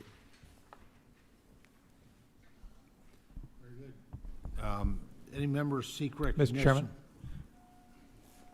Mr. Johnson is recognized. Yes, I am proud to be an original co-sponsor with Mr. Costa of the Conservation Reserve Program and Flexibility Act. Mr. Costa did mention raising that CRP cap from $50,000 to $150,000. I think that's critically important. I think the additional flexibility in this program also makes a lot of sense, though. South Dakota has 2.7 million acres of CRP. We're the pheasant capital of the world. Hopefully you all realize that. And CRP is just a critically important habitat and water quality and soil health program. This bill moves us even further in the right direction of providing that critically important flexibility for that grassland CRP. This is the right move, and I thank Mr. Costa for bringing it forward. With that, I yield. Gentleman yields. Now recognize gentlelady from Kansas. Ms. Thank you, Davis. Chairman. This amendment would make important improvements to the Conservation Reserve Program, or CRP, based on some bipartisan legislation, as we've heard from my colleagues already. And these improvements are aimed at making the program more accessible for farmers and ranchers while improving outcomes for soil, water, and wildlife. The amendment would also improve access to grazing on CRP lands through providing cost share for grazing infrastructure. This is important for the development of sustainable livestock operations and preventing land from cycling through CRP back into row crop production before facing declining production and ultimately re-enrollment. Encouraging science-backed conservation practices strengthens the long-term health of our land. Grasslands are absolutely a key part of the Kansas landscape, making up over 15 million acres of our state's agricultural land. These grasslands are a key part of the cattle ranching sector and also provide critical environmental benefits, including protecting water quality, providing wildlife habitat, and preventing erosion. These improvements to CRP would benefit ranchers and strengthen grassland conservation. I urge my colleagues to support this amendment, and I yield back. Thank the gentlelady. I recognize Mr. Feinster for 5 minutes. Thank you, Mr. Chair. I just want to thank Congressman Costa for his continued support in partnership with strengthening the voluntary conservation program that works for our farmers, ranchers, and our rural communities. The legislation we worked on together reflects a bipartisan commitment in improving CRP by improving access to haying, grazing, helping to provide our farmers and ranchers with tools to conserve and improve soil health and water quality. I strongly support these goals. However, I understand the Farm Bill has been carefully crafted and negotiated balance of commodities in this area. So I just look forward to working with Costa as we move forward, and hopefully we can get something authorized outside this package where we can give this focused and legitimate attention as we move forward. So thank you, Mr. Costa. Yield back. Gentleman, yield back. Thank you. I'm going to take the liberty of recognizing myself for 5 minutes and yield to the sponsor of this amendment, Mr. Costa. Well, thank you, Mr. Chairman, and as I noted, it has, as we've seen, I think, good bipartisan support, and I would take the direction of the chair at this point that maybe we work on this, assuming this measure continues to move on, because the Senate, I believe, is going to have an effort in the same area when you see the Senate support that is there, and I just believe that as we've all discussed here, it's long overdue that we update this. And I think this is the appropriate vehicle, this and the companion bill in the Senate, and I think we ought to figure out some way to make that happen. So gentlemen, withdraws? I'll withdraw it for the sake of continued bipartisanship. Absolutely. I'll reclaim my time. You know, unfortunately, legislation is not able to include in, well, there's several sections of this amendment that are similar to the language included in the 2024 Farm Bill to modernize CRP. And unfortunately, today's legislation is not able to include the previous attempt to modernize CRP due to the updated CBO score of these provisions against the new baseline. And with that, you know, we, in the House, we have an obligation to remain budget neutral. So I appreciate withdrawing the amendment so that we can continue to work on this going forward and find a pathway. Good. Let's do that. Yeah. I'll withdraw the amendment. The amendment is withdrawn. Any other, Mr. Feenstra has a, Finstead, I'm looking over your shoulder. Mr. Finstead has an amendment at the desk. And Mr. Chairman, I have an amendment at the desk. It's amendment number 18. The clerk will report the title of the amendment. Amendment number 18, offered by Mr. Finstad of Minnesota. Very good. I now, without objection, the amendment will be considered as read. I now recognize the distinguished gentleman, the sponsor of the amendment, for up to 5 minutes for an explanation of his amendment. Well, thank you, Mr. Chair, and thank you for the previous conversation. So this amendment is essentially an amendment that would modernize the CRP program. I'd like to call it CRP 2.0. What does the next 30 years of CRP look like? You know, we've had this great collision of science, technology, and agriculture. And we have more, better tools available to us now than we did at the onset of CRP in 1985. I'm old enough to remember on our farm it was called set-aside. And it was a supply, really a supply control issue in regards to the commodities. And so as that over time grew into a program where I feel like over the last years we've really been chasing acres and dollars, and that's what this conversation in Congress has been about, is chasing acres and dollars. And so as I've talked to farmers back in my district and all across the country, specifically with young and beginning farmers, I hear a lot of talk about the competition for rental rates and highly productive land where they feel like they're competing directly with the federal government because the most productive land in their backyard gets tied up as a retirement plan in a CRP contract, and they essentially then are competing dollar for dollar with the federal government. So it's high time, I think, that we have this conversation. I'm encouraged to hear Congressman Costa's approach and the bipartisan support for having a conversation about CRP 2.0. What does it look like to modernize this program? I am keenly aware that this comes with the Wizard of Oz behind the curtain CBO score. That's hard to completely understand, but I do know that this comes with a price tag, and I understand the chairman's wishes, and I would really just ask the chairman to continue to work with me and others on this committee to have a thoughtful conversation about the next 20, 30 years of what CRP needs to look like in our country, taking into account the awesome opportunities that it provides for our sportsmen, men and women, our landowners, farmers, but also making sure that we're embracing all of the technologies that we have at our disposal that we didn't have in 1985 when this program was established. So I appreciate you hearing me out. I know we've just had this conversation. So, Mr. Chairman, I will, if you commit to continue to work as you did with Congressman Costa, I would then be willing to withdraw this amendment. Well, gentleman withdraws. My commitment to work with both of you. CRP, I believe, is the oldest conservation program. It's never been modernized. It was was a huge goal of mine to be able to get that done until we got this most recent CBO score. It's just, I wouldn't give CBO the credit of the wizard.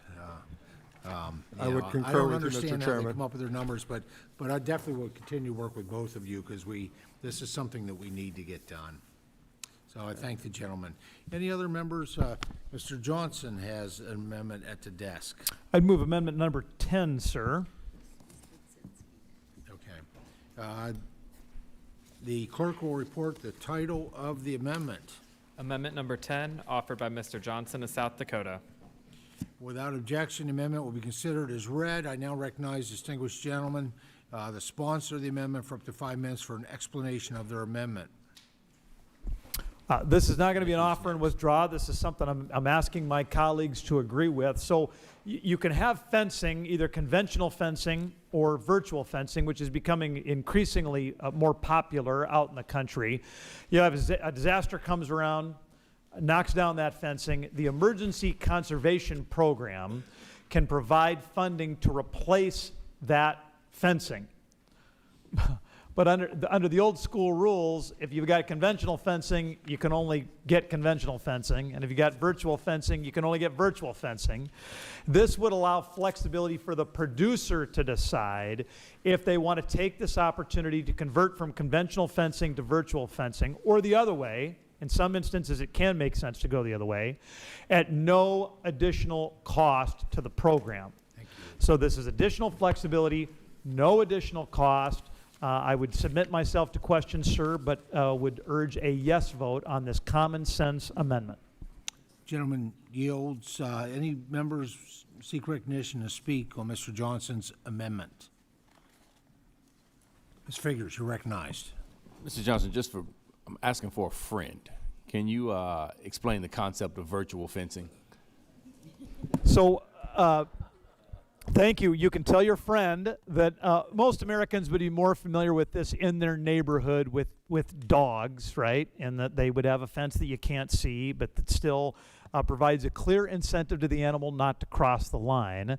This is increasingly being used, virtual fencing out in the field. It's nowhere near as popular as conventional fencing, but for some producers, it really works well. Not applicable here on the Hill.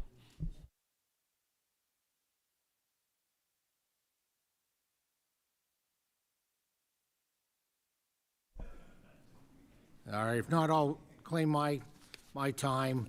I thank the gentleman from South Dakota for offering the amendment. Given the many natural disasters we've seen in recent years, ECP remains a critical program for many producers, and this amendment will encourage more flexibility in the program and make it easier to respond to natural disasters such as wildfire. One goal in mind with this farm bill is to further incorporate science, technology, and innovation into conservation programs. So new technology such as virtual fencing is cost-effective and efficient way to respond to these disasters. With that, I fully support this amendment and urge my colleagues to do the same. Any other members seek recognition to speak on amendment number 10?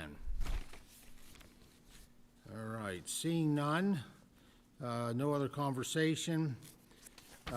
All those in favor of amendment number 10, Mr. Johnson's amendment, signify by saying aye. Aye. Those opposed by saying no. No. In the opinion of the chair, the ayes have it, and the amendment is agreed to. Okay. Ms. Blazinski is recognized. Has an amendment at the desk? Yes, thank you, Mr. Chairman. I have an amendment at the desk, amendment number 54. The clerk will report the title of the amendment. Amendment number 54, offered by Ms. Budzinski of Illinois. Without objection, amendment will be considered as read. I now recognize the distinguished gentlelady, the sponsor of the amendment, for up to 5 minutes for an explanation of their amendment. Thank you, Mr. Chairman. This amendment would strike the rescission of over $1 billion from the Environmental Quality Incentives Program, also referred to as EQIP. Let's start with the facts. When Republicans advanced their reconciliation package, one of the few positive items within this committee's jurisdiction was moving Inflation Reduction Act conservation funding into the Farm Bill baseline. That decision increased long-term funding for programs like EQIP and gave producers more certainty as they plan multi-year investments. I opposed removing the climate-smart guardrails tied to that funding. I believe those guardrails ensured accountability and measurable outcomes. But ultimately, those requirements were removed, and farmers were told conservation funding would now be stable and predictable. And yet this bill rescinds over $1 billion for EQIP, USDA's most oversubscribed conservation program. In fiscal year 2024, fewer than 1 in 4 Illinois EQIP projects were funded, and Illinois ranked nearly last nationally, 50 out of 51 in increases from fiscal year 2023. These projects are real investments that lower input costs, protect soil health, improve water quality, and strengthen long-term productivity. They help farmers in my district manage risk in an era of volatile markets and stay competitive when margins are tight. And now we are pulling more than $1 billion out of it. Roughly $420 million of that rescission is redirected to other programs. If the majority wants to increase funding for these programs, they can make that case. But $420 million is nowhere near $1 billion. The rest appears to be used to help balance other administrative costs in the bill. If we are moving resources out of the most oversubscribed conservation program at the USDA, producers deserve a clear explanation of the trade-offs, especially since some of the programs being funded with EQIP money, like feral swine eradication, only benefit specific regions and not the entire country. Conservation funding is not a slush fund. It's not a reserve account to offset unrelated policy changes. It is a long-term commitment to working lands and the producers who steward them. Without this amendment, Illinois producers are expected to receive nearly a $20 million cut in conservation payments. EQIP helps them reduce risk, it helps them lower input costs, it helps them build resilience in a volatile farm economy. If the majority believes other priorities deserve funding, then be honest enough to acknowledge that these choices carry a cost and allow this farm bill to reflect that cost. But do not quietly remove more than $1 billion from the most popular conservation program in the country, especially after telling producers that conservation funding was secure. I urge adoption of this amendment. I yield back. Gentlelady yields back. Mr. Costa is recognized for 5 minutes. Thank you very much. Mr. Chairman, members of the committee, I think this is a very, very good amendment, and I suspect all of us have experiences within our own districts where EQIP has really performed well. I can tell you over the decades in California, it has been perhaps one of the most popular and successful programs in California agriculture. It's been used to match state funding for multiple beneficial uses in conservation. And to see the cuts in the EQIP program and to see our colleagues' efforts to try to respond to that, I think is worthwhile, and I would wholeheartedly urge all of us to support her efforts in this measure, because it's common sense. But as my mother used to say, she didn't know why they called it common sense. It didn't seem to be all that common. So therefore, I add my support to this amendment and hope that we will, on a bipartisan basis, support it. Any other Republicans seek recognition? Not. Mrs. Takuda is recognized. Thank you, Mr. Chair. I want to thank my colleague from Illinois for introducing this measure. I rise in support of this amendment and to oppose a short-sighted and self-defeating cut to one of the most successful conservation programs in the Farm Bill. EQIP is one of the most trusted tools farmers rely on to care for their land while keeping their operations viable. At a time when unpredictable weather, rising input costs, and market instability are squeezing family farms, Congress should be strengthening programs like EQIP to help them stay resilient and profitable. Instead, this bill, as we've heard, will strip more than $1 billion from this critical program. That's not trimming around the edges. That's pulling the rug out from under farmers who are trying to do the right thing for their land and their bottom line. Over a 5-year Farm Bill period, this represents about $6.4 million in cuts to Hawaii farmers in my district. The Inflation Reduction Act's historic investment in conservation programs like EQIP was supposed to be a promise to farmers. You step up, we'll have your back. Yet last year, the denial or delay of $2 billion in conservation funding through the IRA, including roughly $1.4 billion specifically for EQIP, left over 30,000 farmers across the country, farmers and ranchers, clutching onto receipts with no assurances that the USDA would live up to its word. That's not giving farmers a hand. It's a slap in the face. We already know that EQUIP is oversubscribed. In a typical year, less than half of farmers with strong, high-value conservation projects actually receive funding.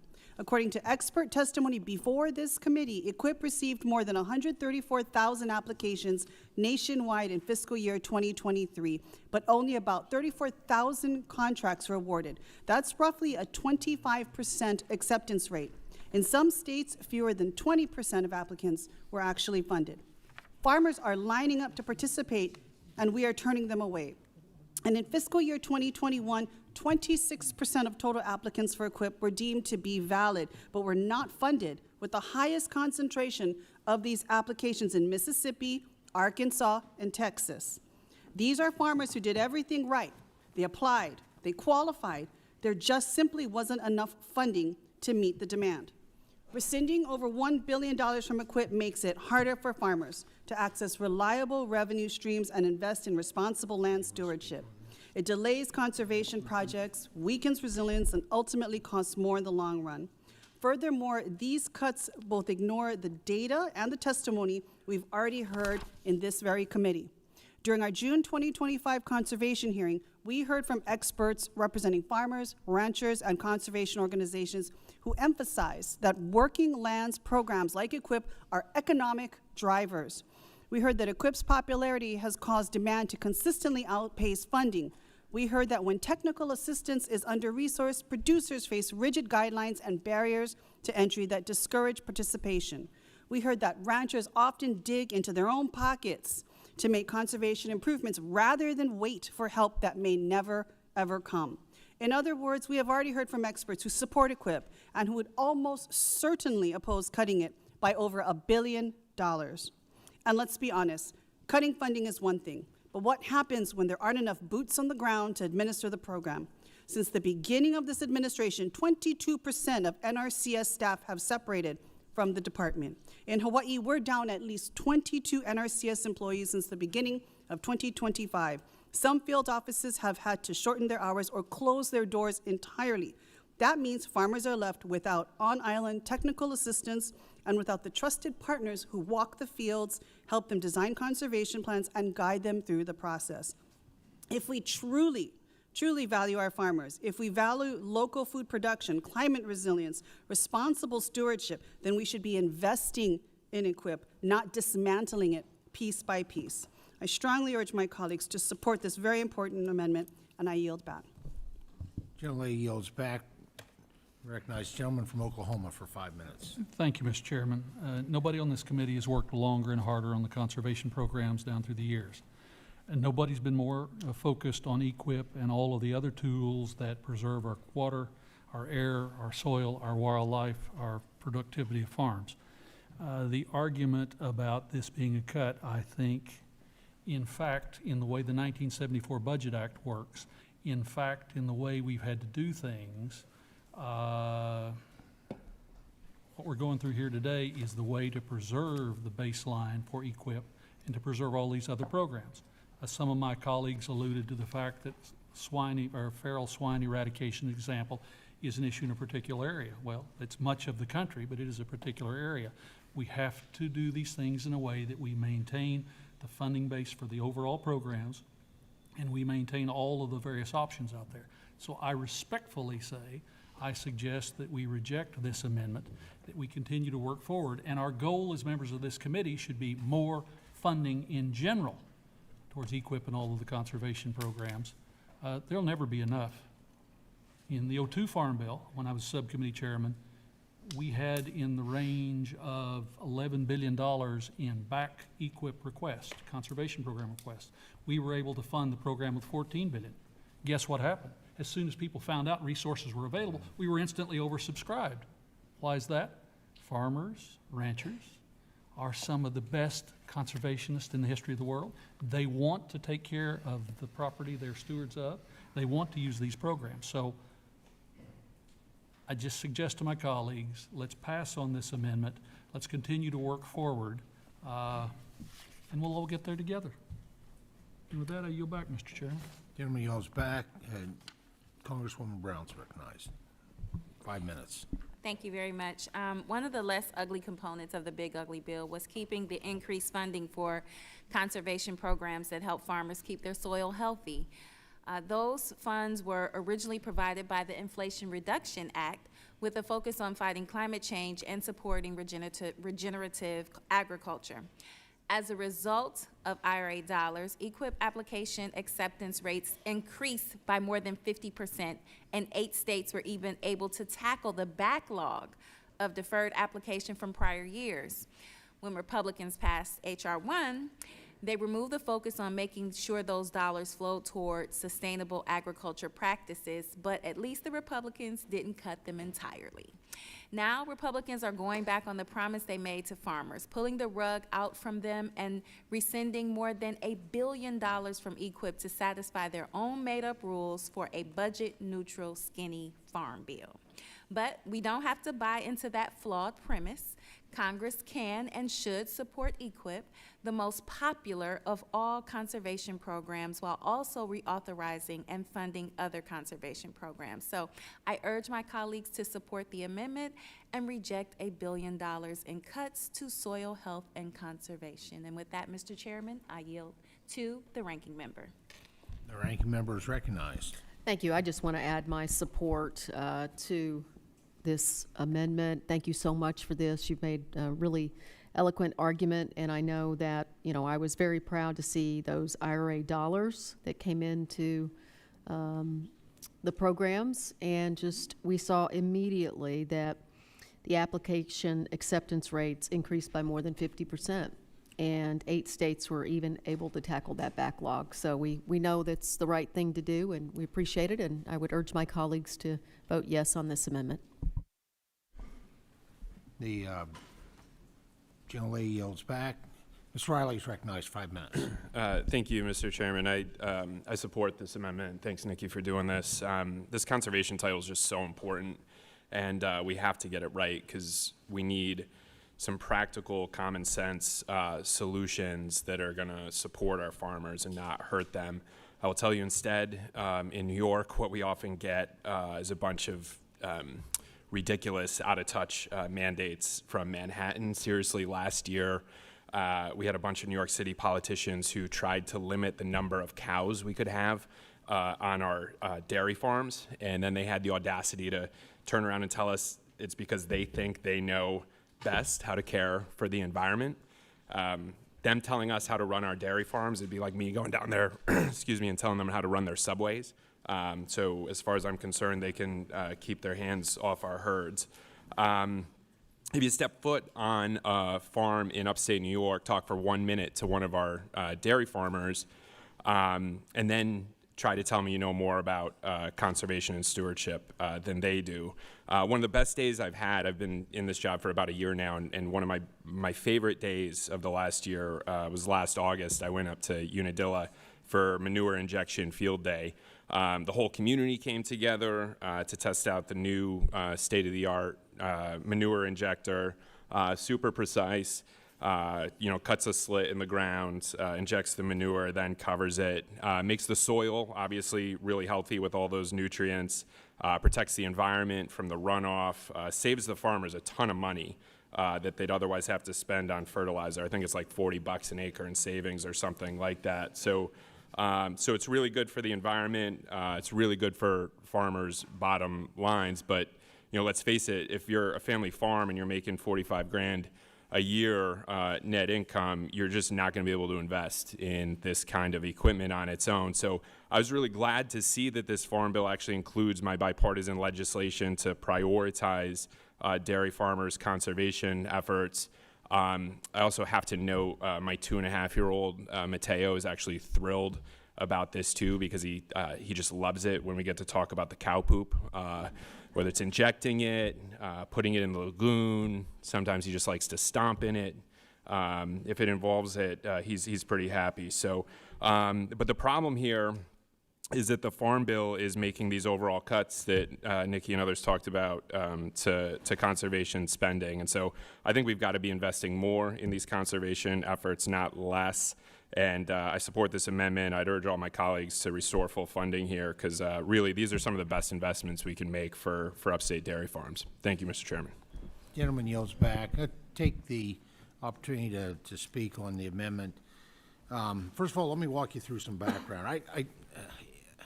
The Farm Bill has to remain budget neutral, but also, though, I have to note that the amendment's not necessary. Let me walk through exactly what happened with H.R. 1.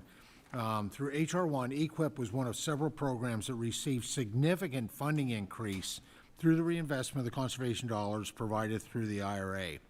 The 2026 Farm Bill created a new forest conservation easement program that I think many of us support, but had to be paid for, and provides $240 million for it over the 5-year life of the bill. Due to the rules of reconciliation, FSEP, Forest Conservation Easement Program, could not be created or funded through H.R. 1 since it was a new program. However, when H.R. 1 was passed, additional dollars were added to EQIP to offset the funding needs to pay for FSEP in its first 5 years. So additional monies was added to EQIP in order to do that. The limited EQIP funding changes also necessary to offset the cost of a few other reforms to the conservation title. So, you know, the funding reallocation in Title II is limited, but is necessary to fund bipartisan priorities that assist beginning farmers, advance soil health initiatives, protect private forest lands, and fund advancements in conservation technologies. There's obviously broad support for those allocations, and this amendment undermines how responsibly pay for it. Even with the changes in EQIP provided by the bill, the funding for the program will still be an increase than what was proposed in the 2024 Farm Bill. That amount is 54% increase for EQIP over the January 2025 baseline for the program.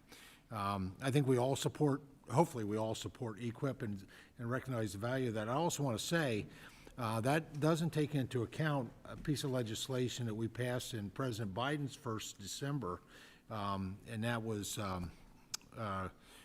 first year or second year, I don't remember what it was, the Sustains Act. It allows the private sector to invest in these conservation programs.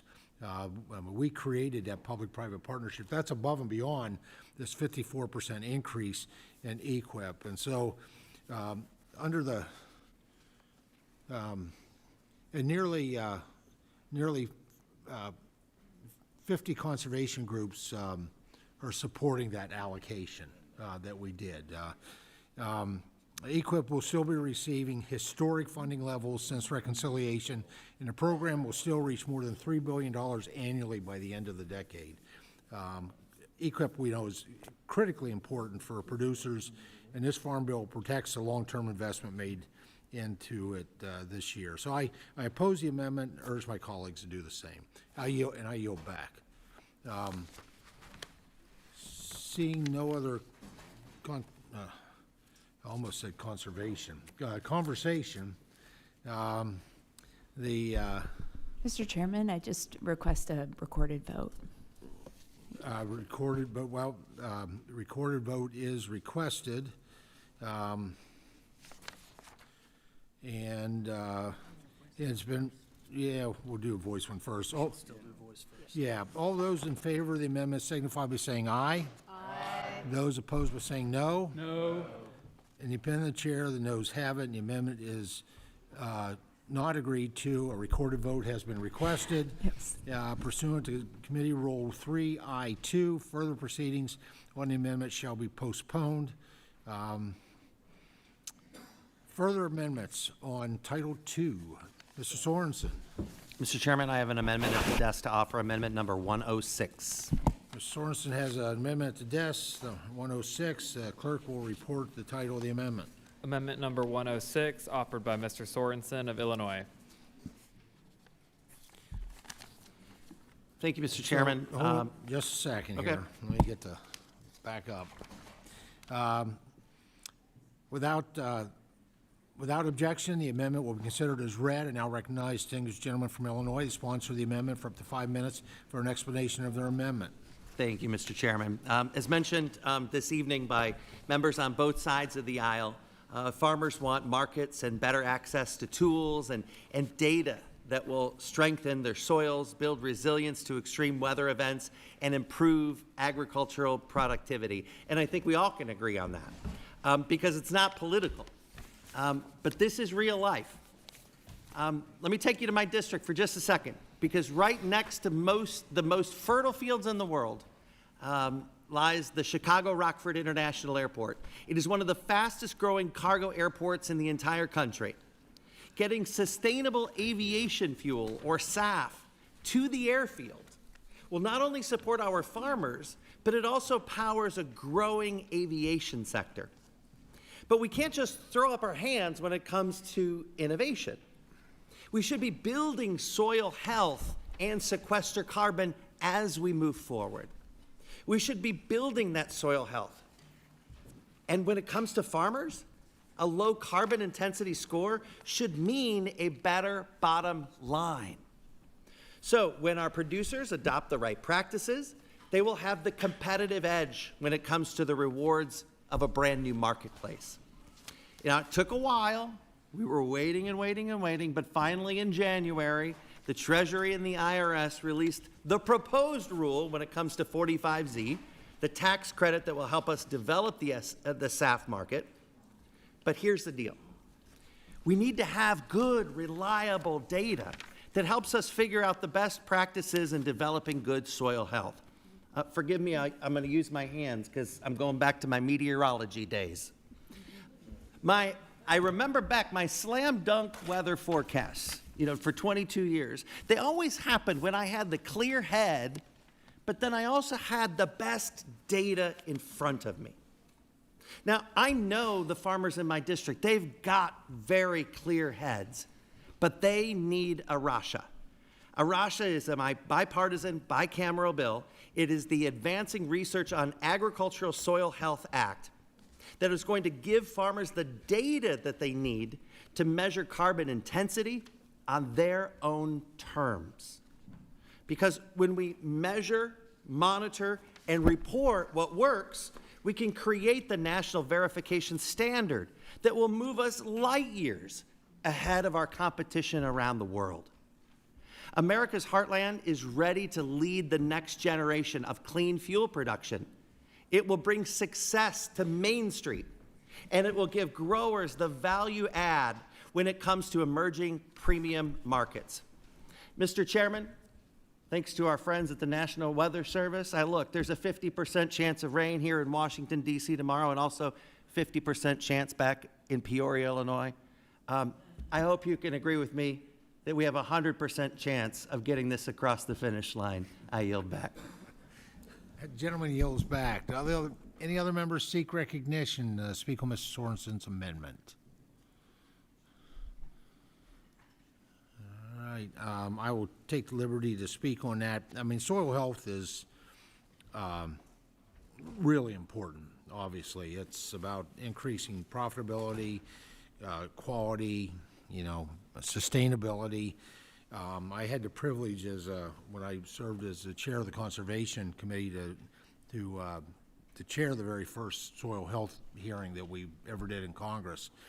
But I have to say, it's already a key purpose of most of our conservation programs authorized in Title II, particularly EQIP and CSP. The numerous practices are already available to improve soil health, and soil testing and planning can already be supported through the existing programs within the Farm Bill as drafted. Additionally, to further support such conservation practices, this Farm Bill creates a new state and tribal soil health program within CSP. Monitoring and evaluation are already included in this new program's list of activities that may be included to improve soil health. And so I also can't support a new authorization of tens of millions of dollars. And so with that, with all that in mind, I oppose this amendment, urge my colleagues to do the same. The ranking member is recognized. I just want to speak in favor of this amendment for my colleague, Mr. Sorensen. Of course, the IRA established a soil carbon monitoring network of thousands of locations around the country. And of course, the amendment would codify that network and make technical improvements to make sure it's collected as consistent and usual, the data. This amendment is also consistent with report language, including in the fiscal year 2026 Ag Appropriations Bill that was supported by many of my Republican colleagues. And so this should be fairly non-controversial, and I would urge a yes vote from our colleagues. And ranking member yields back.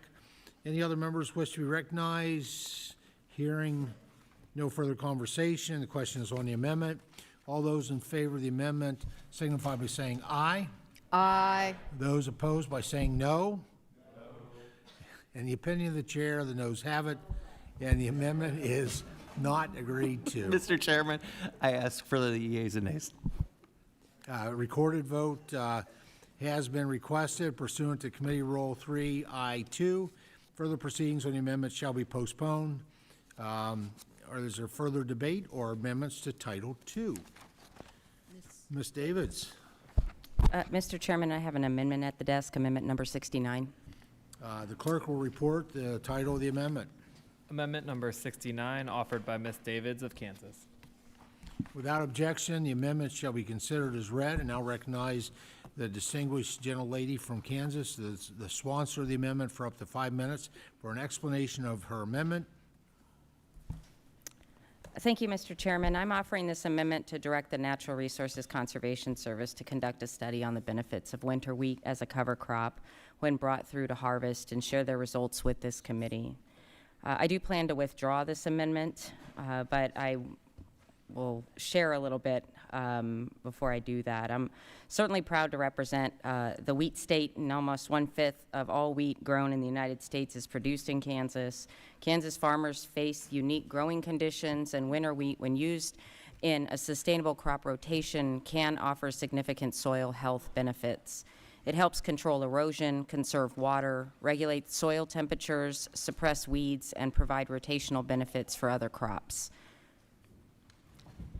My amendment calls for a study on the benefits of winter wheat as both a cover crop and a harvestable crop. Promoting this practice would give Kansas farmers more flexibility, support the use of cover cropping, and improve long-term soil health. It's about fairness for Kansas producers and supporting sound agronomic practices. I hope that we can continue working to address this issue and support wheat growers through the remainder of the Farm Bill process. Mr. Chairman, I withdraw my amendment. Gentlelady, before you withdraw, will you yield? Mr. Chairman, I'm yielding. Yeah, I think, quite frankly, you have an excellent amendment, and would, and if you choose to withdraw, you can, but certainly I would support passage of that amendment, the way you've prepared it, but that is entirely up to you. Then, Mr. Chairman, I would just like to yield my time to anyone who would like to speak in support There you of go. this amendment. Any other members see? Well, we'll let them use their own time. Any other members seek recognition to speak on Ms. David's? I would simply The like ranking to member? add my support for Mrs. David's amendment, that she should definitely not withdraw. It's a good amendment, and I urge that we adopt it, Mr. Any Chairman. other members seek recognition? Mr. Chair, Mr. Scott. it seems to me that some people have a difficult time taking yes for the answer. All right, very good. Let's see. Yeah, I'm getting there. Hold on. So hearing no further conversation, the question is on the amendment. All those in favor of the amendment signify by saying aye. Aye. All those opposed by saying no. In the opinion of the chair, the ayes have it, and the amendment is agreed to. All right. We just don't hear yes very often. Thank you, Mr. Chair. Well, hang in there. It's very confusing. All right, other members further debate or seek recognition under Title II, Conservation? Any other members seek recognition under Title II, the Conservation title? All right, Let's see. Hearing none, Title II is now closed. Are there any amendments under Title III, which is, I believe, the trade title? Oop. Got a Title II? All right. All right. We might have a couple point of orders on Title III. I'll come up here with this Dakota amendment, is one of them. Okay. I'll come up and walk through it. All right, so, Mrs. Hayes, do you have the, I do. okay. Ms. Brown has an amendment at the desk for, under Title II. Okay, this is in, I'm doing this on behalf of Representative Jackson in his absence. Right. And this is for Title II, and the purpose is to establish a new subcategory under the Agriculture Conservation Easement Program for easements that would support urban agriculture.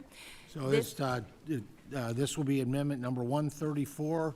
and the 134, that is Clerk will correct. report the title of the amendment. All right. Amendment number 134, offered by Mr. Jackson of Illinois, proposed by Ms. Brown of Ohio. Without objection, the amendment shall be considered as read. I now recognize the gentlelady from Ohio,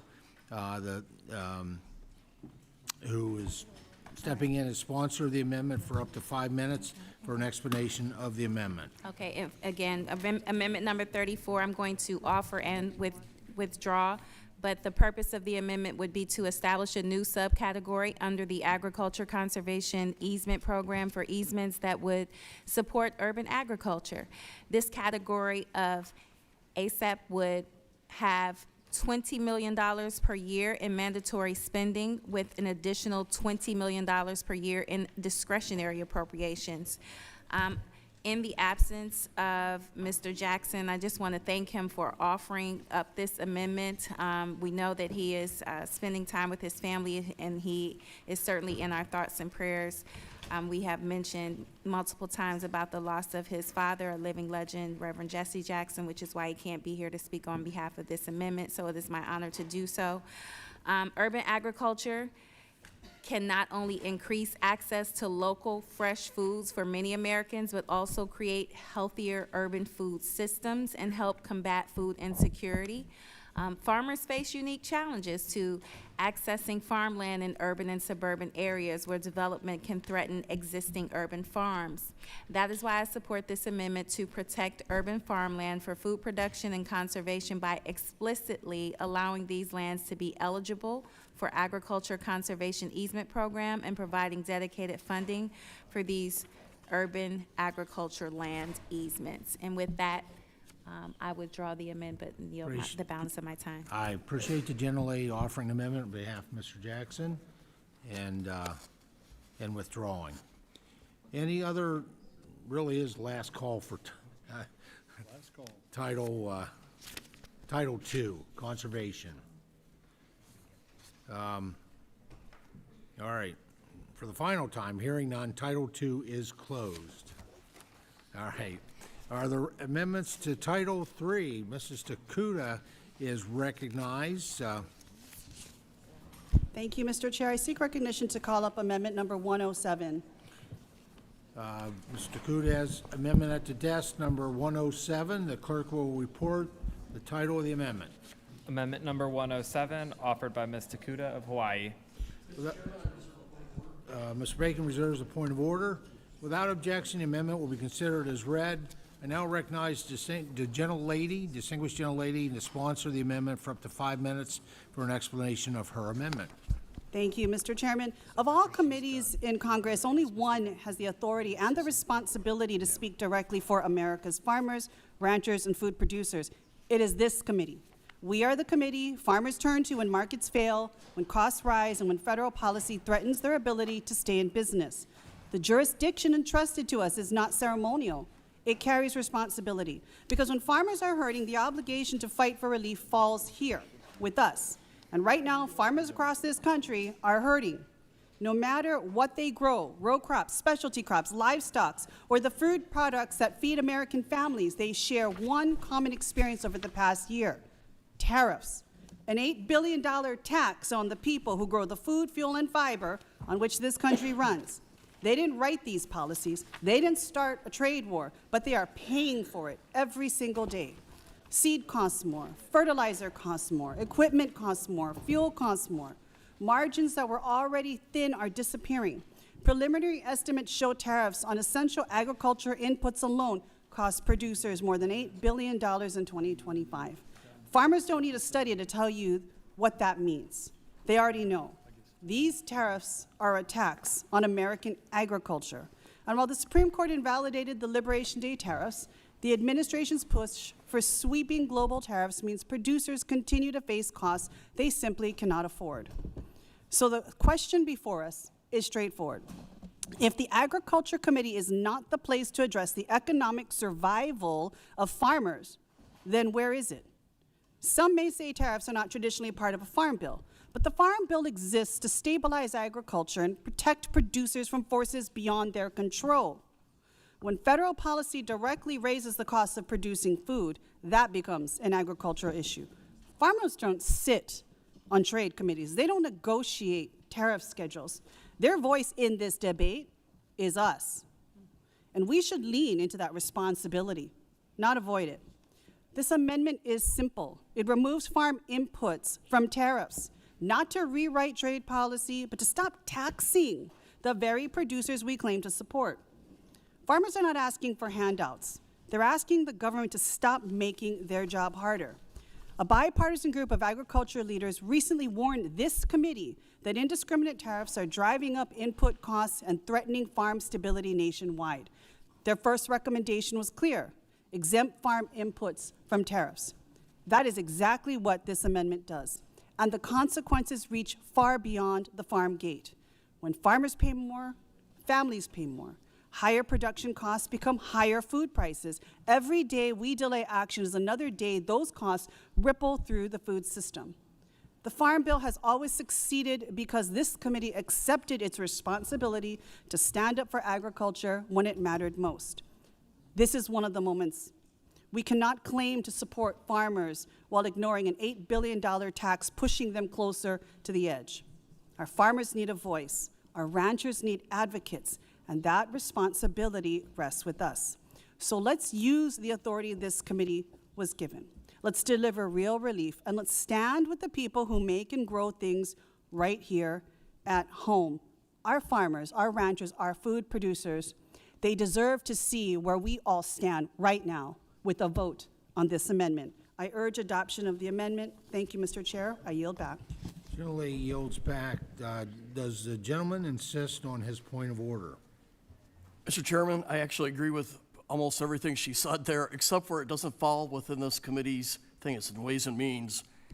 In fact, I have legislation to undo all the tariffs, but it's in the Ways and Means Committee. So I make the point of order that the amendment contains language relating to subject matter within Rule 10, jurisdiction of another committee. Adding such language to the bill would violate Rule 10. The chair is prepared to roll. The amendment does, in fact, add subject matter within the Rule 10 jurisdiction of another committee, and therefore the amendment is in violation, and the point of order is upheld. Mr. Chairman, I would like to be heard on the point of order. Absolutely, the gentlelady is recognized on the debate on the point of order. Mr. Chairman, I respectfully disagree with the ruling. No other committee, as I said, speaks specifically for our farmers, ranchers, and our food producers. Farm policy, which is the basis of the Farm Bill, cannot be decoupled from economic viability. And you're literally undercutting the ability for every farmer, rancher, and producer to be able to survive the kinds of tariffs that they are experiencing right now. The path of least resistance would be to just simply call this not germane and abdicate any responsibility. But right now, what they need from us is to stand up and assert our position that our farmers can no longer bear the brunt of these taxes on the most basic things they need to plant the food that we eat, to grow the protein that is essential for our survival, as well as the fuel and the fiber needed to run this country. So with all due respect, I disagree with the ruling and would order that this is in fact germane. Mr. Huda, would you yield?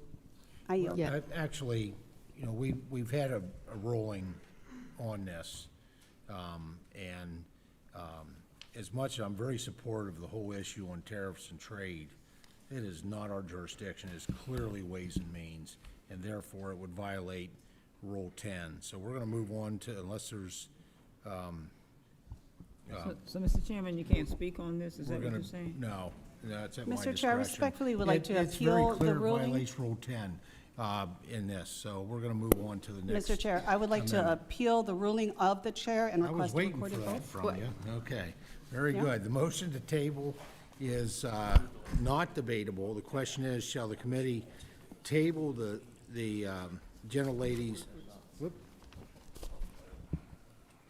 The motion is on appealing the ruling of the chair. No one has offered the motion to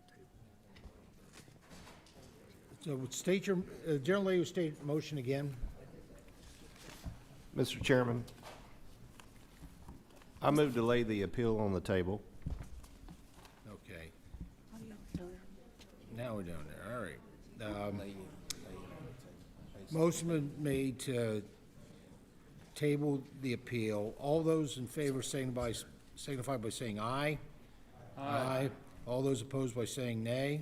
No. Independent chair, the ayes have it, and the motion to table. I request a recorded is vote, agreed Mr. to. Chair. The clerk will call the roll. Mr. Lucas. Yes, on table. Mr. Lucas votes aye. Mr. Austin Scott. Aye. Mr. Austin Scott votes aye. Mr. Crawford. Mr. Crawford. Mr. Desjardins. Mr. Desjardins. Mr. Rouser. Aye. Mr. Rouser votes aye. Mr. Kelly. Aye. Mr. Kelly votes aye. Mr. Bacon. Aye. Mr. Bacon votes aye. Mr. Bost. Mr. Bost. Mr. Johnson. Mr. Johnson.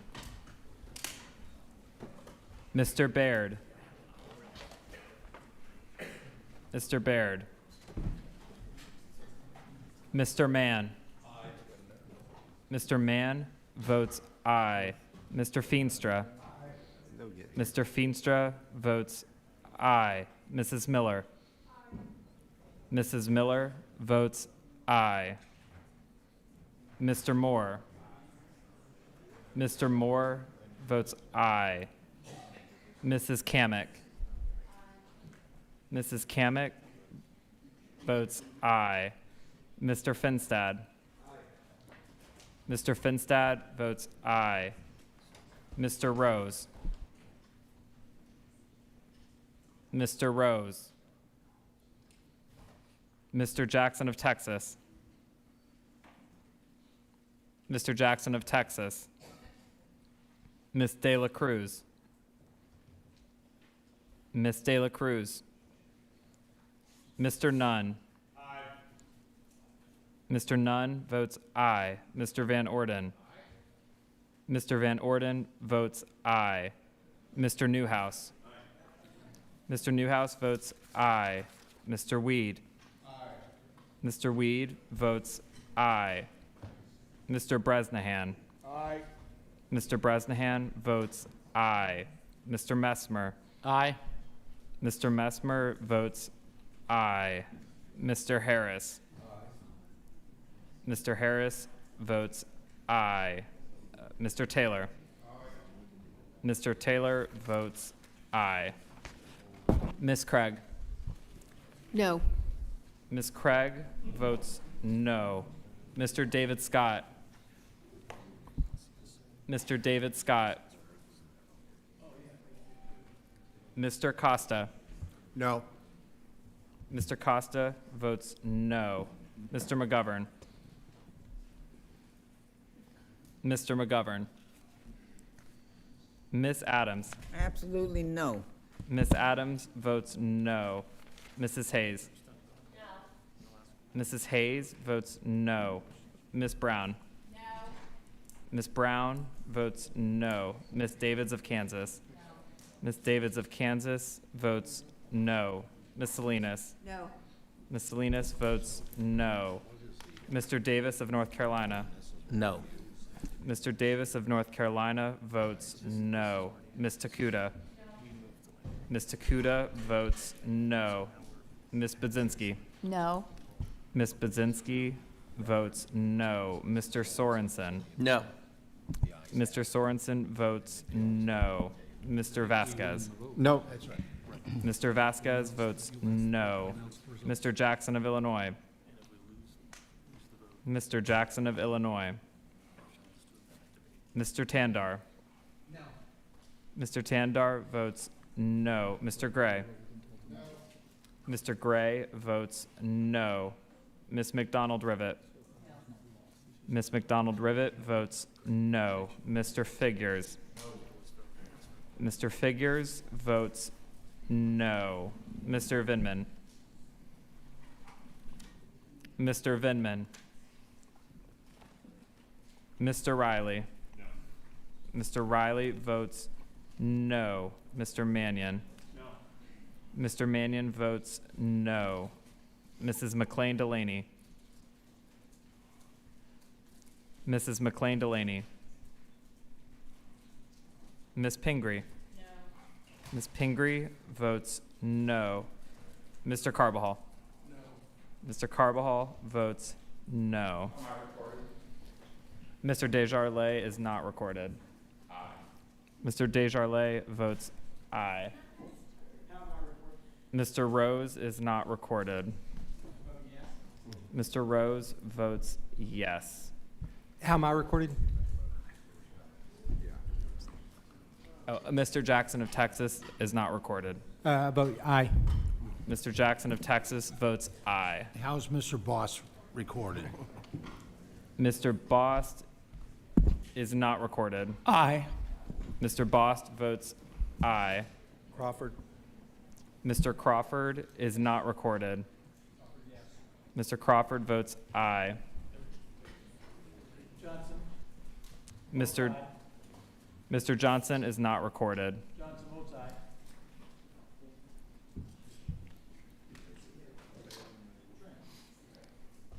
Chairman Thompson. Votes aye. Chairman Thompson votes aye.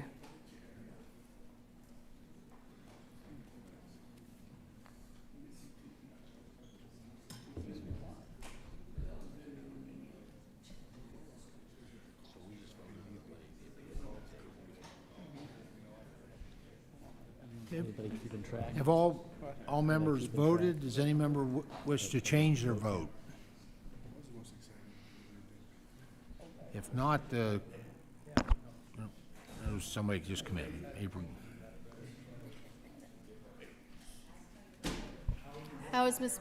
McLean Delaney recorded? Mrs. McLean Delaney is not recorded. Aye. Mrs. McLean Delaney votes no. Have all other members voted? Anybody wish to change their vote? If not, the clerk will report the vote.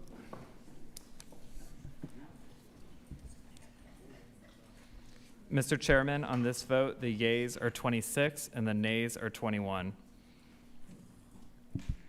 And the motion to lay the appeal on the table is passed. All right, still working on Title III. Mr. Gray is recognized. Mr. Gray's got an amendment at the desk. Mr. Chairman, I have an amendment at the desk, amendment number 75. I don't know what the title was. Amendment, Ms. Gray has amendment number 75 at the desk.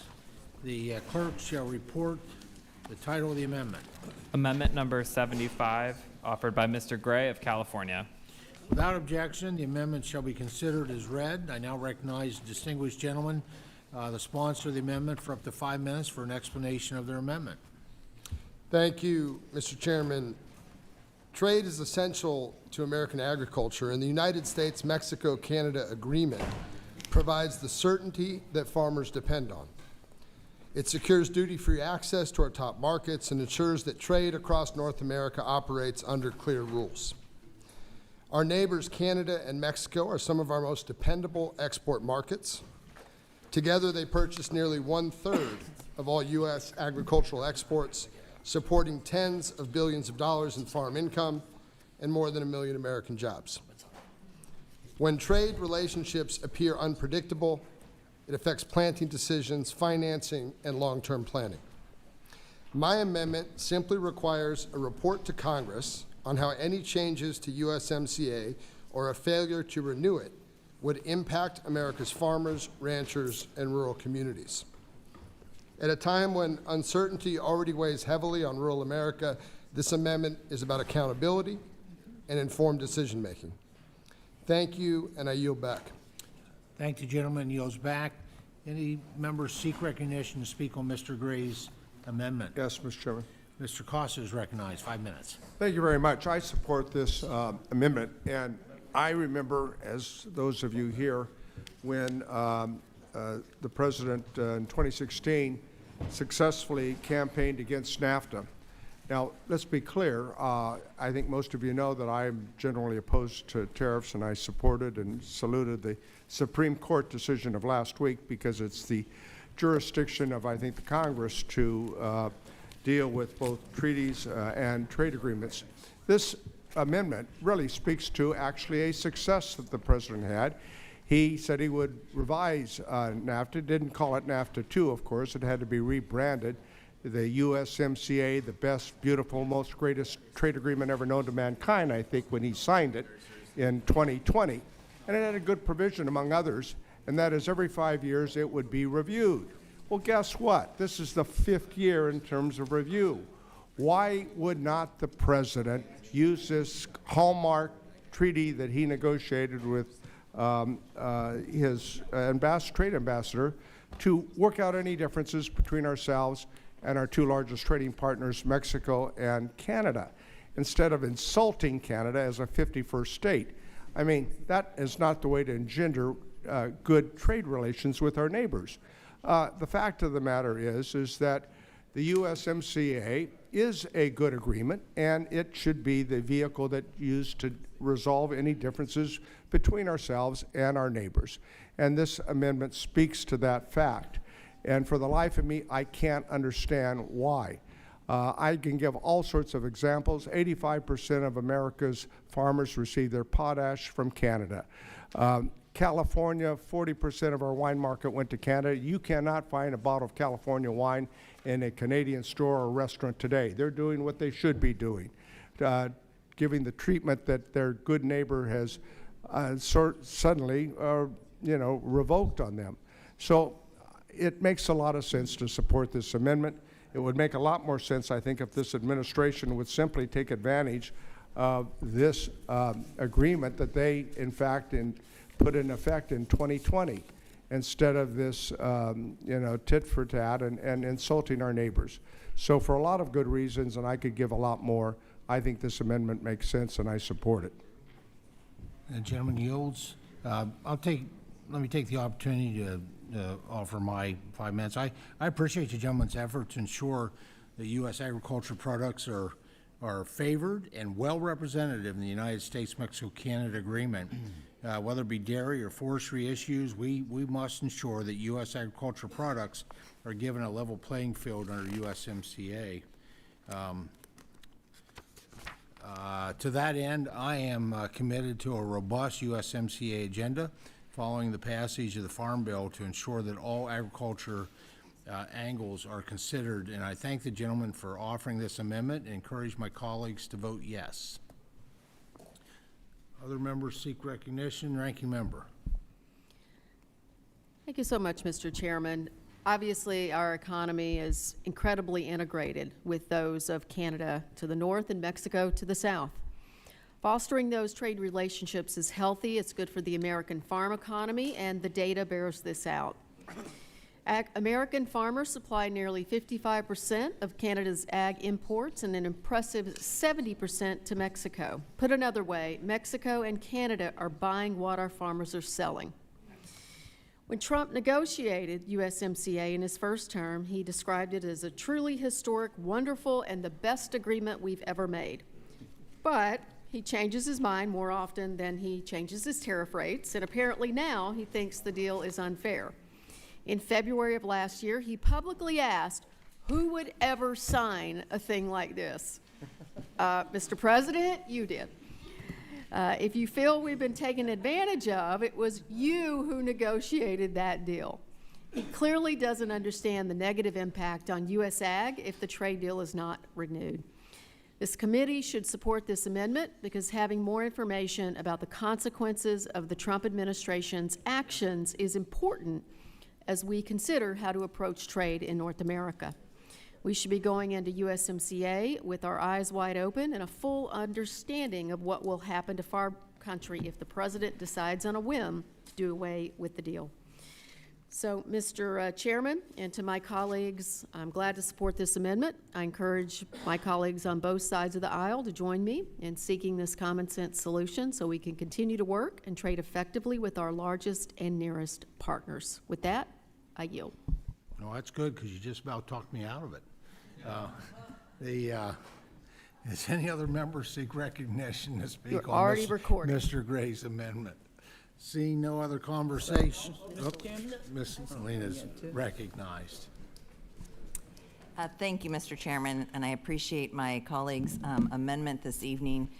Oregon is the sixth largest state in terms of trade per capita.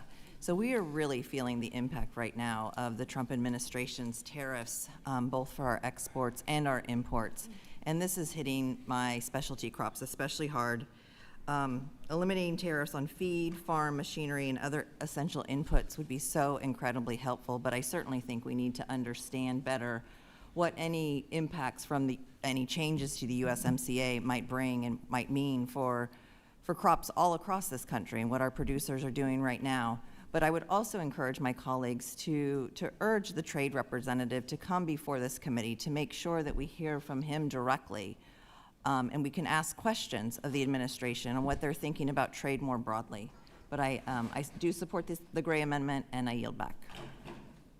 General yields back. Any other members seek recognition? Ms. Adams. Thank you, Mr. Chairman. I just want to certainly support it as well, and the comments from my colleagues. And I think we should all be supportive of generating additional data and information in this area. We know that our farmers are struggling right now, and we have a responsibility, I believe, to understand the consequences of the government's policy decisions. So I support the amendment and encourage my colleagues to do the same. Generally yields. Any other members seek recognition? Speak on the amendment. Seeing no further conversation, the question is on the amendment by Mr. Gray. All those in favor of the amendment signify by saying aye. Aye. Those opposed by saying no. In the opinion of the chair, the ayes have it, and the amendment is agreed to. Any other members seek further debate or amendments to Title III? Ms. Brown has an amendment at the desk. The clerk shall report the title of the amendment. I believe number 127? Sure. Okay. 127. Yes. Am I good to go?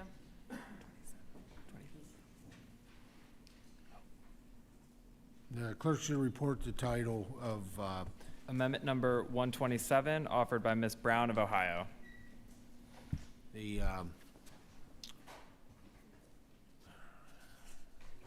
now recognize the distinguished lady for the sponsored amendment for up to 5 minutes for an explanation of her amendment. Thank you, Mr. Chairman. My amendment is a direct response to the #1 concern that we are hearing from farmers in Ohio and across the country: tariffs. We know that farmers and ranchers are on the front lines of global trade and market fluctuations, and this administration's tariff agenda has created unnecessary and unacceptable uncertainty.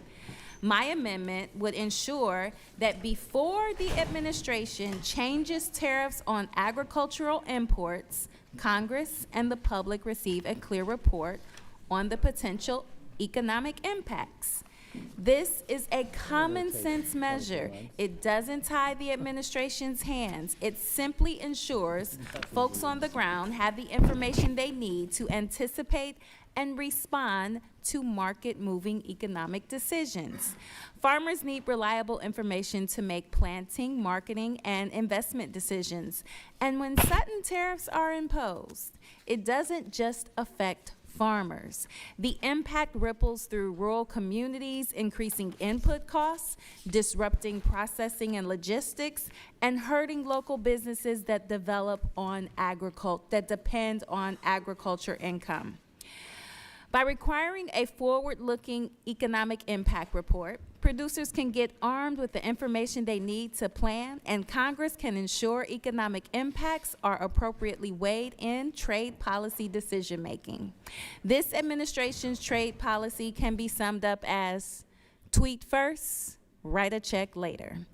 Time and time again, farmers have been forced to rely on trade mitigation payments that fall short of making them whole, pick winners and losers in the marketplace, and ignore the broader economic ripple effects on rural communities.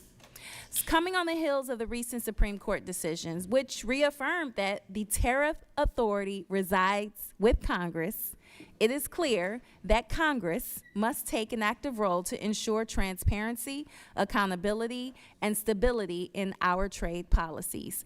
Farmers should not be collateral damage in a chaotic trade agenda. They need stability and predictability, not sudden announcements that upend markets overnight. So, Mr. Chairman, that is what my amendment attempts to do.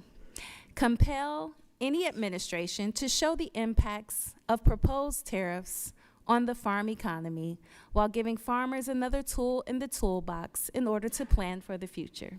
And with that, Mr. Chairman, I yield back. Gentlelady yields back. Thank her. Other members seek recognition to speak on Ms. Brown's.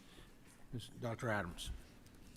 Thank you, Mr. Chairman. I do seek recognition to speak on the amendment. I am in support of this amendment. Farm groups across the country are making it clear that they want the Trump administration to take a different approach on trade.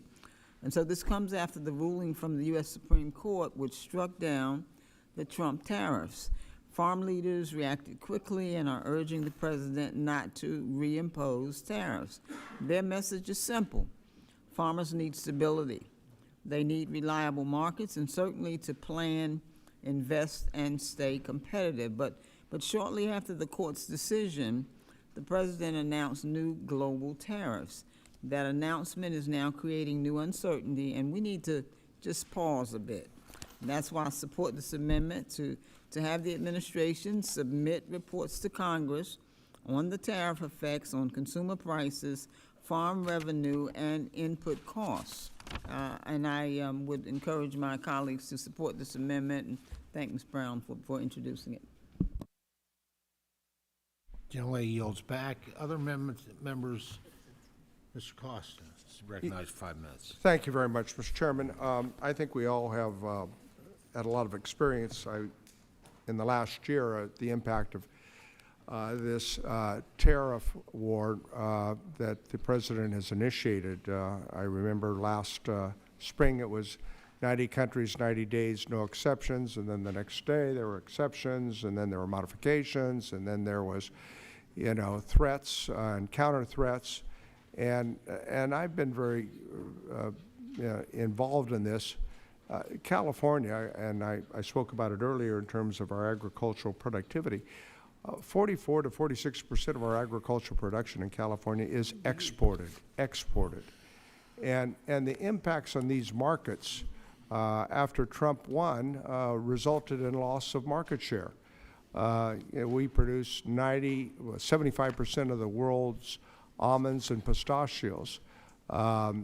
When the tariffs went in with China and India as an example, Australia started planting almonds. We lost market share.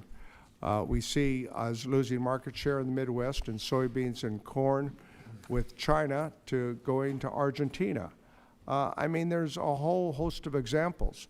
Our agricultural industry around the country works really hard to establish market share and to be competitive. And when we have a level playing field, we can and we have proven to be competitive. And it seems to me that the Trade Promotional Agreement, TPP, or TTIP back then, working together is a much more common sense way to, in fact, establish fair boundaries on reciprocal trade agreements. And I hope that as a result of the Supreme Court's decision, this amendment, Mr. Gray's amendment and others, that we'll come back to a point where we allow our farmers to do what they do best, which is compete when they have a level playing field. And I think this amendment speaks to that effect, and hopefully we'll get an opportunity to have our trade ambassador come and we can have a rational discussion on how we go forward. I know that there's a lot of markets out there that we can compete in, but I'll see you 10%, I'll raise you 15%, I'll go back to 10%. No, I really meant 25%. Farmers, markets like certainty. They like stability. And the chaotic nature that has been created as a result of the effects of this last year have proven evident to really destroy market prices. And therefore, I think we've got to come back to a place where we are able to conduct our trade agreements in a traditional way in which we are trusted and respected, and not seem to going off to threats and the highest bidder. So I would, for a whole lot of reasons, support this amendment. Thank you. Yield back. Gentleman yields back. Ms. Brzezinski is recognized for 5 minutes. Thank you, Mr. Chairman. I just want to speak out in support of Congresswoman Brown's amendment. This amendment is really just about transparency and accountability. It doesn't tie the administration's hands. It simply requires that they lay out the facts before modifying tariffs on agricultural products. And just to echo a lot of what my colleagues have already talked about, I'd like to emphasize that bankruptcies have jumped by 46% in 2025. Of that, 40% of them were Midwestern farmers. At the same time, farm operating loans increased by 30%, meaning more producers are borrowing just to stay afloat. And this is just to speak to the tremendous pressures that our growers are really facing. And so I think truly, they want access to markets. They want to know how these tariffs are going to input what they're growing and how that's going to impact the market that they're trying to sell for. So before we make these changes that could drive up these costs even higher, I just believe that Congress should at least see the data and conduct basic due diligence before an administration takes these on. So I'll yield back. Thank you. Gina Lee yields back. Any other members seek recognition to speak? The ranking member is recognized. I'll be brief, Mr. Chairman. I just want to thank the vice ranking member for her amendment and lend my support to it as well. Any other members seek recognition? If not, I'll take the liberty of my time. I thank the gentlelady for bringing forward this amendment. President Trump, in coordination with Secretary Rollins and Ambassador Greer, are working hard to ensure American producers are treated fairly in the global markets. USDA and USTR already have the authority to issue joint reports on the economic outlook of agriculture tariffs, and they have done so. But these reports should not be weaponized as bureaucratic red tape to slow down the president's agenda. And for this reason, I'll be voting no on this amendment, and I encourage my colleagues to do the same. If there's no other conversation, the question is on the amendment. All those in favor of the amendment signify by saying aye. Aye. Those opposed by saying no. No. In the opinion of the chair, the noes have it, and the amendment is not agreed to. A recorded vote has been requested pursuant to Committee Rule 3I2. Further proceedings on the amendment shall be postponed. Are there additional amendments to Title III? Mr. Vasquez is recognized. He has an amendment at the desk. Thank you, Mr. Chairman. I have an amendment at the desk, amendment number 141. Very good. Mr. Vasquez has an amendment at the desk, and the clerk will report the title. Amendment number 141, offered by Mr. Vasquez of New Mexico.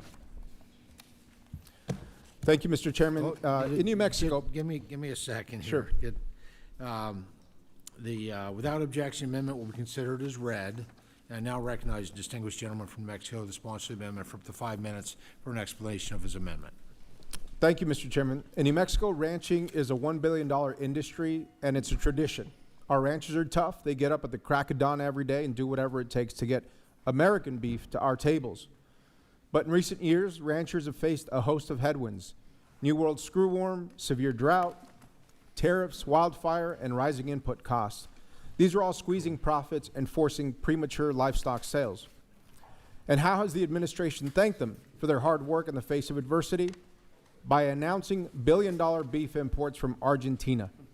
That's not America first. That's putting Argentina's ranchers first and leaving American ranchers in the dust.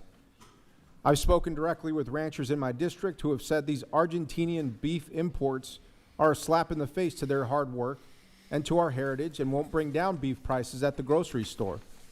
So I think it's enough with the bailouts on the backs of Americans. My amendment would condemn the administration's push to prioritize Argentinian beef at the expense of American cattle ranchers. It would also require the USDA to report in detail how Argentinian beef imports are hurting domestic cattle producers, prices, and rural economies. I say, let's support our own ranchers and put a stop to these harmful trade policies. Thank you, Mr. Chairman. I yield back. Gentleman yields back. I thank him. Any other members seek recognition to speak on this amendment? Ms. Davis recognized for 5 minutes. Thank you, Mr. Chairman.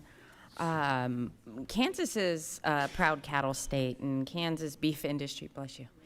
The Kansas beef industry generates $13.59 billion in output and supports more than 45,000 jobs statewide. I consistently hear from producers that amid challenging economic conditions in farm country, cattle ranching is a bright spot. President Trump's recent executive order to allow 4 times as much beef from Argentina to enter the U.S. this year undermines American cattle ranchers and increases market volatility. Moreover, economists estimate this will fail to meaningfully lower grocery prices. I am absolutely ready to work in a bipartisan way to invest in American cattle producers and take steps to address the high food costs that are squeezing American families. However, increasing beef imports from Argentina is counterproductive, and I urge my colleagues to support this amendment. Thank you, and I yield back. Thank the gentlelady. She yields back. Other members that seek recognition to speak, Ms. Figures. Thank you, Mr. Chair. I just have a couple questions for my colleague, Mr. Vasquez. Are you aware of any shortages in beef production here by American farmers? Absolutely. So beef prices have been elevated largely because of those beef shortages. In fact, the U.S. lost roughly 17% of cattle ranch operations, more than 150,000 ranches since 2017. Oh, thank you. I yield back. Gentleman yields back. Any other members seek recognition to speak on the amendment? If not, I'll take the opportunity to weigh in here. I thank the gentleman from Mexico for offering this amendment. This amendment would ensure the impact of additional imports of fresh beef from Argentina on U.S. producers is carefully studied. We must always strive to support U.S. cattle ranchers above all else, which is why I'm happy to support this amendment, and I urge my colleagues to do the same. Any other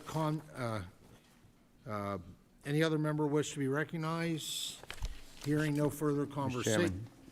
Mr. Scott is recognized. I'm not opposed to the amendment, but most of what we're importing from Argentina is lean trimming that gets blended with U.S. beef in the, for the consumer in ground beef. That's just the facts of what's Sure. being imported. And I hope we do get a detailed report that show how the market should not have moved the magnitude that it did when the announcement was made. And I know it settled back down, but the U.S. beef herd is at one of the lowest. It's at the lowest point in decades, and it's going to take a while for us to recover that. With that, I yield. Gentleman yields back. Ranking members recognized. Thank you, Mr. Chairman. I just want to lend my support as well to Mr. Vasquez's amendment, and I hope my colleagues will support it. Ranking member yields back. Chairman? Is there someone else? I missed. Yeah. Dr. Adams is recognized. Thank you, Mr. Chairman. I do want to lend support to this. Importing beef from Argentina undermines U.S. producers. The U.S. cattle herd is at historic lows right now. For years, cattle producers have suffered through bad markets, and right now they're finally recouping some of those losses and decisions, like the one to import more from Argentina hurts our producers. So I do want to support this, and I yield back, Mr. Chairman. Lady yields back. Any other members seek recognition? Seeing none. Hearing no further conversation, the question is on the amendment. All those in favor of the amendment signify by saying aye. Aye. Those opposed by saying no. In the opinion of the chair, the ayes have it, and the amendment is agreed to. Any other members seek recognition for the introduction of an amendment under Title III, Trade? Any other members seek recognition under Title III? I'm going to say it 3 times this time. Any members seek recognition for the further debate or an amendment under Title III? Hearing none, Title III is now closed. Yeah, right. I know I promised you all we'd be out of here by 12:59. 11:59. We're actually going to leave. We're actually going to leave right now. So the committee shall stand in recess until the call of the chair. We will reconvene tomorrow at 8 a.m. to consider amendments.